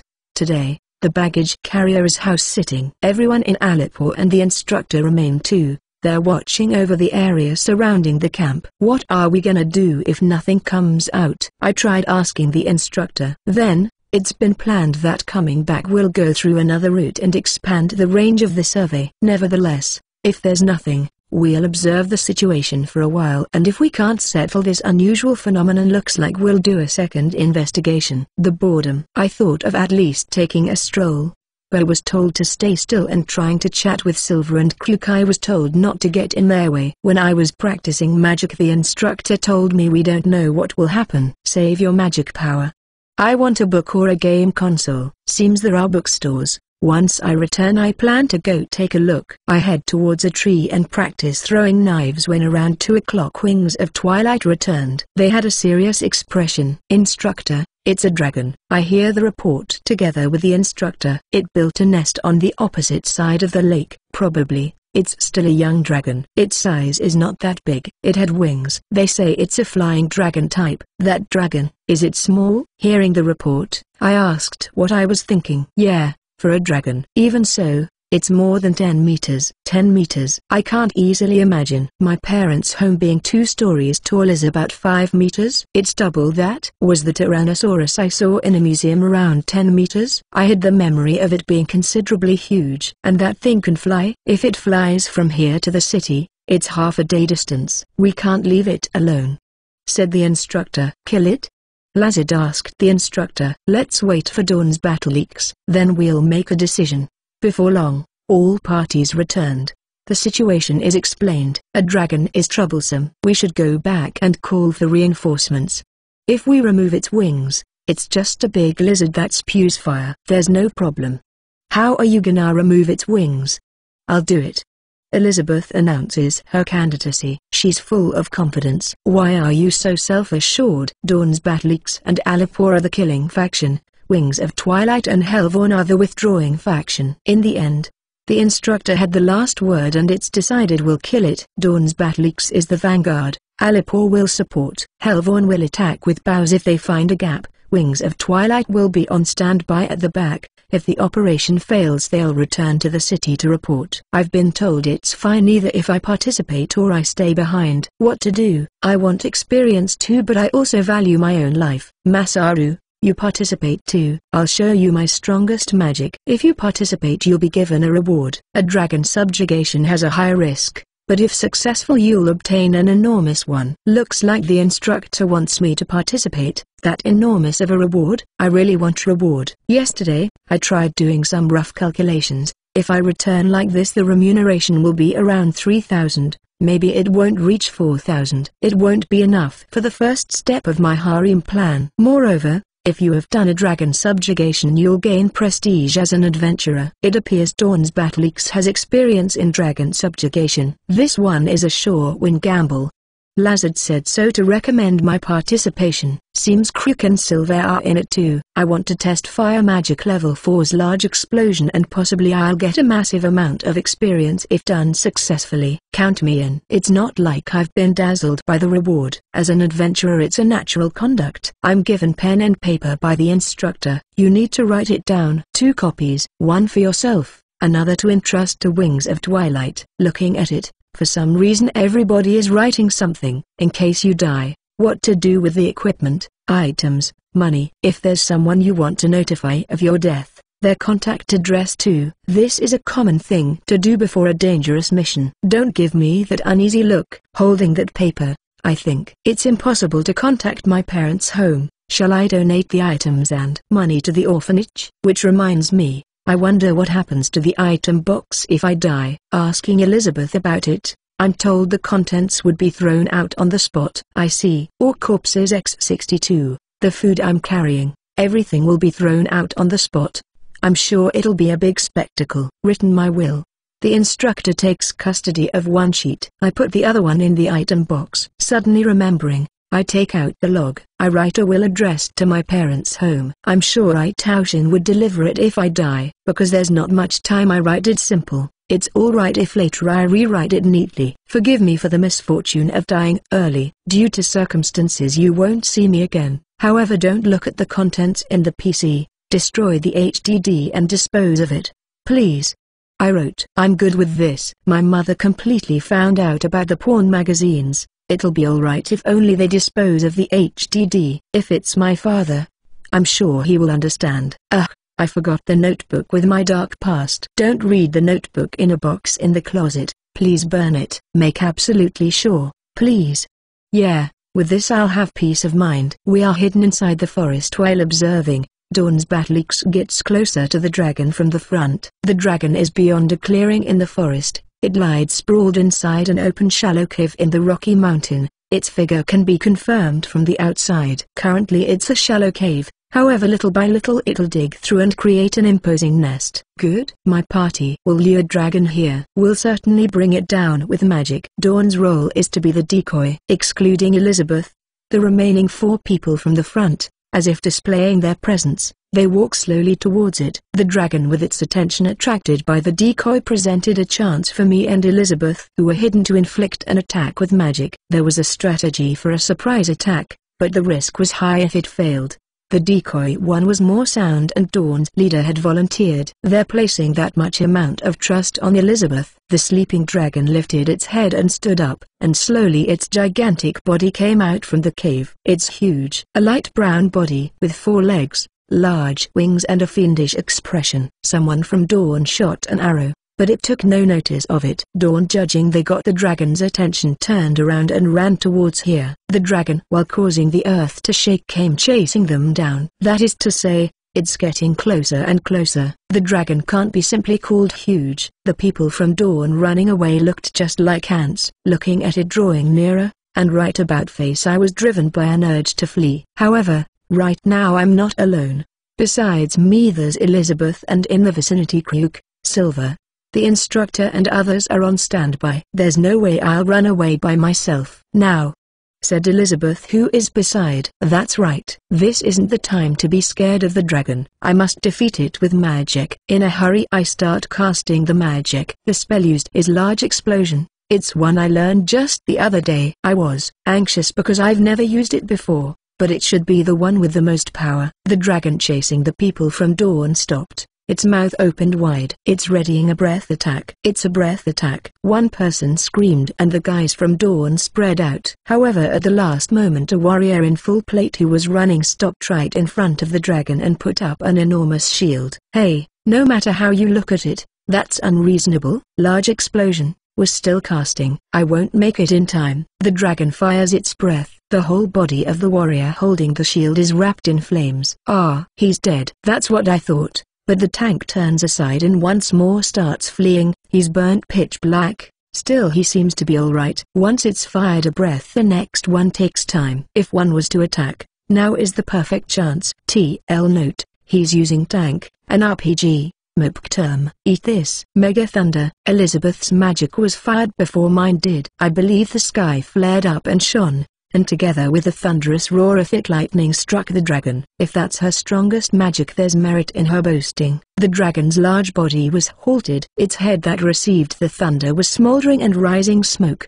The dragon, shaking violently and staggering, appeared likely to have been defeated. However, it spread its wings and fixed its posture. It flew away from the members of Dawn running to deliver the finishing blow. No way, it failed to bring it down. I was in the middle of casting Large Explosion. Shit, I should have tested it at least once. The casting is too long. The dragon is rapidly ascending into the air.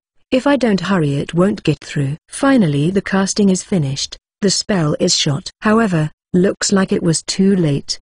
The explosion happened in front of the dragon and it easily escaped into the sky. It's a failure. As it is, will it escape?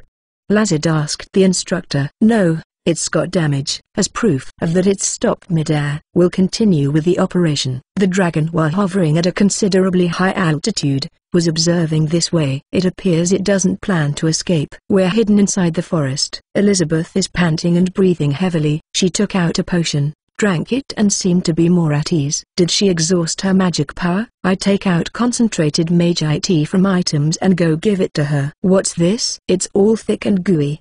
Concentrated magi tea. It's bitter but effective. Elizabeth drinks it in one go. Immediately I give her water. I also drink concentrated magic tea. Yuck, it tastes awful. But, thank you.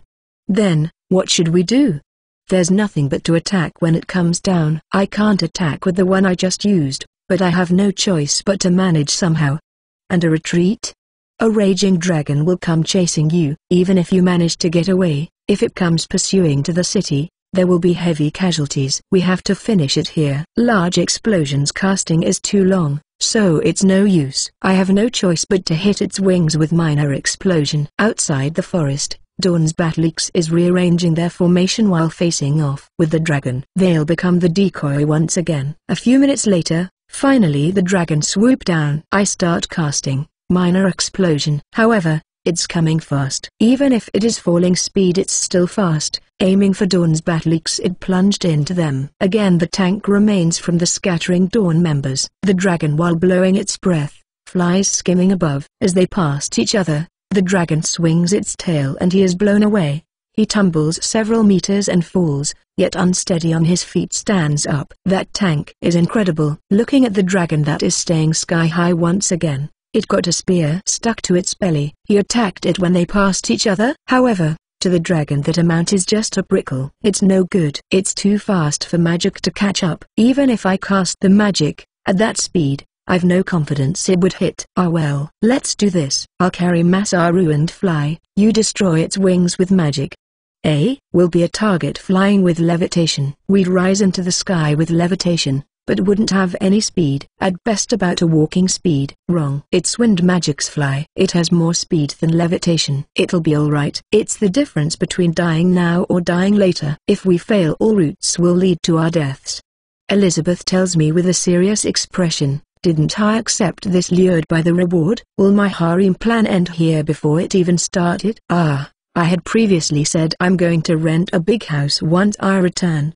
It is obviously a death flag. I thought of a way to escape somehow, but then it landed on me. Despite her already saying she'd do it, she absolutely cannot say it's scary. Let's run away. Talk about things to be done continue around us. Getting help from the instructor. Elizabeth is tied to my back with a rope. The instructor, without saying a word, grabs my hand tightly and lets go. If this was a movie, wouldn't this be the time where they say be relieved, we'll still pick up your remains? No, if it was the instructor, it might be don't worry, I'll be coming right behind you. Good? The next time the dragon descends, it is our chance, because we'll chase it after it passes us. Immediately start casting. Elizabeth, embracing me from behind, whispers in my ear. I'm sure her breasts are touching my back. I don't really feel them in the armor. That's too bad. Being embraced by a beautiful girl pressing her breasts, normally it would be the best situation. However, right now I'm heading to my death. I have no time to enjoy the sensation of her breasts. I open menu and skill reset. I remove MP consumption reduction level 3 and MP recovery up level 2. They became 23 skill points. I raise high speed casting. High speed casting level 4 with 9 points remaining. They aren't enough. It takes another 10 points for level 5. I remove ninja walk and raise high speed casting to level 5. It's coming. I made it in time. With the management of the skills matching when the dragon passes us, Elizabeth uses fly. Our bodies softly rise. I already started casting minor explosion. I don't know if it'll have any effect, but I should use stealth just in case. We fly out from the forest and chase behind the dragon. It's considerably faster than levitation. However, the dragon is steadily pulling away. My casting isn't finished yet. If my casting doesn't make it in time, we'll die. If my magic misses, we'll die. Finally, the casting is finished. However, the dragon is flying at high speed. If it's a short time I can hold back the magic, there's only one chance. The dragon that rose high in the sky turns around and heads towards us. Now, holding back the firing till the limit, I shoot at the base of the dragon's wing with minor explosion. It's a stationary target. Without airing my aim I take out one of the dragon's wing. We did it. Behind me Elizabeth was cheering. Hey, wait a second. Rejoicing because one wing got blown. Sure enough, the dragon brought an outcry in a fit of rage, frantically flapped its remaining wing, and while falling it also was heading here. Oh no, the dragon is coming. It's coming here. Evade, evade. Elizabeth tried to pick up some distance, but it plunged towards us while increasing its falling speed exceeding the speed of fly.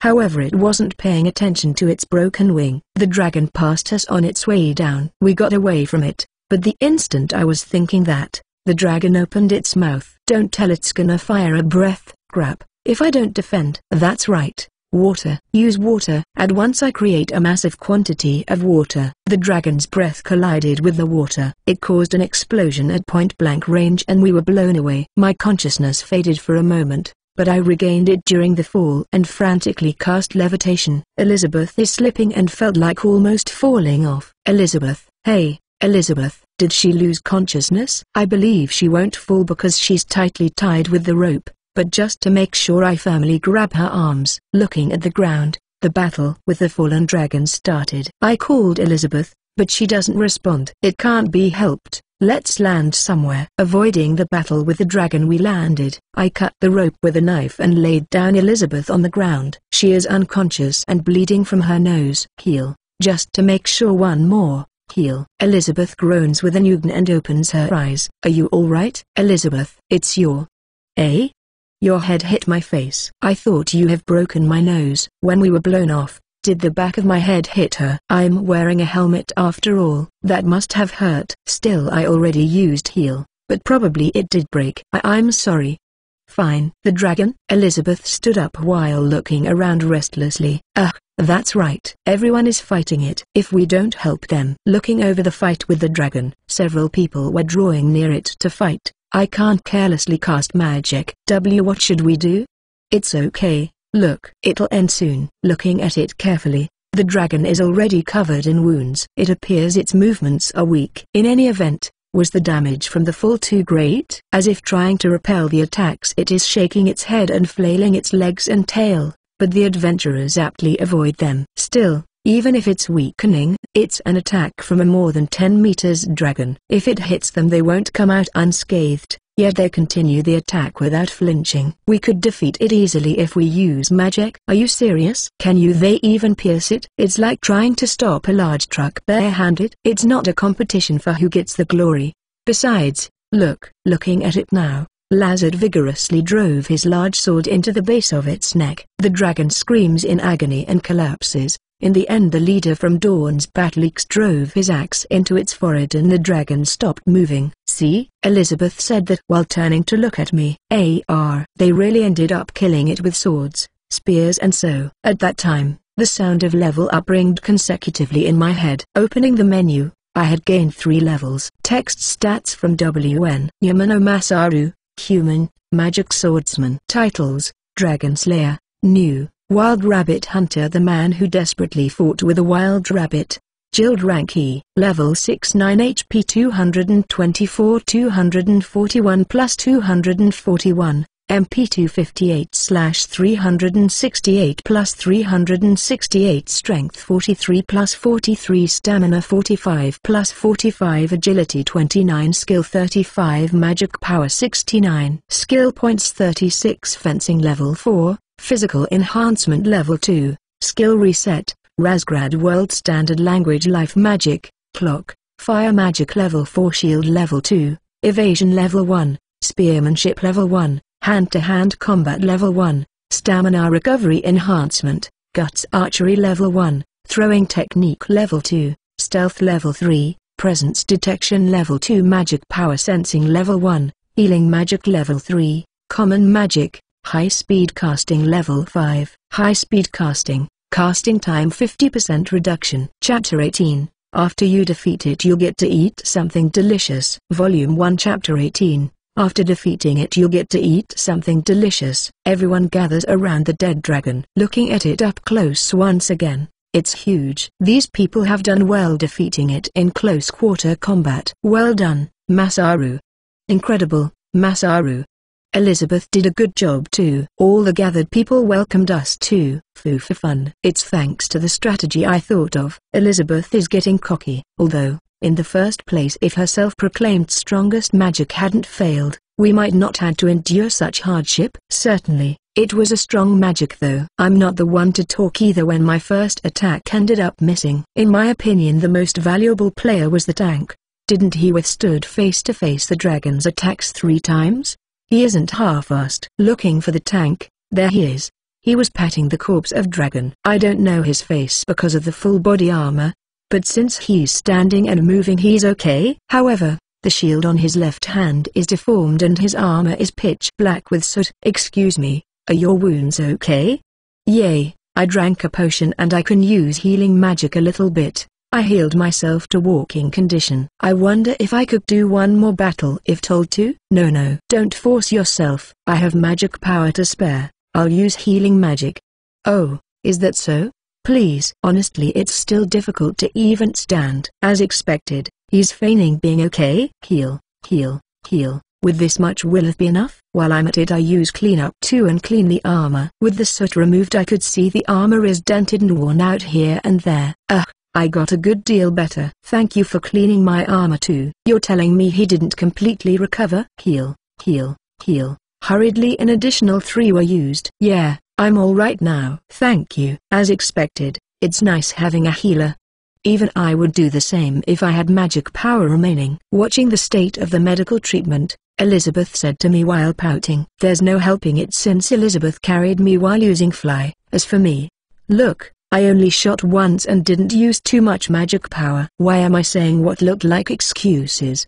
Despite giving medical treatment to Elizabeth's comrade, I'm a bit unconvinced. That's right. It's thanks to me that we defeated the dragon. Immediately Elizabeth got in good spirits. So simple. Any additional injured people, I'll heal them. Looks like if I stay beside Elizabeth like that, I'll stepping on another landmine. There were several injured people, but not as severely as the tank, so their medical treatment was done quickly. It's miraculous that nobody died. That last breath attack, would we have survived if we received it directly? Perhaps even if we didn't die from the breath, we'd have lost consciousness and died with fall. Instructor, I've heard it can't use its breath consecutively. However, that last one? I see. Probably, it was quite forcefully using it. I feel that breath was fairly weak. Moreover, I didn't use, not even once. After that, there's the possibility that it was from the fall's damage though. I see. As a final desperation act, I'm glad I didn't die. This late I came to understand how I barely survived and started shaking. And then, this dragon. It might be a superior kind. Undoubtedly so. There's no way it would still stand after eating my Mega Thunder. In regards to Thunder-type magic, due to electric shock it also has a paralysis effect. For a short time by all rights, it certainly did stop its movement or so. Speaking of superior kind, literally, the kind that's in a higher order than a common dragon. Stronger, more intelligent and cunning, although it's not like I have fought with that many dragons. That's right. There's the possibility we shouldn't have this much trouble for one this size. The leader from Dawn's Battleaxe said that. I forgot his name. I'm sure he had the nickname Fresh Blood. I can't memorize 20 names all at once. Anyways, let's ask Elizabeth later the name of the tank. We must have the guild examine it once we return. Masaru, can you transport it? Yeah. With a nod I stir the dragon. No matter how big, it only takes 1 slot. As ever, it's a cheat. I wonder, if I can carry something this size, can a house fit in? What about a large tree around that size? Store won't work. Could it be because it has roots growing in the ground? Looks like a house is impossible. As expected, the cheat won't work to that extent. While I was testing storing things in items, Elizabeth was staring this way. What is it? Did she get in a bad mood again? It's still unfair. Come on. How do you do that? Don't be stingy and teach me too. Does it give an uncomfortable feeling looking at it as main job wizard? I must smoothly deceive her here. Weren't you practicing steadily? I was already doing it, but give me some kind of hint. Although I have said or before, I did it ordinarily and it's not like I was doing anything in particular. Is that kind of talent, like being cut out for certain things? I wonder if I'm not suited for spatial magic, even if you told me that. Look, I can't use a terrific thunder like Elizabeth can. That was amazing. It was my first time seeing something like that. Instead, I'm the one who would want to be taught wind magic of such level. Really? If you're begging me like that, it's fine if I taught it to you. I was trying to say it not seriously, but as ever she's still so simple. Somehow I was swept into learning wing magic, but oh well. I'm in the middle of practicing water anyways. If I can also learn wind like this, next would be earth for completion. Certainly, please, Teacher Elizabeth. No, Master. Fine. I'll teach you plenty. I'm very strict. Yes, Master. Elizabeth is in a good mood. She is smiling. My mood improved too. That I'll be taught various things by a beauty. Moreover, for free. I think surely she wouldn't use an approach like Angela using a knife. It was decided by impetus, but this was definitely a good chat. While talking with Elizabeth, the people from Wings of Twilight came along. We came back from looking the nest's surroundings, however there was nothing. I had hopes for some treasures. Seemingly, dragons do hoard treasures in their nests. It's a barely started nest. Was it about to start collecting after this? I tried asking what kind of treasures. That is, lots of gold and silver coins and jewels, because they love shiny things after all. Seems, when they've hoarded vast amounts, it's enough to buy a country. Well, that's disappointing. While returning to the camp I listened to Elizabeth fluently giving me lectures on wind magic. As might be expected from a professional wizard, she's showing me useful knowledge. However, getting closer to the camp she started to lose all energy. Her pace is a bit suspicious. You ran out of stamina. Today, you used a huge magic after all, said the leader from Dawn's Battleaxe who was walking behind us. The axe carrying fresh blood or whatever. Hey, Eli, walk properly, or shall I carry you? It's okay, Narnia. Despite saying she was okay, the female warrior suddenly was carrying Elizabeth on her arms and walking briskly. So her name was Narnia? You still have energy. Hey, Elizabeth is always like this after using too much magic, you know? I feel like that too when I exhaust my magic power. Like really tired, right? Today, comparatively I still have left. Nevertheless, today thanks to Masaru we were quite saved. I give you my gratitudes. It's only because I hit it once with magic. But thanks to that it fell to the ground and it was already reeling, right? We defeated it with easy.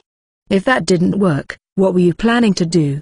That is so. Each time it ascended we'd somehow attack its wings till it dropped to the ground, I think. Isn't that a bit unreasonable? The tank would end up dead. Although, I don't think we couldn't beat it. Probably some would have died. That's why, thank you for today. We were all saved thanks to you. But I just followed the strategy Elizabeth though of anyways. Just get it clear we're grateful. Yes. Well, I was risking my life, that's for certain. By the way Masaru, you're solo, aren't you? Don't you have any plans to join a party? Seems you're friendly with those in Aleppo though. I have no plans in the meantime. Then, what about ours? Looks like Elizabeth is pleased with you. We were just about to search for a wizard, you know. If I joined Dawn's Battleaxe how much remuneration would I earn? You're a celebrity once you become B rank. I'd be popular. Dawn's leader made some emphasis on that. They said if they do several more big requests they might raise to a rank too. But speaking of requests Dawn accepts, I'm sure they would be similar to today's. I'd die while doing ones like that every time. Elizabeth plunged at the dragon without any hesitation. These people, don't they value their own lives? In any event, I think they should hold a policy where life is valued. I have a bit too much on my shoulders, I tell you. Today, I had a near-death experience and I don't want to do requests that are dangerous. Is that so? Let us know whenever you change your mind. I think Masaru is very capable. Arriving at the camp, I was called by Lizard. Masaru, take out the dragon. What are you gonna do? While asking that I move to an open space and take out the dragon's body. Of course it's dragon steak. If you don't do this after killing a dragon. No, for dragon meat. Likewise, the stew is superb. It's the first time I'll eat it. I'm looking forward to it. While they're noisily saying that, a section of the dragon is cut off. Dragon steak. It was a staple of a certain game. I'm looking forward to it a bit. I wonder what it tastes like. Even more than the taste, if you eat the meat from strong monsters, that strength will get into your body, said a theory. Dragon meat is a top quality good. Was an explanation given by the instructor. I don't know about real results, but there are a lot of people who believe in it. One should know looking at the status. Let's confirm it after eating. They start the cooking and someone brought out the alcohol. The result of a heated argument that almost ended in a fist fight. Looks like the dragon meat was made into both steak and stew. I believe we're still inside the dangerous forest, but is it okay to go on a drinking bout? Because there was a dragon's nest. There's nothing noticeable near this place, is it? There was nothing even on this morning's survey. Besides, Wings of Twilight went out to keep watch. There's no problem if they're let loose a little bit, said the instructor. Come to think of it, I don't see Wings of Twilight. I see. The fight with the dragon, they didn't get a part in it. They are working now? In that case, I take out alcohol from items to entertain. The instructor offers me some more too, but polite decline. We're in the middle of a mission, I guess. Indeed. I was sitting watching the dragon steak being grilled.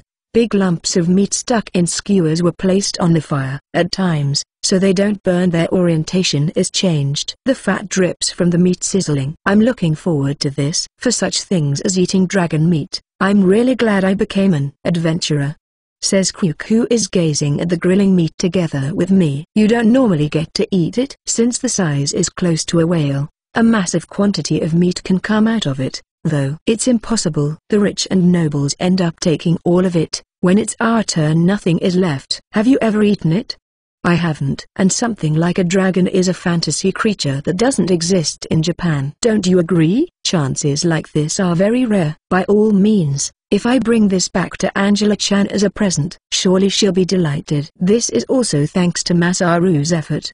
Besides us, Silver is grunting in agreement. You guys, at that time what were you doing? Casually, I tried to ask a question I had in my mind. After the dragon fell, I feel like I didn't see them when everyone else was finishing it off. Support, Kruk says while averting his eyes. I see. Frightened they weren't able to rush in. I understand. I understand you. Masaru was really able to throw yourself at it, says Silver. That's not it. I was forcibly thrust into it. If I had been excused from it, I would been together with you guys shivering at the back. Elizabeth telling me to do it. I couldn't run away from it, could I? I say it in a way to make it look a bit better. In reality, it was only because I was tied with a rope so that I couldn't escape while I was being transported. Masaru is amazing. Although Lazard said sooner or later that had become possible for us, I don't think it had become possible for me to rush against a dragon even after 10 years have passed. Would you be able eventually? No, that might be impossible. Impossible, no way. Indeed. What a relief. Seems like my intuition wasn't off after all. I don't know what I'd have done if all the adventurers raised here become similar to Lazard. I chatted with Kruk and Silver while waiting, and I was presented with the grilled meat that was cut up. I receive and the plate I had prepared.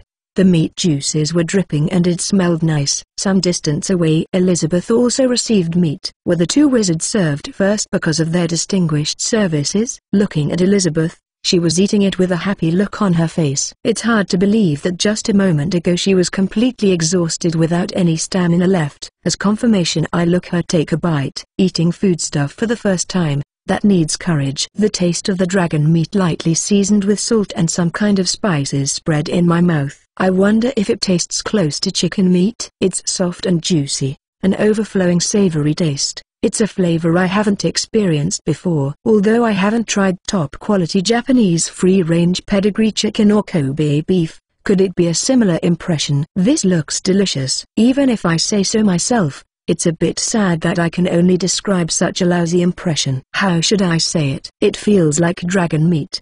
You don't sound surprised. Kruk retorts. Apart from a rich taste, it isn't too greasy. And yet, a striking flavor spreads inside my mouth and it softly goes down my throat. Incredible. I tried saying something appropriate for a May program and they somehow look satisfied with that. You guys wait a little bit. Since there's plenty of meat, just as Lazard said, meat is already sitting on the fire. Masaru, they say the stew is almost ready, Elizabeth called in a loud voice. Before I knew it, she moved to the place where the stew is being made. Despite getting a nicely big piece, she already ate it up. Speaking of Elizabeth, yay. She's cute once she takes off her hood. Yeah, Silver agrees to Kruk's remark. I silently nod while I was stuffing my cheeks with dragon steak. Are you getting along with her?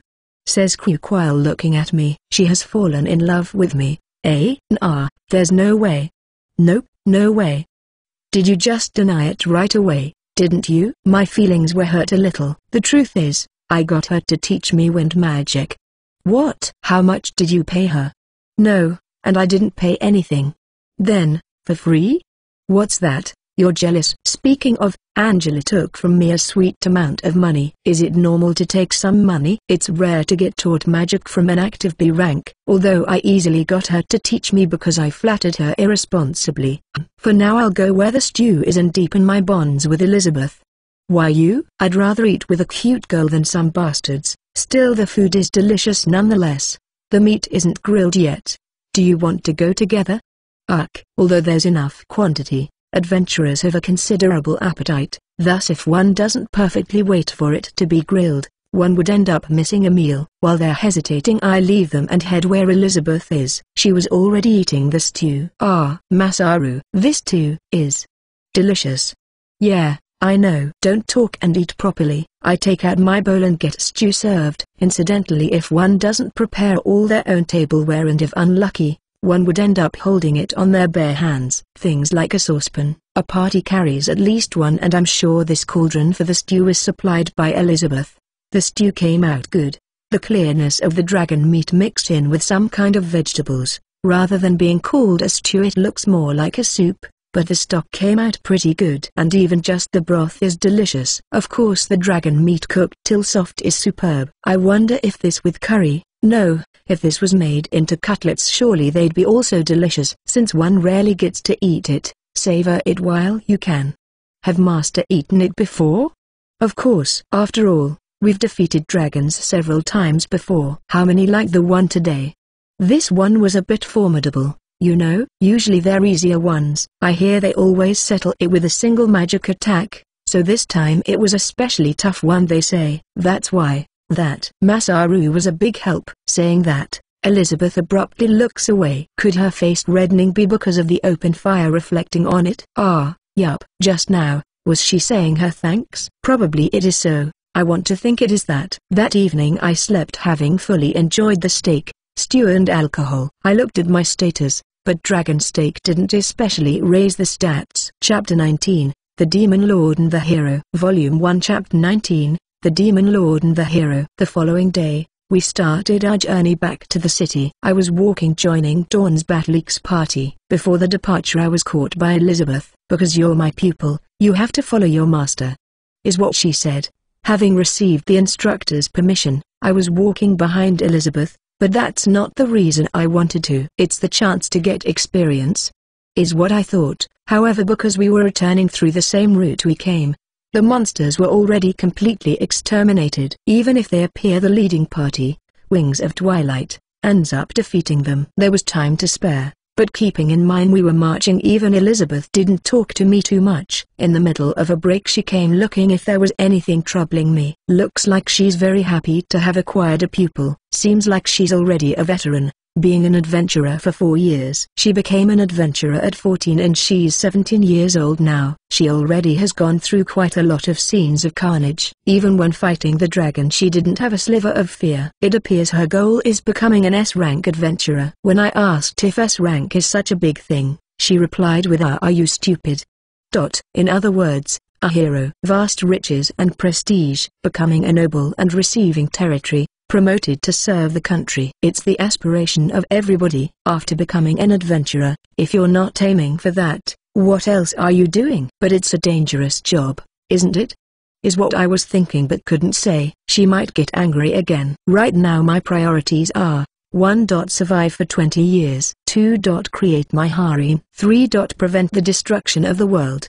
These 3 points, being an adventurer or being a S-rank, is inconsequential. If the world is destroyed, surviving or having a harem couldn't be possible is what I thought, but I think I'll be able to manage somehow. If I make free use of the cheats I think I can survive at least. When push comes to shove, it's okay if I abandon just about everything and run away. For the time being it's earning skills points while ensuring my safety however much. I wonder if there isn't a hunting ground where metallic, quick to run away monsters appear. TL note, a reference to the metal slimes and liquid metal slimes from Dragon Quest. Anyways, currently I want to refuse any dragon subjugation, being dangerous work that I earnestly wish doing throwing knife practice during the midday break. Elizabeth came to tell me she'd show me something interesting. This knife, will it be okay even if I broke it? I have 20 throwing knives. Elizabeth turns towards the nearest tree, prepares the knife, packs it with magic power and throws it. From me,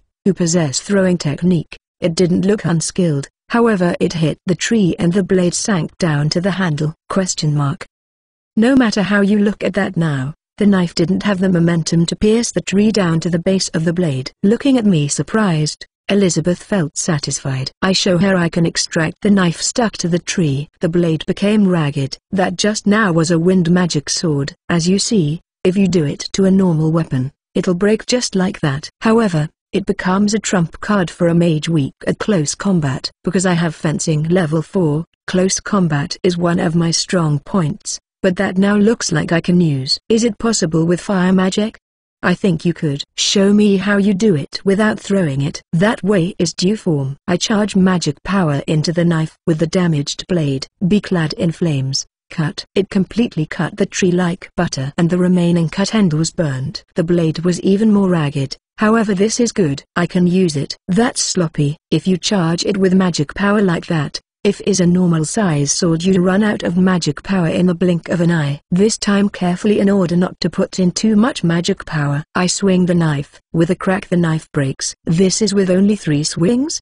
The metals you can use magic sword with are mithril and hydrocan. Orichalcum is somewhat famous too. However they're really expensive. A small knife might be upwards of 10,000. I think. If you're gonna do it, prepare a disposable weapon. Okay. Magic blade. What a technique, overflowing with a taste of Chayunabu. Without fail. Let's practice until I master it. TL note. For those that don't know what Chayunabu means, http://www.urbandictionary.com/defined.php term equals Chayunabu, as expected from master. It's a magnificent magic. Elizabeth has a self-satisfied look as if saying that's right. That's right. We arrive at the campsite uneventfully. After dinner it's magic lecture with Master Elizabeth. Without knowing why, Crick and Silver are mingling with us. Looks like they want to be taught magic. Elizabeth said she doesn't mind, so we're learning wind magic together. Wind magic doesn't differ from the other kinds of magic. The point is the mental image. Soon, I reach the point where I'm able to use wind magic. It's a soft wind faster than air from a fan. Still for now it's a success. You are ha. Look, this is wind magic. Crick and Silver are agreeing with an while I blow them with a soft wind. In no way I'm making light of my friends that are having troubles. I'm just kindly showing them the wind magic. Hey, Masaru, you're not the one to talk. That power isn't even enough to kill a mosquito. Certainly, water magic was that way too. However, raising it to a practical level is difficult. I want to learn fly, though. I tried to state my wish to master that its level is a bit high. You know, learn air hammer first. Is that the wind version of water ball? First Elizabeth performs it for me. The target is my body. She first hit the tree. However, I didn't quite understand since the wind wasn't visible. When I told Elizabeth that, she said it's better if it's tested on my body. Mind you, could you absolutely go easy on me? Really? Please. It's alright. Leave it to me. Elizabeth is grinning and doesn't sound very convincing. She starts casting air hammer. A heavy impact comes to my abdomen. Suddenly, I'm on my knees involuntarily moaning. It hurts even with the armor. Did she really go easy on me? Why do the women of this world, while teaching me magic, each and every time they have to torment my body, just in case I use a heal? Small. If I had been serious it wouldn't have ended only with that. You would be blown off and cracked your ribcage. Okay, this magic is more brutal than I thought. Because it can't be seen, it can't be avoided. What's the best way to defend from magic? To block the casting, avoid it, or defensive magic? There's a mean to endure it with a shield and be heavily armored like Leuven. By Leuven she means the tank. Iron Wall Leuven. That's cool. It can be avoided. However, the air hammer couldn't be seen. Although it's impossible for me, it looks like it can be avoided. By watching the magic power and execution, seems it can be estimated. Our leader predicting it can casually evade it. Hey! And by means of defensive magic? That is Try attacking me with a bit of a weak fire magic. Elizabeth is preparing something while pointing her wand this way. I could vaguely feel her invoking magic power. I try shooting a cautiously weak fire arrow and right in front of her something obstructed it. It's air shield. If it's against a petty attack, it can be defended with this. Okay, but when it comes to the level of that dragon's breath, it's doubtful it can be defended with it. With fire magic, well, it's impossible. It was quickly denied. Because fire magic is specialized in attack, defense is not something ever heard of. At the most, isn't it limited to firewall? Despite having wall in its name, it's not something that can defend against anything. If it's defense, then it's earth magic, right? In the case of stone wall, its defense power is really high. This one too is shown by Elizabeth. Due to her casting, she was able to erect an approximately 1 meter high mud wall. Earth is not really my forte, so it's only to this extent. Okay, however, if you give it your best, you can make one more sturdy. So, it's earth magic. As expected, she's complete with all types of magic. Still, I recommend you don't go fooling around. Even though I can use 4 types, I can only use wind at an advanced level. If you use the variety of them, you'll become a jack of all trades and master of none. Don't you know any other types, like spirit or summoning, light and dark? Let's not ask about spatial magic. I'm sure that will be stirring the hornet's nest. Spirit is the magic used by elves. I don't know about it. Summoning and dark is a kind of magic not well understood, I tell you. There are few documents remaining, I think. Light is a type used by the heroes. Seemingly it's effective against undead and demons. I wonder if the priest at the temple knows anything about it. Right now some stirring words came out. Heroes and demons. Could it be there's also such thing as a demon lord? For the purpose of saving the world from destruction, something like defeating the demon lord is too unpleasant. About heroes and demons. Those are old legends. There was a demon lord and the hero defeated him. It's a story from hundreds of years ago. There's no longer a demon lord and demons don't come out from their land. The hero's adventures became a legend. It's really interesting. When I was a child I read it many times. What a relief. There was no demon lord. Still, I hope it hasn't revived. Could he? I became anxious. There isn't a demon lord anymore? Yeah, the majority of the hero's tale has been verified as true. However, what happened in the demon's land and the fall of the demon lord, only the hero and his comrades know. Therefore, no one besides them saw it. Due to that, there are also people that hold in doubt the existence of the demon lord, you know. However, I believe it. That's awfully detailed. I became an adventurer because I admired the hero. The wizard among the hero's comrades was a wind mage. I wanted to go on adventures like in the stories. I wonder if the demon lord will appear again? Don't say such disturbing things. That day around that point the lectures came to a close. At any rate, spirit, summoning, light and dark and such are rare. I was thinking of acquiring them sooner or later, but never thought of this. Even if they're useful, I don't want to be conspicuous. The points expenditure looks to be high and it's the 4 basic types of magic that comes first. I have 36 skill points. Should I at least finish acquiring earth magic?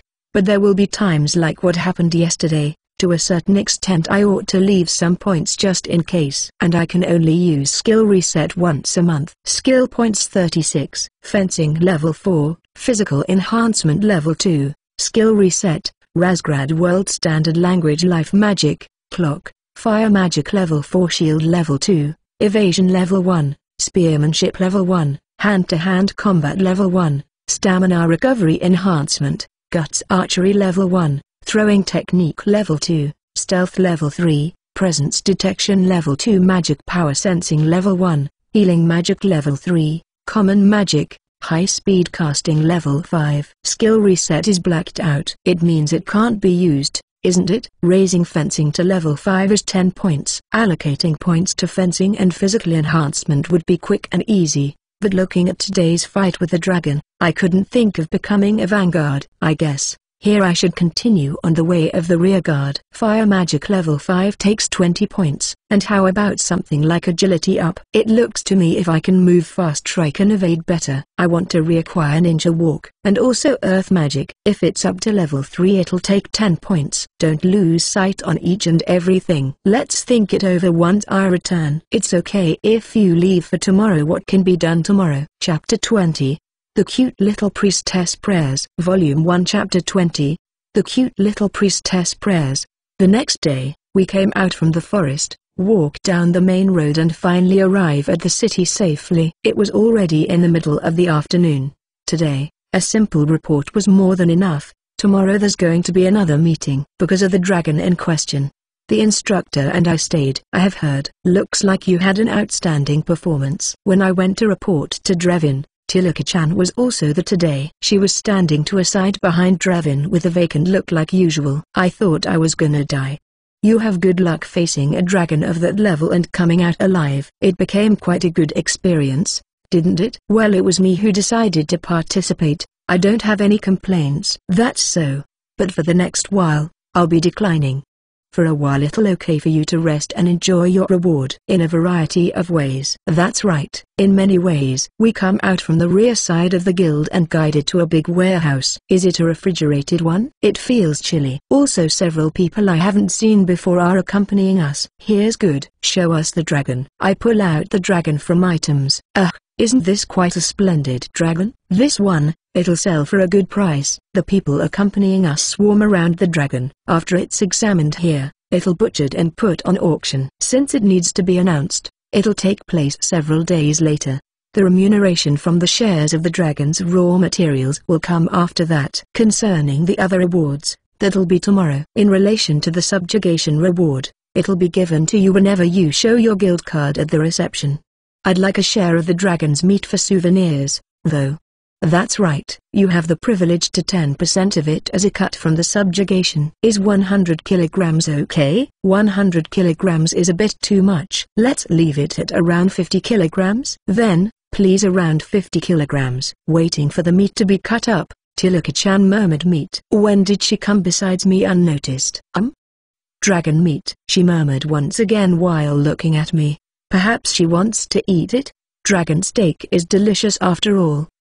You want to eat meat? She nods in agreement. Looks like I was right. Well then, next time I cook I'll invite you. Is that okay? Yes. I'm looking forward to it. A dinner with Tilika-chan. I can't choose the inn. With this the reasons for me to get a house are increasing. You're lucky, Tilika. Have him treat you to a feast. Tilika-chan nods. Was she a glutton, this girl? I receive the meat and leave behind the guild.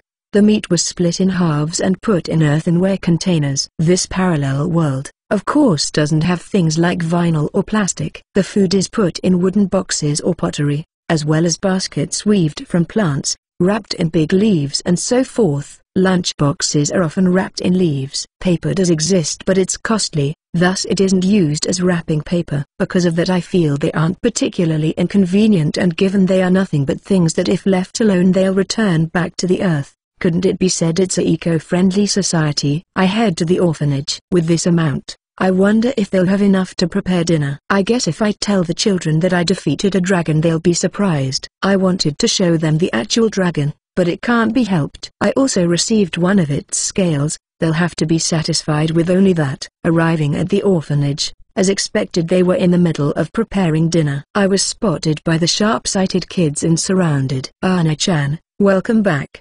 Hey, the presents. Presents. Meat. The sword is cool. Show me your sword. Meat.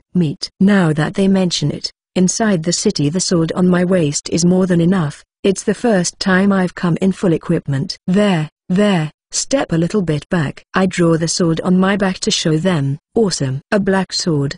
So cool. It's pretty popular. Isn't it pretty? This hasn't been used in combat yet. While they're being noisy, Angela comes out. I'm back. I made it back unharmed.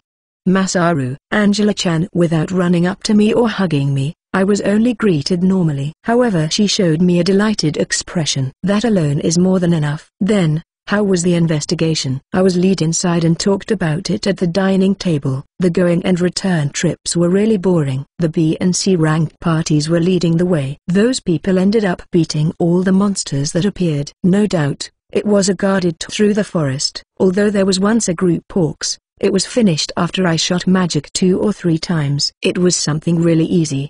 Really? I'm relieved that there was no danger. That is so, right? Somehow An-chan was worried about Masaru-chan and was praying every day. Sister Matilda came around saying that. Wow, it's not like I was worried. That. Angela-chan turned beet red. I see. Most likely the death flag from fighting the dragon was broken thanks to this cute little priestess blessing. If it's Angela-chan's prayer, I guess it's extremely miraculous. I'm really touched. What a good girl. Angela-chan is this cute. Certainly she's popular, I believe. One day I asked Sister Matilda and was told she's very popular. She has many fans, I tell you. A priestess and a nurse and a daycare worker and a beauty. Why there aren't any signs of men. Bastards fully loaded with ulterior motives who get close are filtered out and passed judgment by the priest's armor. Extremely strong former temple knight. If one were to speak of me, I'm short, child-faced and probably thought of me as a kid, and before long I was liked by the people and children here. And I have helped several times at the medical center. Now let's return to the main subject. Is that so? You were worried about me, eh? If I don't properly thank you. Okay, here's the souvenir. From the items I take out and put on the desk, the wooden box with the dragon meat. It's a 25 kilograms portion. But even so, you don't need to be so considerate of us. What meat is it? Dragon. You are. While poking the meat repeatedly, Angela-chan stiffens. Dragon meat. Well, that dragon was really tough. Really? But you said there was no danger. I see. The other people defeated it, right? While saying hey, so this is dragon meat? She takes a good look at it. Why did you come down to that conclusion? I must fully inform her that I fought with it. No. I really played a very active part in it. With my fire magic explosion, the dragon crashed down into the ground. With the damage from the fall, it was an easy victory. However, I wasn't the one who killed it. An easy victory, you say? Was it a small dragon? It was huge, more than 10 meters. You fought against that, did you, Masaru? I'm telling you, I did fight it. In spite of you telling me it was safe, that there would be no risk to your life. Although I was the baggage carrier and told it was okay even if I didn't fight. But, you know, if the dragon took flight it would take it about half a day to get here. I was told the city would be in danger if we didn't defeat it. I wish you could believe me. It wasn't because I was dazzled by the enormous reward. Absolutely not. Masaru, although it couldn't be said it didn't feel like a good atmosphere. At a distance we were completely surrounded by the children. If it were just the two of us alone, somehow, is it impossible? It's no good. If it was just the two of us alone I couldn't know what to do. But, look, because I'm a wizard, I used my magic from a distant position, and when the flying dragon was knocked down, it was left to the vanguards after that. They said the B-ranked people we were together with had experience in dragon subjugation, and despite a few people were injured as expected, they were all minor ones. The tank needed heal like 6 times to completely recover, but it didn't feel like he had quite a serious injury. Leaving that aside, this dragon meat, after the battle, everybody ate it. It was very tasty. But, is it okay to accept something like this? Dragon meat is a super high-class item. Yes, it's alright. Besides, I got my share. That's because of my outstanding performance. I received a really big cut. But, how do you eat this? I have never cooked dragon meat before. As it is, I've been told you can grill it as steak or make stew. Either of them is wonderful. Steak and stew?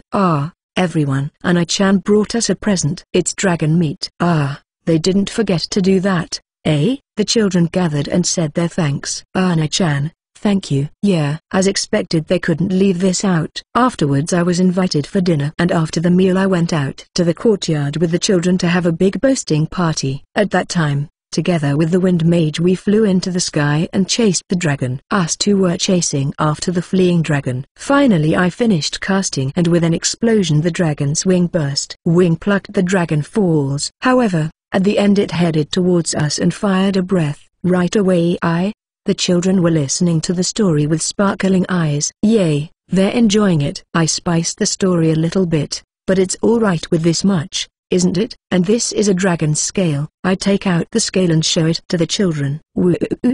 Dragon. Awesome. Incredible. Nichan, you are ha. That's good, children. Give me more praise. Angela-chan is listening to the story with a look of admiration. With this, will she get a better opinion of me? Because I was thought to be very weak. Well, If you remove my cheats, I believe I couldn't be any different from these children. Angela-chan waved her hand at me and I left behind the orphanage that was in good spirits. Angela-chan is really cute, I was thinking while walking down the road that had become completely dark. According to the children I secretly asked about, it seems there aren't any men she socializes with, and by all means they want me to get along with her. Even though I feel there's hope, to begin with I have zero experience with girls. Angela-chan, it's possible she's amiable with everyone, and it's better if I make my moves carefully and without rushing. The mood was good. Returning to the inn, I think about tomorrow getting the reward. First I'll search for a house. I wonder if there are real estate agents in this other world. Unexpectedly,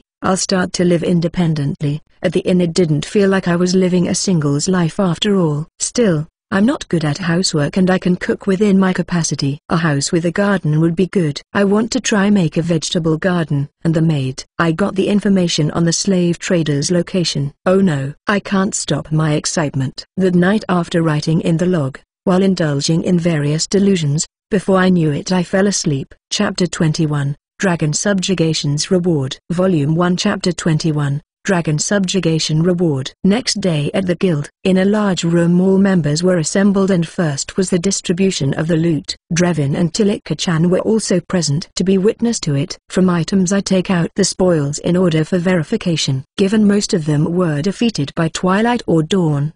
The orcs were what took some time. Referencing the guild cards, the allotment is being determined. I guess the distributed spoils steadily carried out are being liquidated into money. Next is the discussion of the dragon's share, who had how much of an active role in it. What to do about the distribution must be decided. For now, the transportation portion had been settled at 10% and I played role in the combat side. It's okay to expect at least this. To start with, concerning the fight with the dragon, it is being talked about. The testimonies from several people are minutely being documented. Next is the discussion of the distribution based on those records. As expected, the participation is me and Elizabeth, Dawn, Alipur and Helvorn. In that order, there's a heated discussion about which portion and how much percentage. I just hide my presence and listen silently. It's so tedious, because it's already adequate enough for me. Should I simply leave without any care? I want to go search for a house. However, I can't expect to tell that to the adventurers who are seriously arguing that, and I only gaze at the discussion. Tilika-chan is on one side of the conference room and expressionless listening to the meeting. Meetings like this, it's not good if they later end up in disagreement. Thus truth officials are welcome. If a lie is told, it'll be found out immediately. Finally, it looks like a satisfactory outcome is reached for every person. Based on that, the remuneration is being calculated. First is the reward from the request, 200 gold x 5 days, in total 1000 gold. The 10% for the transportation of the baggage is 3280 gold. Concerning my participation in the dragon subjugation, the remuneration is 2000. The orc subjugation reward is 50 by 9 of them. So 450 gold and 1200 from the raw materials. And then, at last, the reward for the success in the dragon subjugations is 30,000. The total sum is 37,930 gold. Moreover, at a later day the share of the dragon being sold will be added. Even though I risked my own life, just hitting it with a single magic net me 30,000 gold. I was pleased the reward was better than I thought, and I'm of the impression at least this amount is appropriate. If the dragon turned up at the town, it wouldn't be limited to 10 or 20 casualties, would it? I can't predict how much damage it would have caused to the buildings. It was fortunate that they decided to exterminate it beforehand. Compared to it, the reward is rather cheap. If that dragon went wild somewhere, when it came to a price, the reward might have risen. But even so, it is 37,930 gold. My funds almost doubled. I receive the jingling coins, deposit them in items and confirm the amount. 69,879 gold. According to Kruk, the cost of a slave is around 40-50,000. I'll be able to buy with money to spare. I can buy one. If I rent a house, it shouldn't cost too much. I can also anticipate my cut from the sale of the dragon and soon one slave, if not to say even two. Asking the receptionist guy about real estate agents, he tells me I can get referrals from the trade guild. When I was heading there I was caught by Elizabeth. Hey, just wait a minute Masaru. She's sharp-sighted. She spotted me despite me using stealth. By the way, Since returning to the city I reacquired Ninja Walk, because I felt insecure without it. Come with me if you have time to spare. It's special magic training. It isn't practice. It's special training. For some reason it sounds ominous. I was planning to search for a house after this. House? Are you buying? You're renting, right? Fine. I'll accompany you.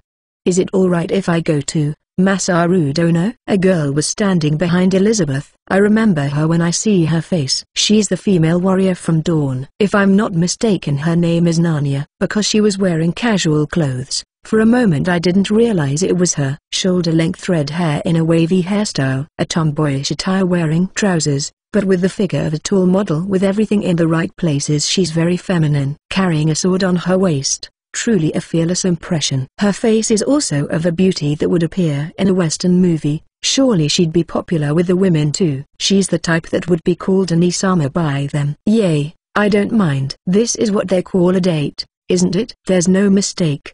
The time to be popular has arrived for me, who has a history of not having a girlfriend for 11 years. Taoshin, thank you.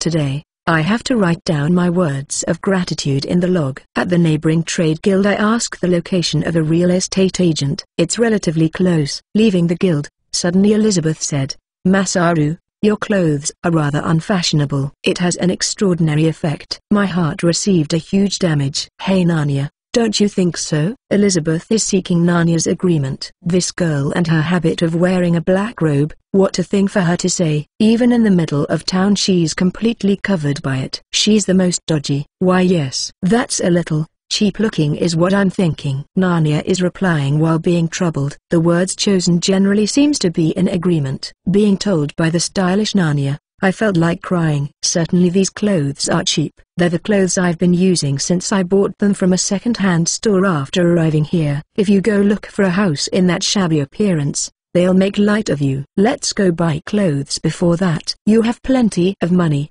don't you? That is, I have money, but isn't Elizabeth the one in need of some clothes? I have never seen her dressed outside of her black robe. Do you have any complaints about my outfit? Outfit? You only wear a black robe. I'm wearing proper clothes underneath it. Hey? Look. All of a sudden, Elizabeth opens the front of her robe. Is she an exhibitionist? Is what I thought, but inside there were normal clothes. A white shirt and black skirt of seemingly good tailoring. Her breasts are maybe A or B cup. When compared against Angela Chan's they're a bit lacking. How is it? I'm properly. Wait a second. Where are you staring at? I wasn't staring. Crap. Was it found out my eyes were instinctively fixed on her chest? Well, fine. Did you understand? The main point is, because this robe is the traditional clothing of a wizard, okay? People with such get-up, I've never seen them in the city though. In reality, there are mage-like people dressed in robes, but I haven't seen one of such dubious appearance. The wizard among the heroes' comrades had this appearance. There's no mistake since I saw it in the book's illustrations. What illustrations? Cosplay? Is it cosplay? Still, seems Elizabeth has an extraordinary obsession with the black robe. But even without asking her, she recites the merits of the black robe. Like what is its price, its material properties. Having magic, its defense is good. Isn't it fantastic? Yes, it's fantastic. Eli, Narnia. Aren't you spoiling her too much? I was taken along to the clothing store. I was made to try clothes while they kept saying that one or this one. The tired me was made to wear a variety of clothes and purchasing them. Elizabeth looks to be satisfied. Yup, not bad, right? You look like a rich young master. Yes, well matched to be said. It now feels refined because I selected them, of course, said Elizabeth. Being told by the black robe there isn't the least bit of persuasiveness. But if Narnia says it, then it might be so. It was an expenditure close to 500 gold, but it's a good feel when wearing it. Although I want to do something about the hair, but for now that's enough. Alright, let's go. Led by Elizabeth we get inside the real estate agent. If only we were going to look for my house, is what I was secretly thinking. But somehow I felt like I was the escort of an elderly noblewoman. The real estate agent only had malt company written down on the signboard. Unlike a Japanese one, where property information was pasted all over the window, one couldn't know what kind of establishment it is from its appearance. Well, what would you be looking for today? As soon as we enter the firm, We're greeted by a gentleman in his 40s. I'm the head clerk of Malt Company, my name is Bounce. A house, looking to rent a house. Elizabeth declares before I say it. Is that right? What kind of house are you looking for? Right. A big one would be good. One with a wide garden. No, wait just a minute Elizabeth. No, it's okay if isn't that wide. Better a small one. Bounce, with rustling sounds. He's searching in his documents while giving fleeting glimpses here, and. What do you think of this one? Saying that, he presents it to Elizabeth, even though she's wearing such a black robe outfit. Elizabeth is the main person and I'm the attendant. We go look at the suggested property together. It's huge. At a glance it's a stately mansion. Somehow many rooms are painted. No matter how you look at it, it's not a property you'd refer to someone living alone. The garden feels a bit small, but the residence isn't bad, is it? Still, this is excessive. No, a smaller one please. I'm planning to live alone. I'm stressing that point. The next he shows is a normal property, a detached house with a garden, a two-storied building. Is this what they'd call a 3 LDK? Seeming to be a property intended for a family. It has a bath and the garden is wide. This isn't too bad. TL note, for what a 3 LDK means. http://www.urbandictionary.com/define.php Term equals 3 LDK. This one is small. Elizabeth's standards are strange. Without listening to what she has to say, we're shown another property. In addition to the two properties already shown, the choices are rising. Currently he's shown us 3, for the guiding a young guy followed. A larger house is better. Like that one, there's not enough room for a party. Elizabeth seems to be dissatisfied with the referred property. No, it's because it's not big enough for a party. Hey, I've been thinking, is Elizabeth perhaps the daughter from a well-off family? I secretly tried asking Narnia, because she looks like those well-off young ladies who are completely detached from material worries. From that thought, it might be a wealthy family. Yes, well, however now she's merely an adventurer and Oju-sama's family affair is a bit. TL note, Oju-sama equals daughter of a high-class family. No, I'm sorry, my prying was uncalled for. And she ended up calling her Oju-sama. Is this the impression of a daughter from a distinguished family and her escort? Looking around the third property, I chose the house shown after the stately mansion. The two-storied detached house 3 LDK with a bathtub and garden. The monthly cost of 900 gold is reasonable. In this other world for common people bathtubs are those in public baths. Houses that have them are few. There is a garden of reasonable size and it's furnished. It can be inhabited immediately. The garden is full of weeds and the rooms require cleaning, though. The water well is shared, but it's just nearby and since it's also close to the inn I'm currently staying at, there won't be problems eating out. Still you have money and it would be better if you chose a bigger house. Elizabeth is still saying that. I'll be living alone. This is big enough. I and another person, assuming I employ a maid, it's big enough.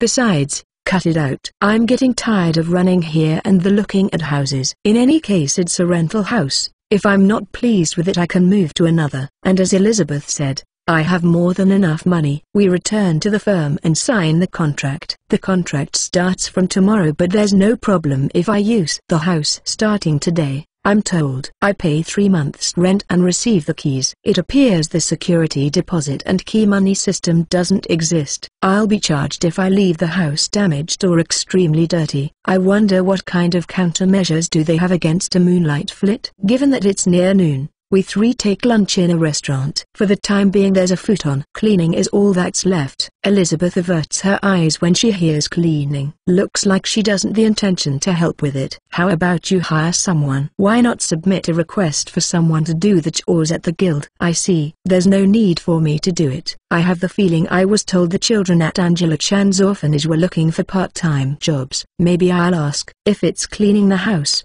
it'll be convenient. What are you gonna do after this? I'm going to an acquaintance's place to ask for help cleaning, though.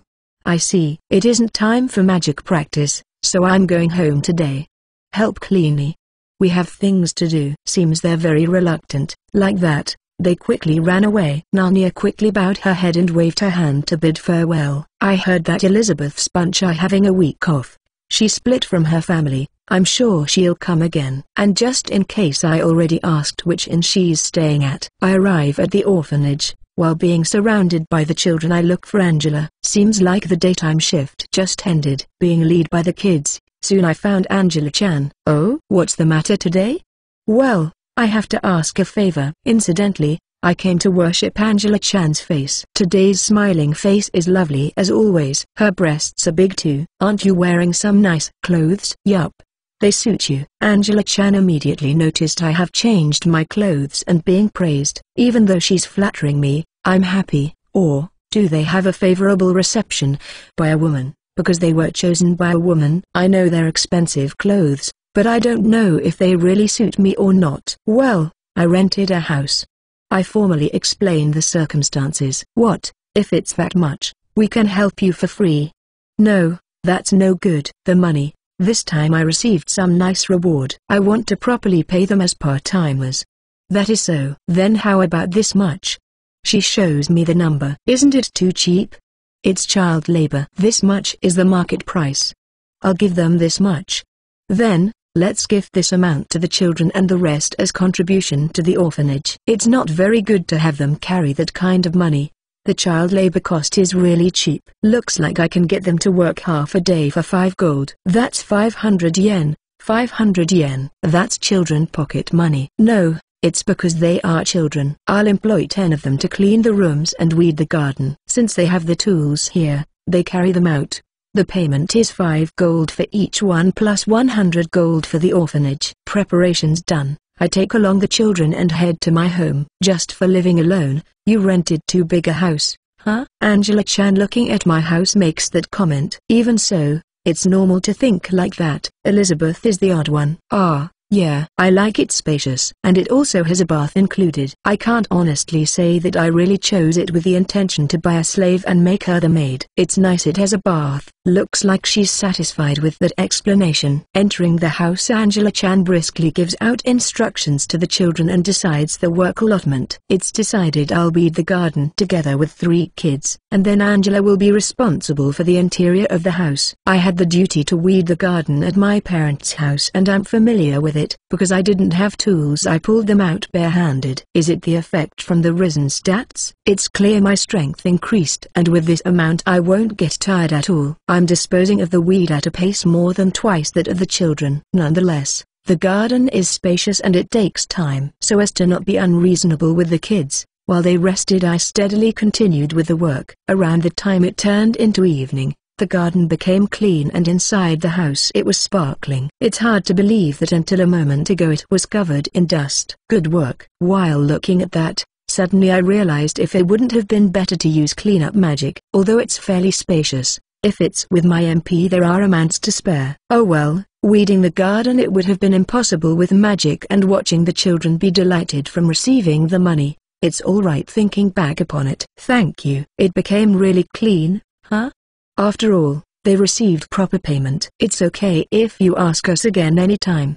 Yeah, I'll do. How about tea after this? Even if I say tea, there's nothing but the Meiji tea I received from Angela-chan, though. We have to start preparing for dinner soon, so I'm going back today. I brought out the courage to try invite her, but it didn't work. Well anyway, today there are 10 children present after all. Come visit anytime. You'll be welcome. Angela-chan took the children back and I'm left alone in the house. It's no good if I don't buy a futon, but is there a store still open? The store's closing hours in this city are quite early. Will it be okay for tomorrow? It's almost time for dinner after all. Should I take it at the Dragon's Breath Pavilion? I must tell the landlady I'll be vacating the room anyways. That day I slept trapped in the sleeping bag on top of the bed.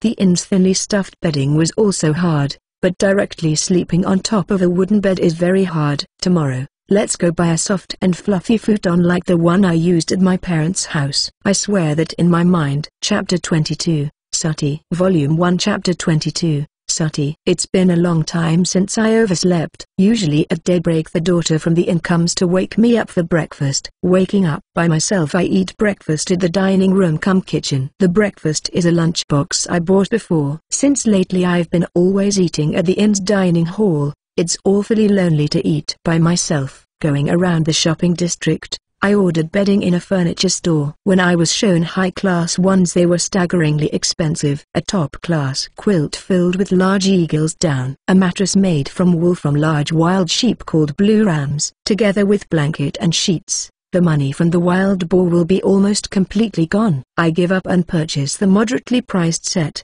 But still the set cost 1,000 gold, and I bought it because the sleeping comfort was good. Now, today is the main event. Exactly as told by Kruk, I come around a single building store at the end of the city. Similar to the real estate agent, it's an ordinary building with the Brawl Company displayed on a signboard. Standing in front of the entrance, the nerves game. Is it okay to enter like this? Could have been better if I asked Kruk for more details, or ask him to follow me here. I'm aimlessly wandering in front of the door. I'm acting suspiciously. I'm also obstructing the business. However, luckily no other customers appeared. When I was lingering at the door, it suddenly opened and a middle-aged bald man peeked outside. "Please, this way." I was guided inside with a friendly grin on his face. "Ah, say here, a slave." "That is right. We're the slave traders." "Laddie is purchasing?" "Want for domestic chores?" "Yes, yes. Of course, a female one. Right? We have pretty girls. Do you have any wish in particular?" "No." "Understood. Come, wait here for a little bit." He's used to it. I wonder if there are a lot who hesitate at the entrance without any guts. Just to say, the bald old man came out with some tea. I sit on the sofa and while drinking the tea, calm my nerves. All right, infiltration successful. The mission starts from now on. While waiting restlessly, the bald old man returns. Then, "This way." I was guided outside the room. "Well, Laddie has good luck. Just now we gathered some beautiful girls. I believe you'll surely be pleased with them." "What is your budget?" I see. 40-50,000? Don't worry. Bear in mind, we're an extremely honest business. Okay, you'll be able to obtain for a reasonable price. We come out from the hallway and enter the innermost room. Entering the room, there were women in a row side by side. Counting the number, there were 8.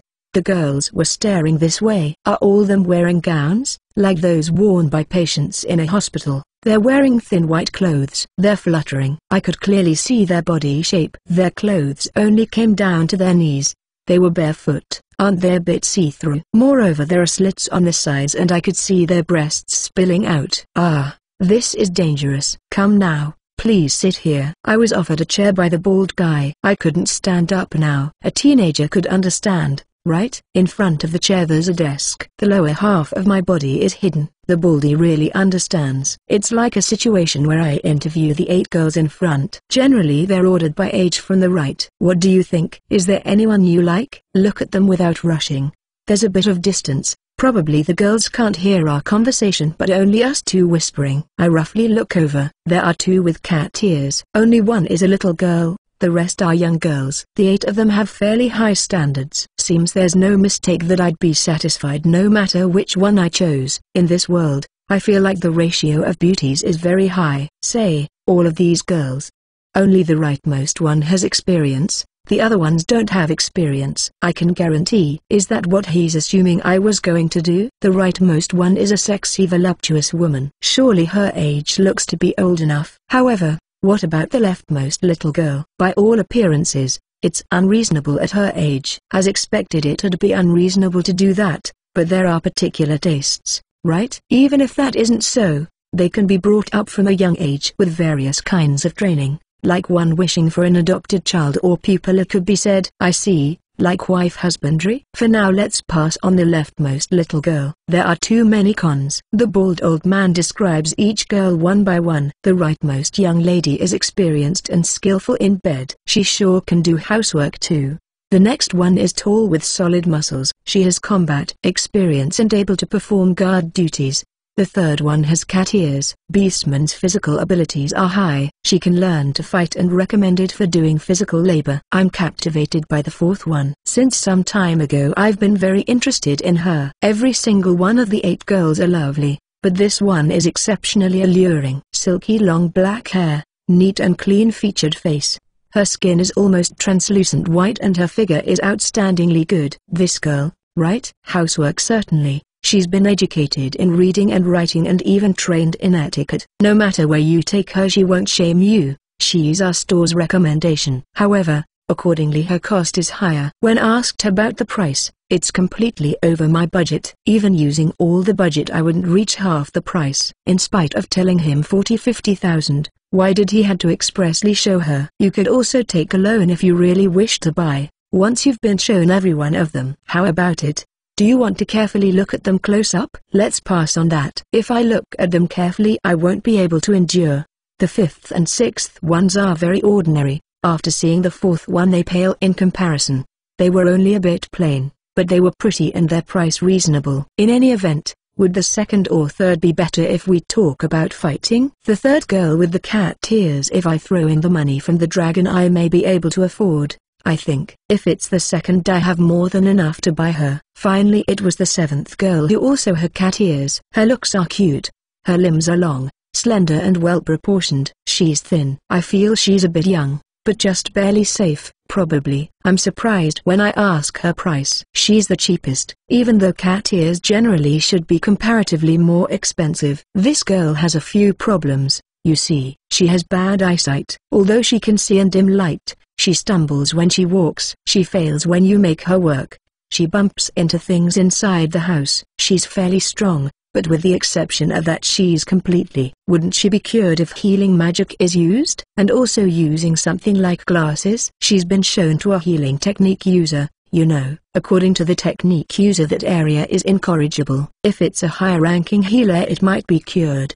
But even so I don't want to spend a lot of money when it's uncertain if she could be cured or not. Seems like spectacles are unknown. I wonder if they don't exist in this other world. You know, her appearance is good and undoubtedly she'll serve you. As for me, if possible I'd want someone as nice as you laddie to buy her. At this rate I wonder what would happen to her if she remained unsold. What will happen to her? Will she become a plaything at a brothel or sent off to the mines? Do you know about the mines?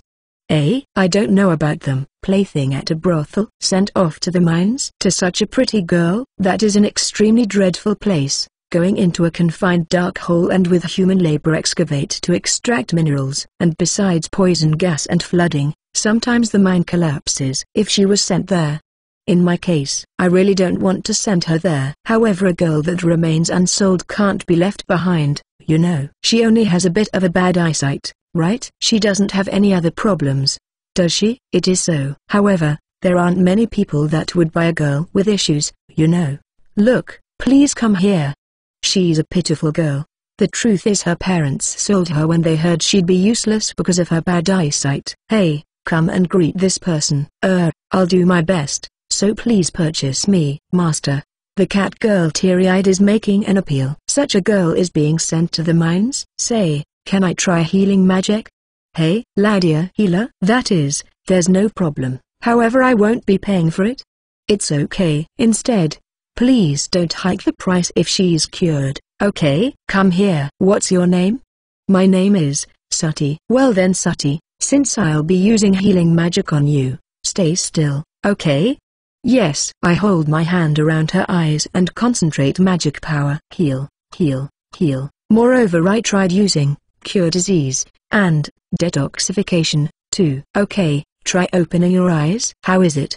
The cat girl opened her eyes wide and shook her head. It didn't work. Should I try discussing it with Angela-chan and company? Since there are drinking glasses, making lenses should be possible. I could also raise my healing magic level. Healing magic is level 3. I have 29 skill points. It will take 4 points for level 4. It'll probably take another 20 points for level 5, but there's enough. Well, if heal would cure her was a gamble anyways. While I was pondering I was talked to. Did you become interested? Are you going to purchase her? Suddenly, I realized I fully feel like taking her home. I can do nothing but purchase her already. I'll buy her. In the end the slave trader got his hand. The baldy left Sati behind and exited the room with the other girls. The number 4 girl was too good. Frankly, she was exactly in my strike zone, if only I had enough money. When turning around, the cat girl was quietly looking at me while she stayed on the same spot she was left at. Well, yeah, you're cute too. Silky short black hair,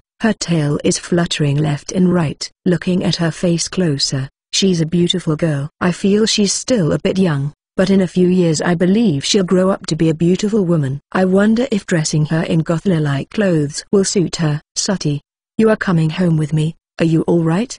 Yes, please treat me well, master. I'll do anything, so please order me. She repeatedly bowed her head. Master, is it? Master-sama. Master, Owner-sama. Ana-chan? No way. Nope. My normal name will do. TL note. Masaru is simply repeating master with different spellings. I'm Yamano Masaru. Please call me Masaru.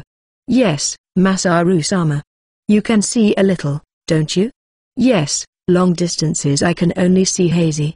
But I can see close up fine. While saying that, suddenly she brought her face closer. It's close, too close. Her face is so close her nose could hit me. Before she could touch me, suddenly she moved away. Ah. I'm sorry. That's how close I can see. I take a big gulp. At any rate, these clothes, they are thin and suggestive. Each time Sati moves, I'm tempted by catching glimpses of various things. And then I realized, I thought she was a bit thin, but isn't she skin and bones? Is she being fed enough? That's pitiful. The bald guy returned. Well, then your name, please. And also, did you bring your identification papers? Yamano Masaru. Is the guild card okay? I handed over my guild card and once he took a glance at it immediately returned the card. When he asked, do you have the money now? I replied with a yes. Then 35,000 gold, please. I take out the gold coins from items and hand them over. The bald old man carefully counts each coin. Yes, this is correct. Then let's certify the slave's crest. Could you please draw a bit of blood? The master's blood is added to the crest to be acknowledged as the owner. Sati extends her arm. On the back of her hand, just above the wrist, like a tattoo, some pattern is drawn. The baldy hands me a needle and I prick my finger. I spill the blood over Sati's wrist as told. At that moment the slave's crest shined. And suddenly the menu opened. It's not mine, it's Sati's. Okay. With this she belongs to Masaru-sama. Ayek. That's right. Does Sati have any other clothes? And she's not wearing any footwear. Taking her back home like this is a bit. With this, I receive the clothes and sandals that have already been prepared. I hand them over to Sati and with some rustling she pulls it over her head and completely covers her body. A robe? Huh? It's white and she looks like a Tsutoru-bozu. She puts on the sandals and like that, as far as it goes, there's no issues going out. TL note, Tsutoru-bozu, that white doll the Japanese hang as a charm so it stops raining and be sunny. https://n.wikipedia.org/wiki/tru_bozu. Afterwards I was informed things regarding the slaves. As long there is the slave's crest, they can't run away and they absolutely can't attack their masters. And although one can make commands, there are instances they won't listen to commands they truly hate. It appears only Gillums obey commands even without being strongly bound, because they don't have emotions the control can be loosened. The night duty is within the scope of the basic tasks. They are unable to refuse. One can use them freely. The owner of the slave is their master. However, they are also the property of the state. It is prohibited to unreasonably hurt them. Hitting them twice or thrice is permitted.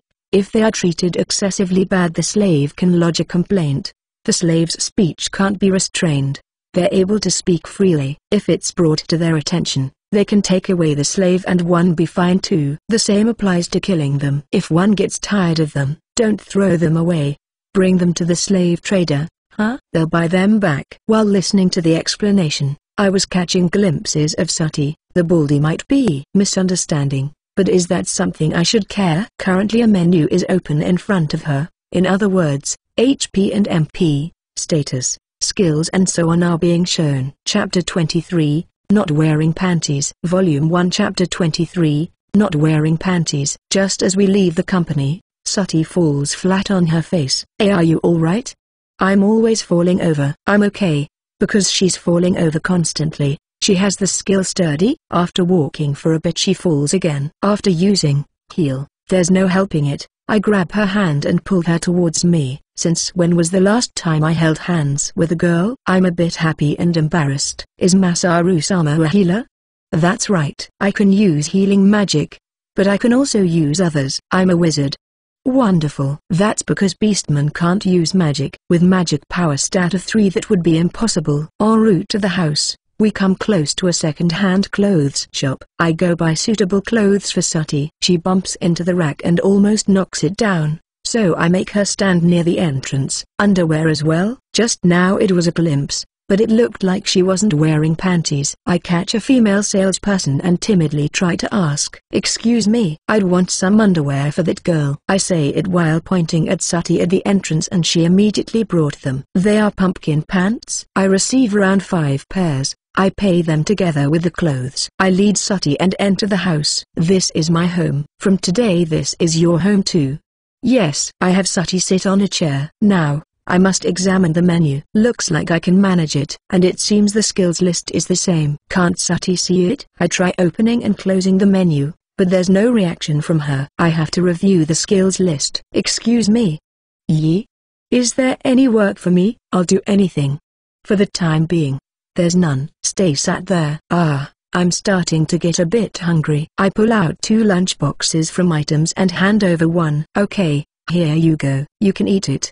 "Thank you." While looking at the skills list, I eat the lunchbox and noticed Sati wasn't moving. She was holding the lunchbox as is. "What's up? Aren't you hungry?" "No, because of the slave social standing, it's unthinkable to be eating together with Masaru-sama. However, you ordered me to sit here. I was thinking what to do." "It's fine. Eat it here. In this house this is the only dining room. We'll have the meals the 2 of us together." "No. That's not it. It's all right to have your meals whenever and wherever you want to, even in front of me or when I'm not present. However, if I take out food for the 2 of us, we eat it together on the same table." "Go on, eat." "Yes, understood." Sati starts to eat her lunchbox. It's delicious. While saying it's tasty, she greedily eating it. "At the slave trader you didn't get to eat much?" Number 2 meals only, 1 in the morning and 1 in the evening. The food was bread and soup with no ingredients. "That's terrible." "No, when I was there I didn't move much in that room, so it was enough. When I was in the village it was worse." "What could be worse than 2 meals a day of only bread and soup with no ingredients?" Could she have been chewing tree roots? Sati has already finished eating her lunchbox. The little crumbs of food left in the lunchbox, she was picking them with a spoon, wanting to eat them too. I take out another lunchbox and give it to her. "Is it okay?" "It's all right. Eat it. If it's not enough then I'll give you more." While I watch Sati start with her second lunchbox, I review the menu. As expected of a slave, their loyalty can go either way. To start with, this system-like thing, even if I ask Haitashin he wouldn't answer about it. To ascertain, it looks like I'll have to buy another slave. But first I must do something about Sati's eyes. Eyesight degradation, negative bonus to agility and skill, sturdy, cut down damage. Body receives HP recovery up. Due to eyesight degradation's negative bonus, her agility and skill values are terrible. I wonder if magic eye couldn't be used by her. Clairvoyance, to see the future? Nope, that's not it. Agility up and skill up, would they also be meaningless? Mind's eye. Mind's eye. With the eye from the mind see all of the enemy's attacks. Evasion large increase. A bit different than I thought. Night vision. Hawkeyes. Hawkeyes. Positive bonus to eyesight. This is it. This is exactly what I was seeking. And it cost 5 points. Let's try taking it. Looks like she ate everything in the second lunchbox. Because it appears it is still not enough, I give her 2 grilled rabbit meat skewers. She eats a lot. Won't she get a tummy ache? "Are you full?"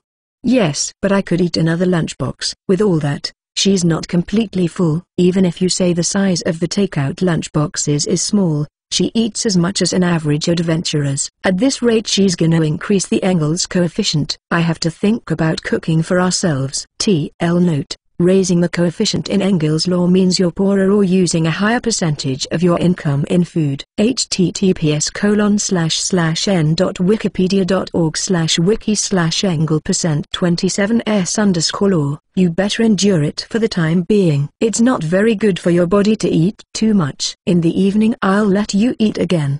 Yes, it was delicious. Then, I'll give medical treatment to your eyes now. With healing magic again?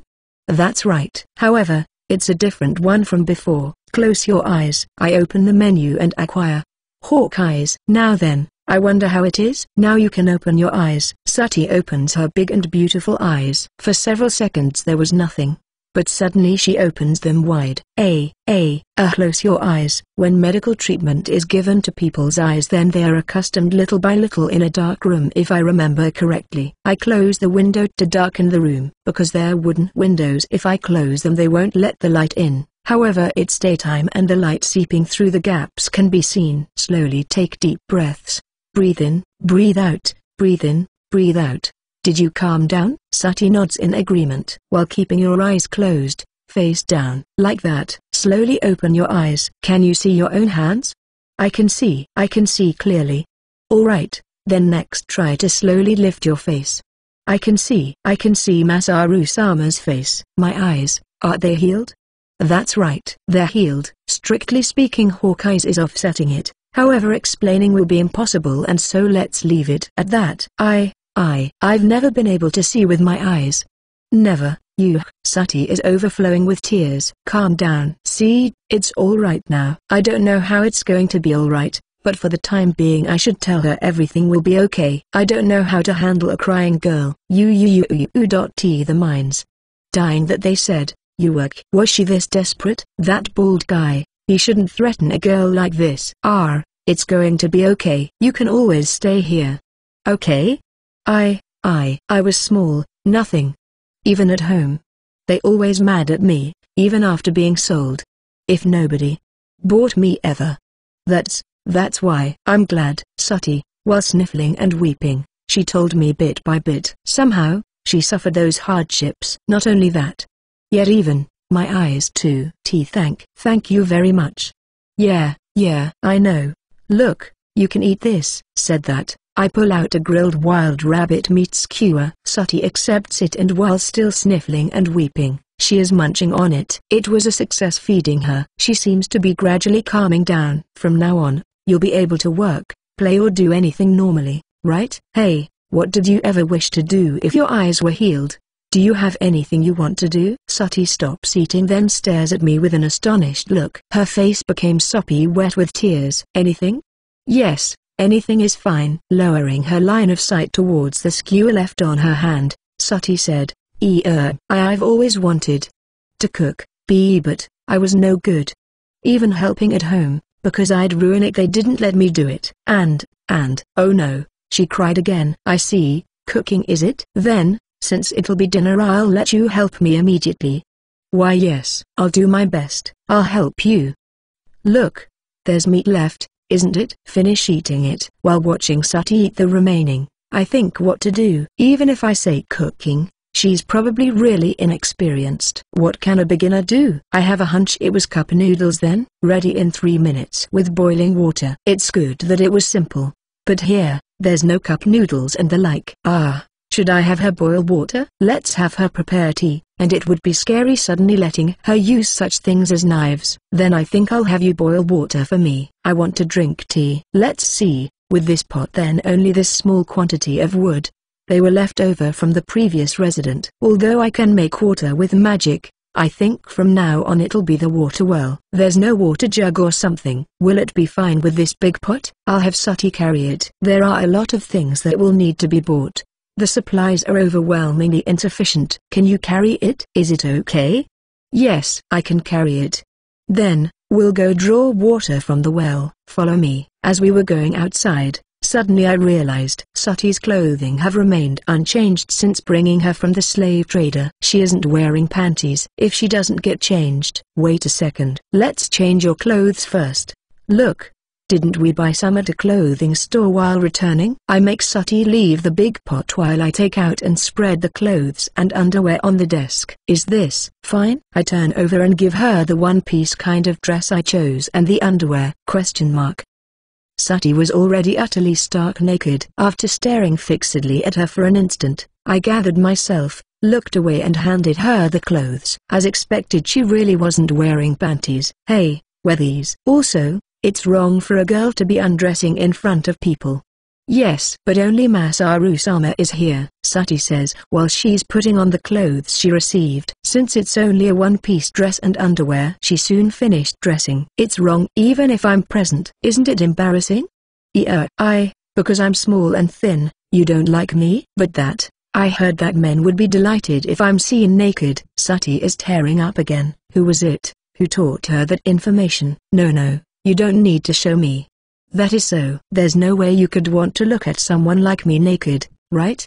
No, wait a second. That's not it. I want to look. No, it's not that I want to look. Yet, I want to look. What should I say? That, it's that. Children take off their clothes in front of people, don't they? However, adults don't undress in front of people, do they? In the case of adults, they don't undress except for like going to take a bath or in front of the person they like. When one becomes an adult, one doesn't show oneself naked. Well, since I like Masaru-sama, is it okay for me to get naked? Why she start liking me from the first day? The progression is too fast. Damn, I must think. Now is the time to mobilize all the knowledge I have acquired from anime and manga. If I tell her I'd look, seems like she'll immediately take off her clothes. If I tell her I don't want to look, she'll surely cry. Despite telling her I'd like to see, I'll prevent her from undressing. I'd like to see Sati naked. You don't need to show me.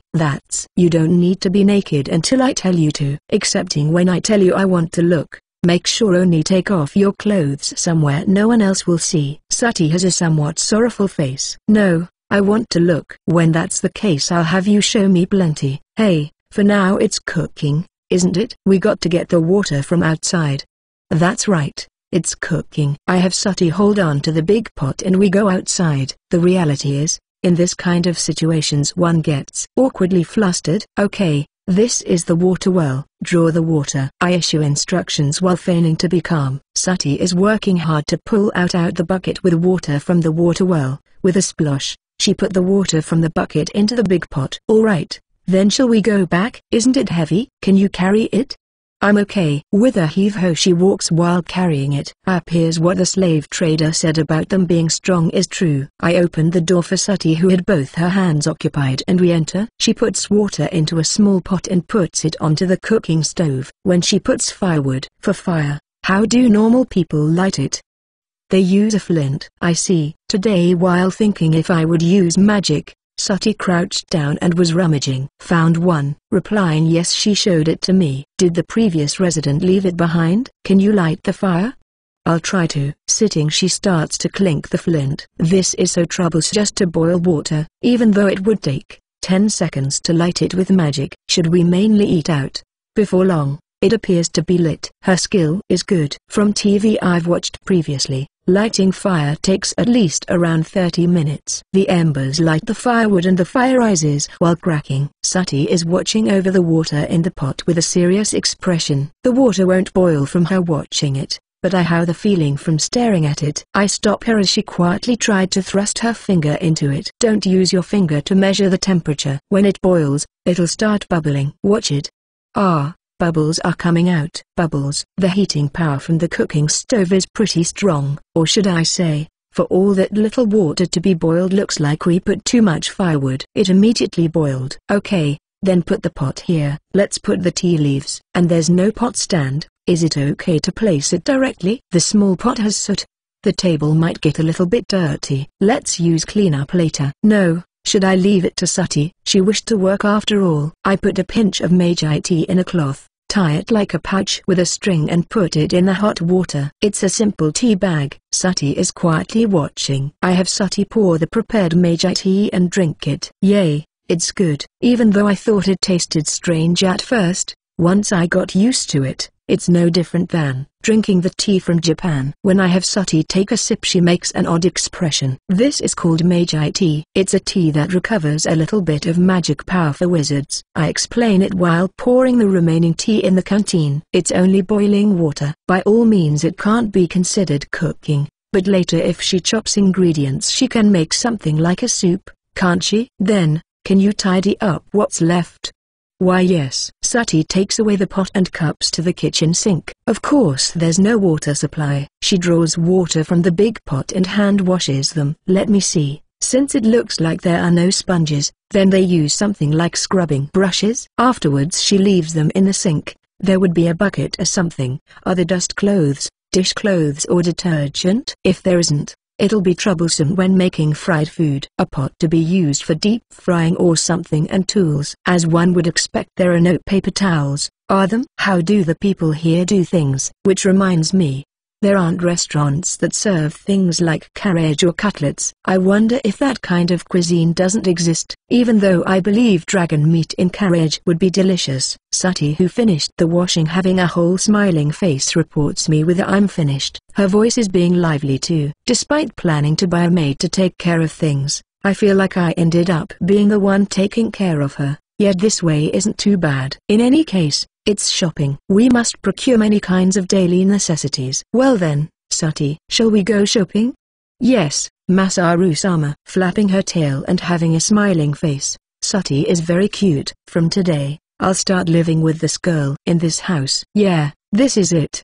It might not be so bad. Extra, Sati's Story. Volume 1 Extra Chapter. Sati's Story. As a child I was normal. My eyes could see normally and I wasn't any different than the other children. A certain season I started falling over a lot. My eyes rapidly got worse. A touring priest Sama had them looked at, but there was nothing that could be done. Fortunately, I was still able to see to some degree, and because of that my ears and nose were very effective. Thus anyhow I managed to keep on living. I'd bump and knock things down or tripping over, though I was capable of physical labor. However, I was only allowed to do simple work. I was always useless. One day, I was sold off as a slave. That year the crop failed. They didn't have room to support someone as useless as me. Father and mother, big brother and sister were pleased to have been paid to get rid of a burden. My little sister, who was really emotionally attached to me, cried, reluctant to part with me. When I think that she won't starve thanks to the money from selling me,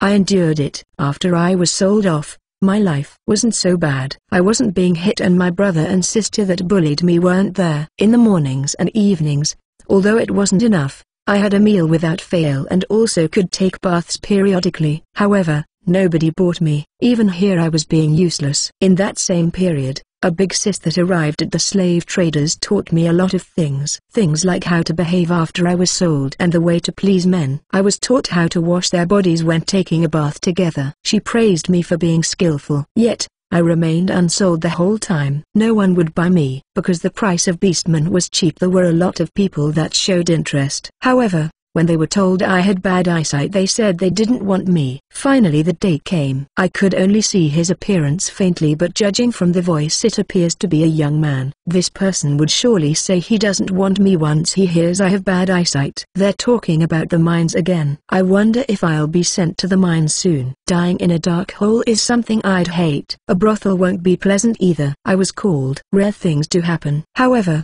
if I don't do my best, I'll do my best. So please purchase me, master. I wonder if I was able to say it exactly like that big sis taught me. Say, can I try healing magic? This person is a healer.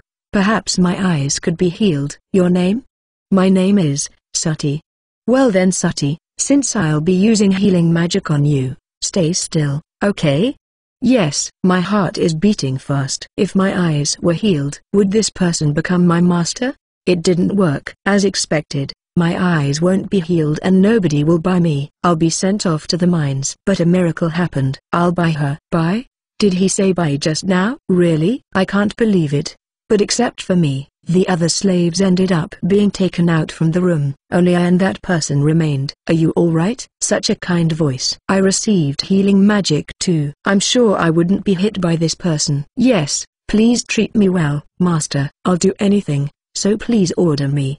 I'm Yamano Masaru. Please call me Masaru.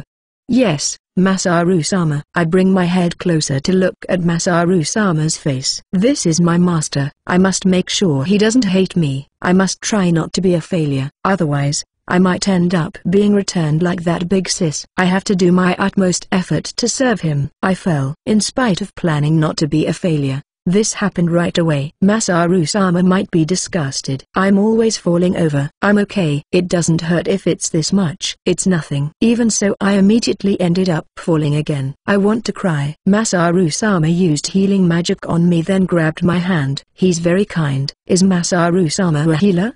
I'm a wizard. Wonderful. Not only healing magic, but he's able to use other magic too. He bought clothes for me. I bumped into something at the clothing store again. Surely, he's disgusted. If I'm not more reliable, he'll end up hating me. Is there any work for me? I'll do anything. I received a lunchbox. It smells good. But what should I do? Although I was told to remain seated here, it's absurd for a slave to be together on the same dining table with the master. It's fine, eat it here. Masaru-sama is very kind. The lunchbox was very tasty, really delicious. When I was picking the leftover bits in the lunchbox, I received another one. Masaru-sama is very kind. The lunchbox is very tasty. I also got a grilled wild rabbit meat skewer. It's delicious. I'll give medical treatment to your eyes now. Previously it was a failure, but is he going to do it once more? Could I possibly be healed? Now you can open your eyes. I had my eyes closed. I opened my eyes. Nothing in particular. Suddenly my vision worked. I could clearly see Masaru-sama's face. My eyes, are they healed?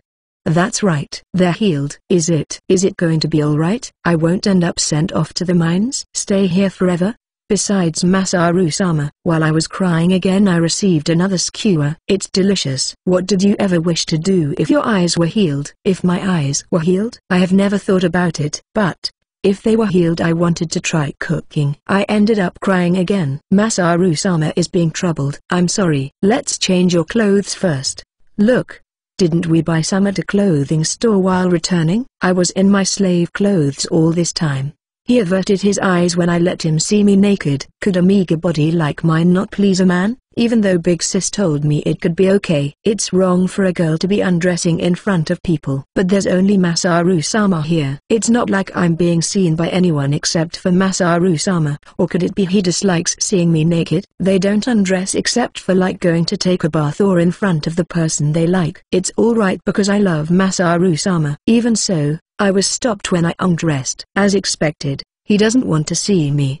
Does he? Hey, for now it's cooking, isn't it? That's right. We were going to cook. Let's have him look at me naked later. It's not like he doesn't want to see me naked anyways. I drew the water and lighted the fire, boiled it and poured the tea. Also did the washing. I didn't fail. Not even once. Isn't this something amazing? It's all thanks to Masaru-sama. Well then, Sati, shall we go shopping? Yes, Masaru-sama. Being called by Masaru-sama's voice, I was exhilarated. Is this what they call happiness? I'm not sure. However, from now on I'm sure everything will turn out well. I had that presentiment. Translated by Lazy NEET.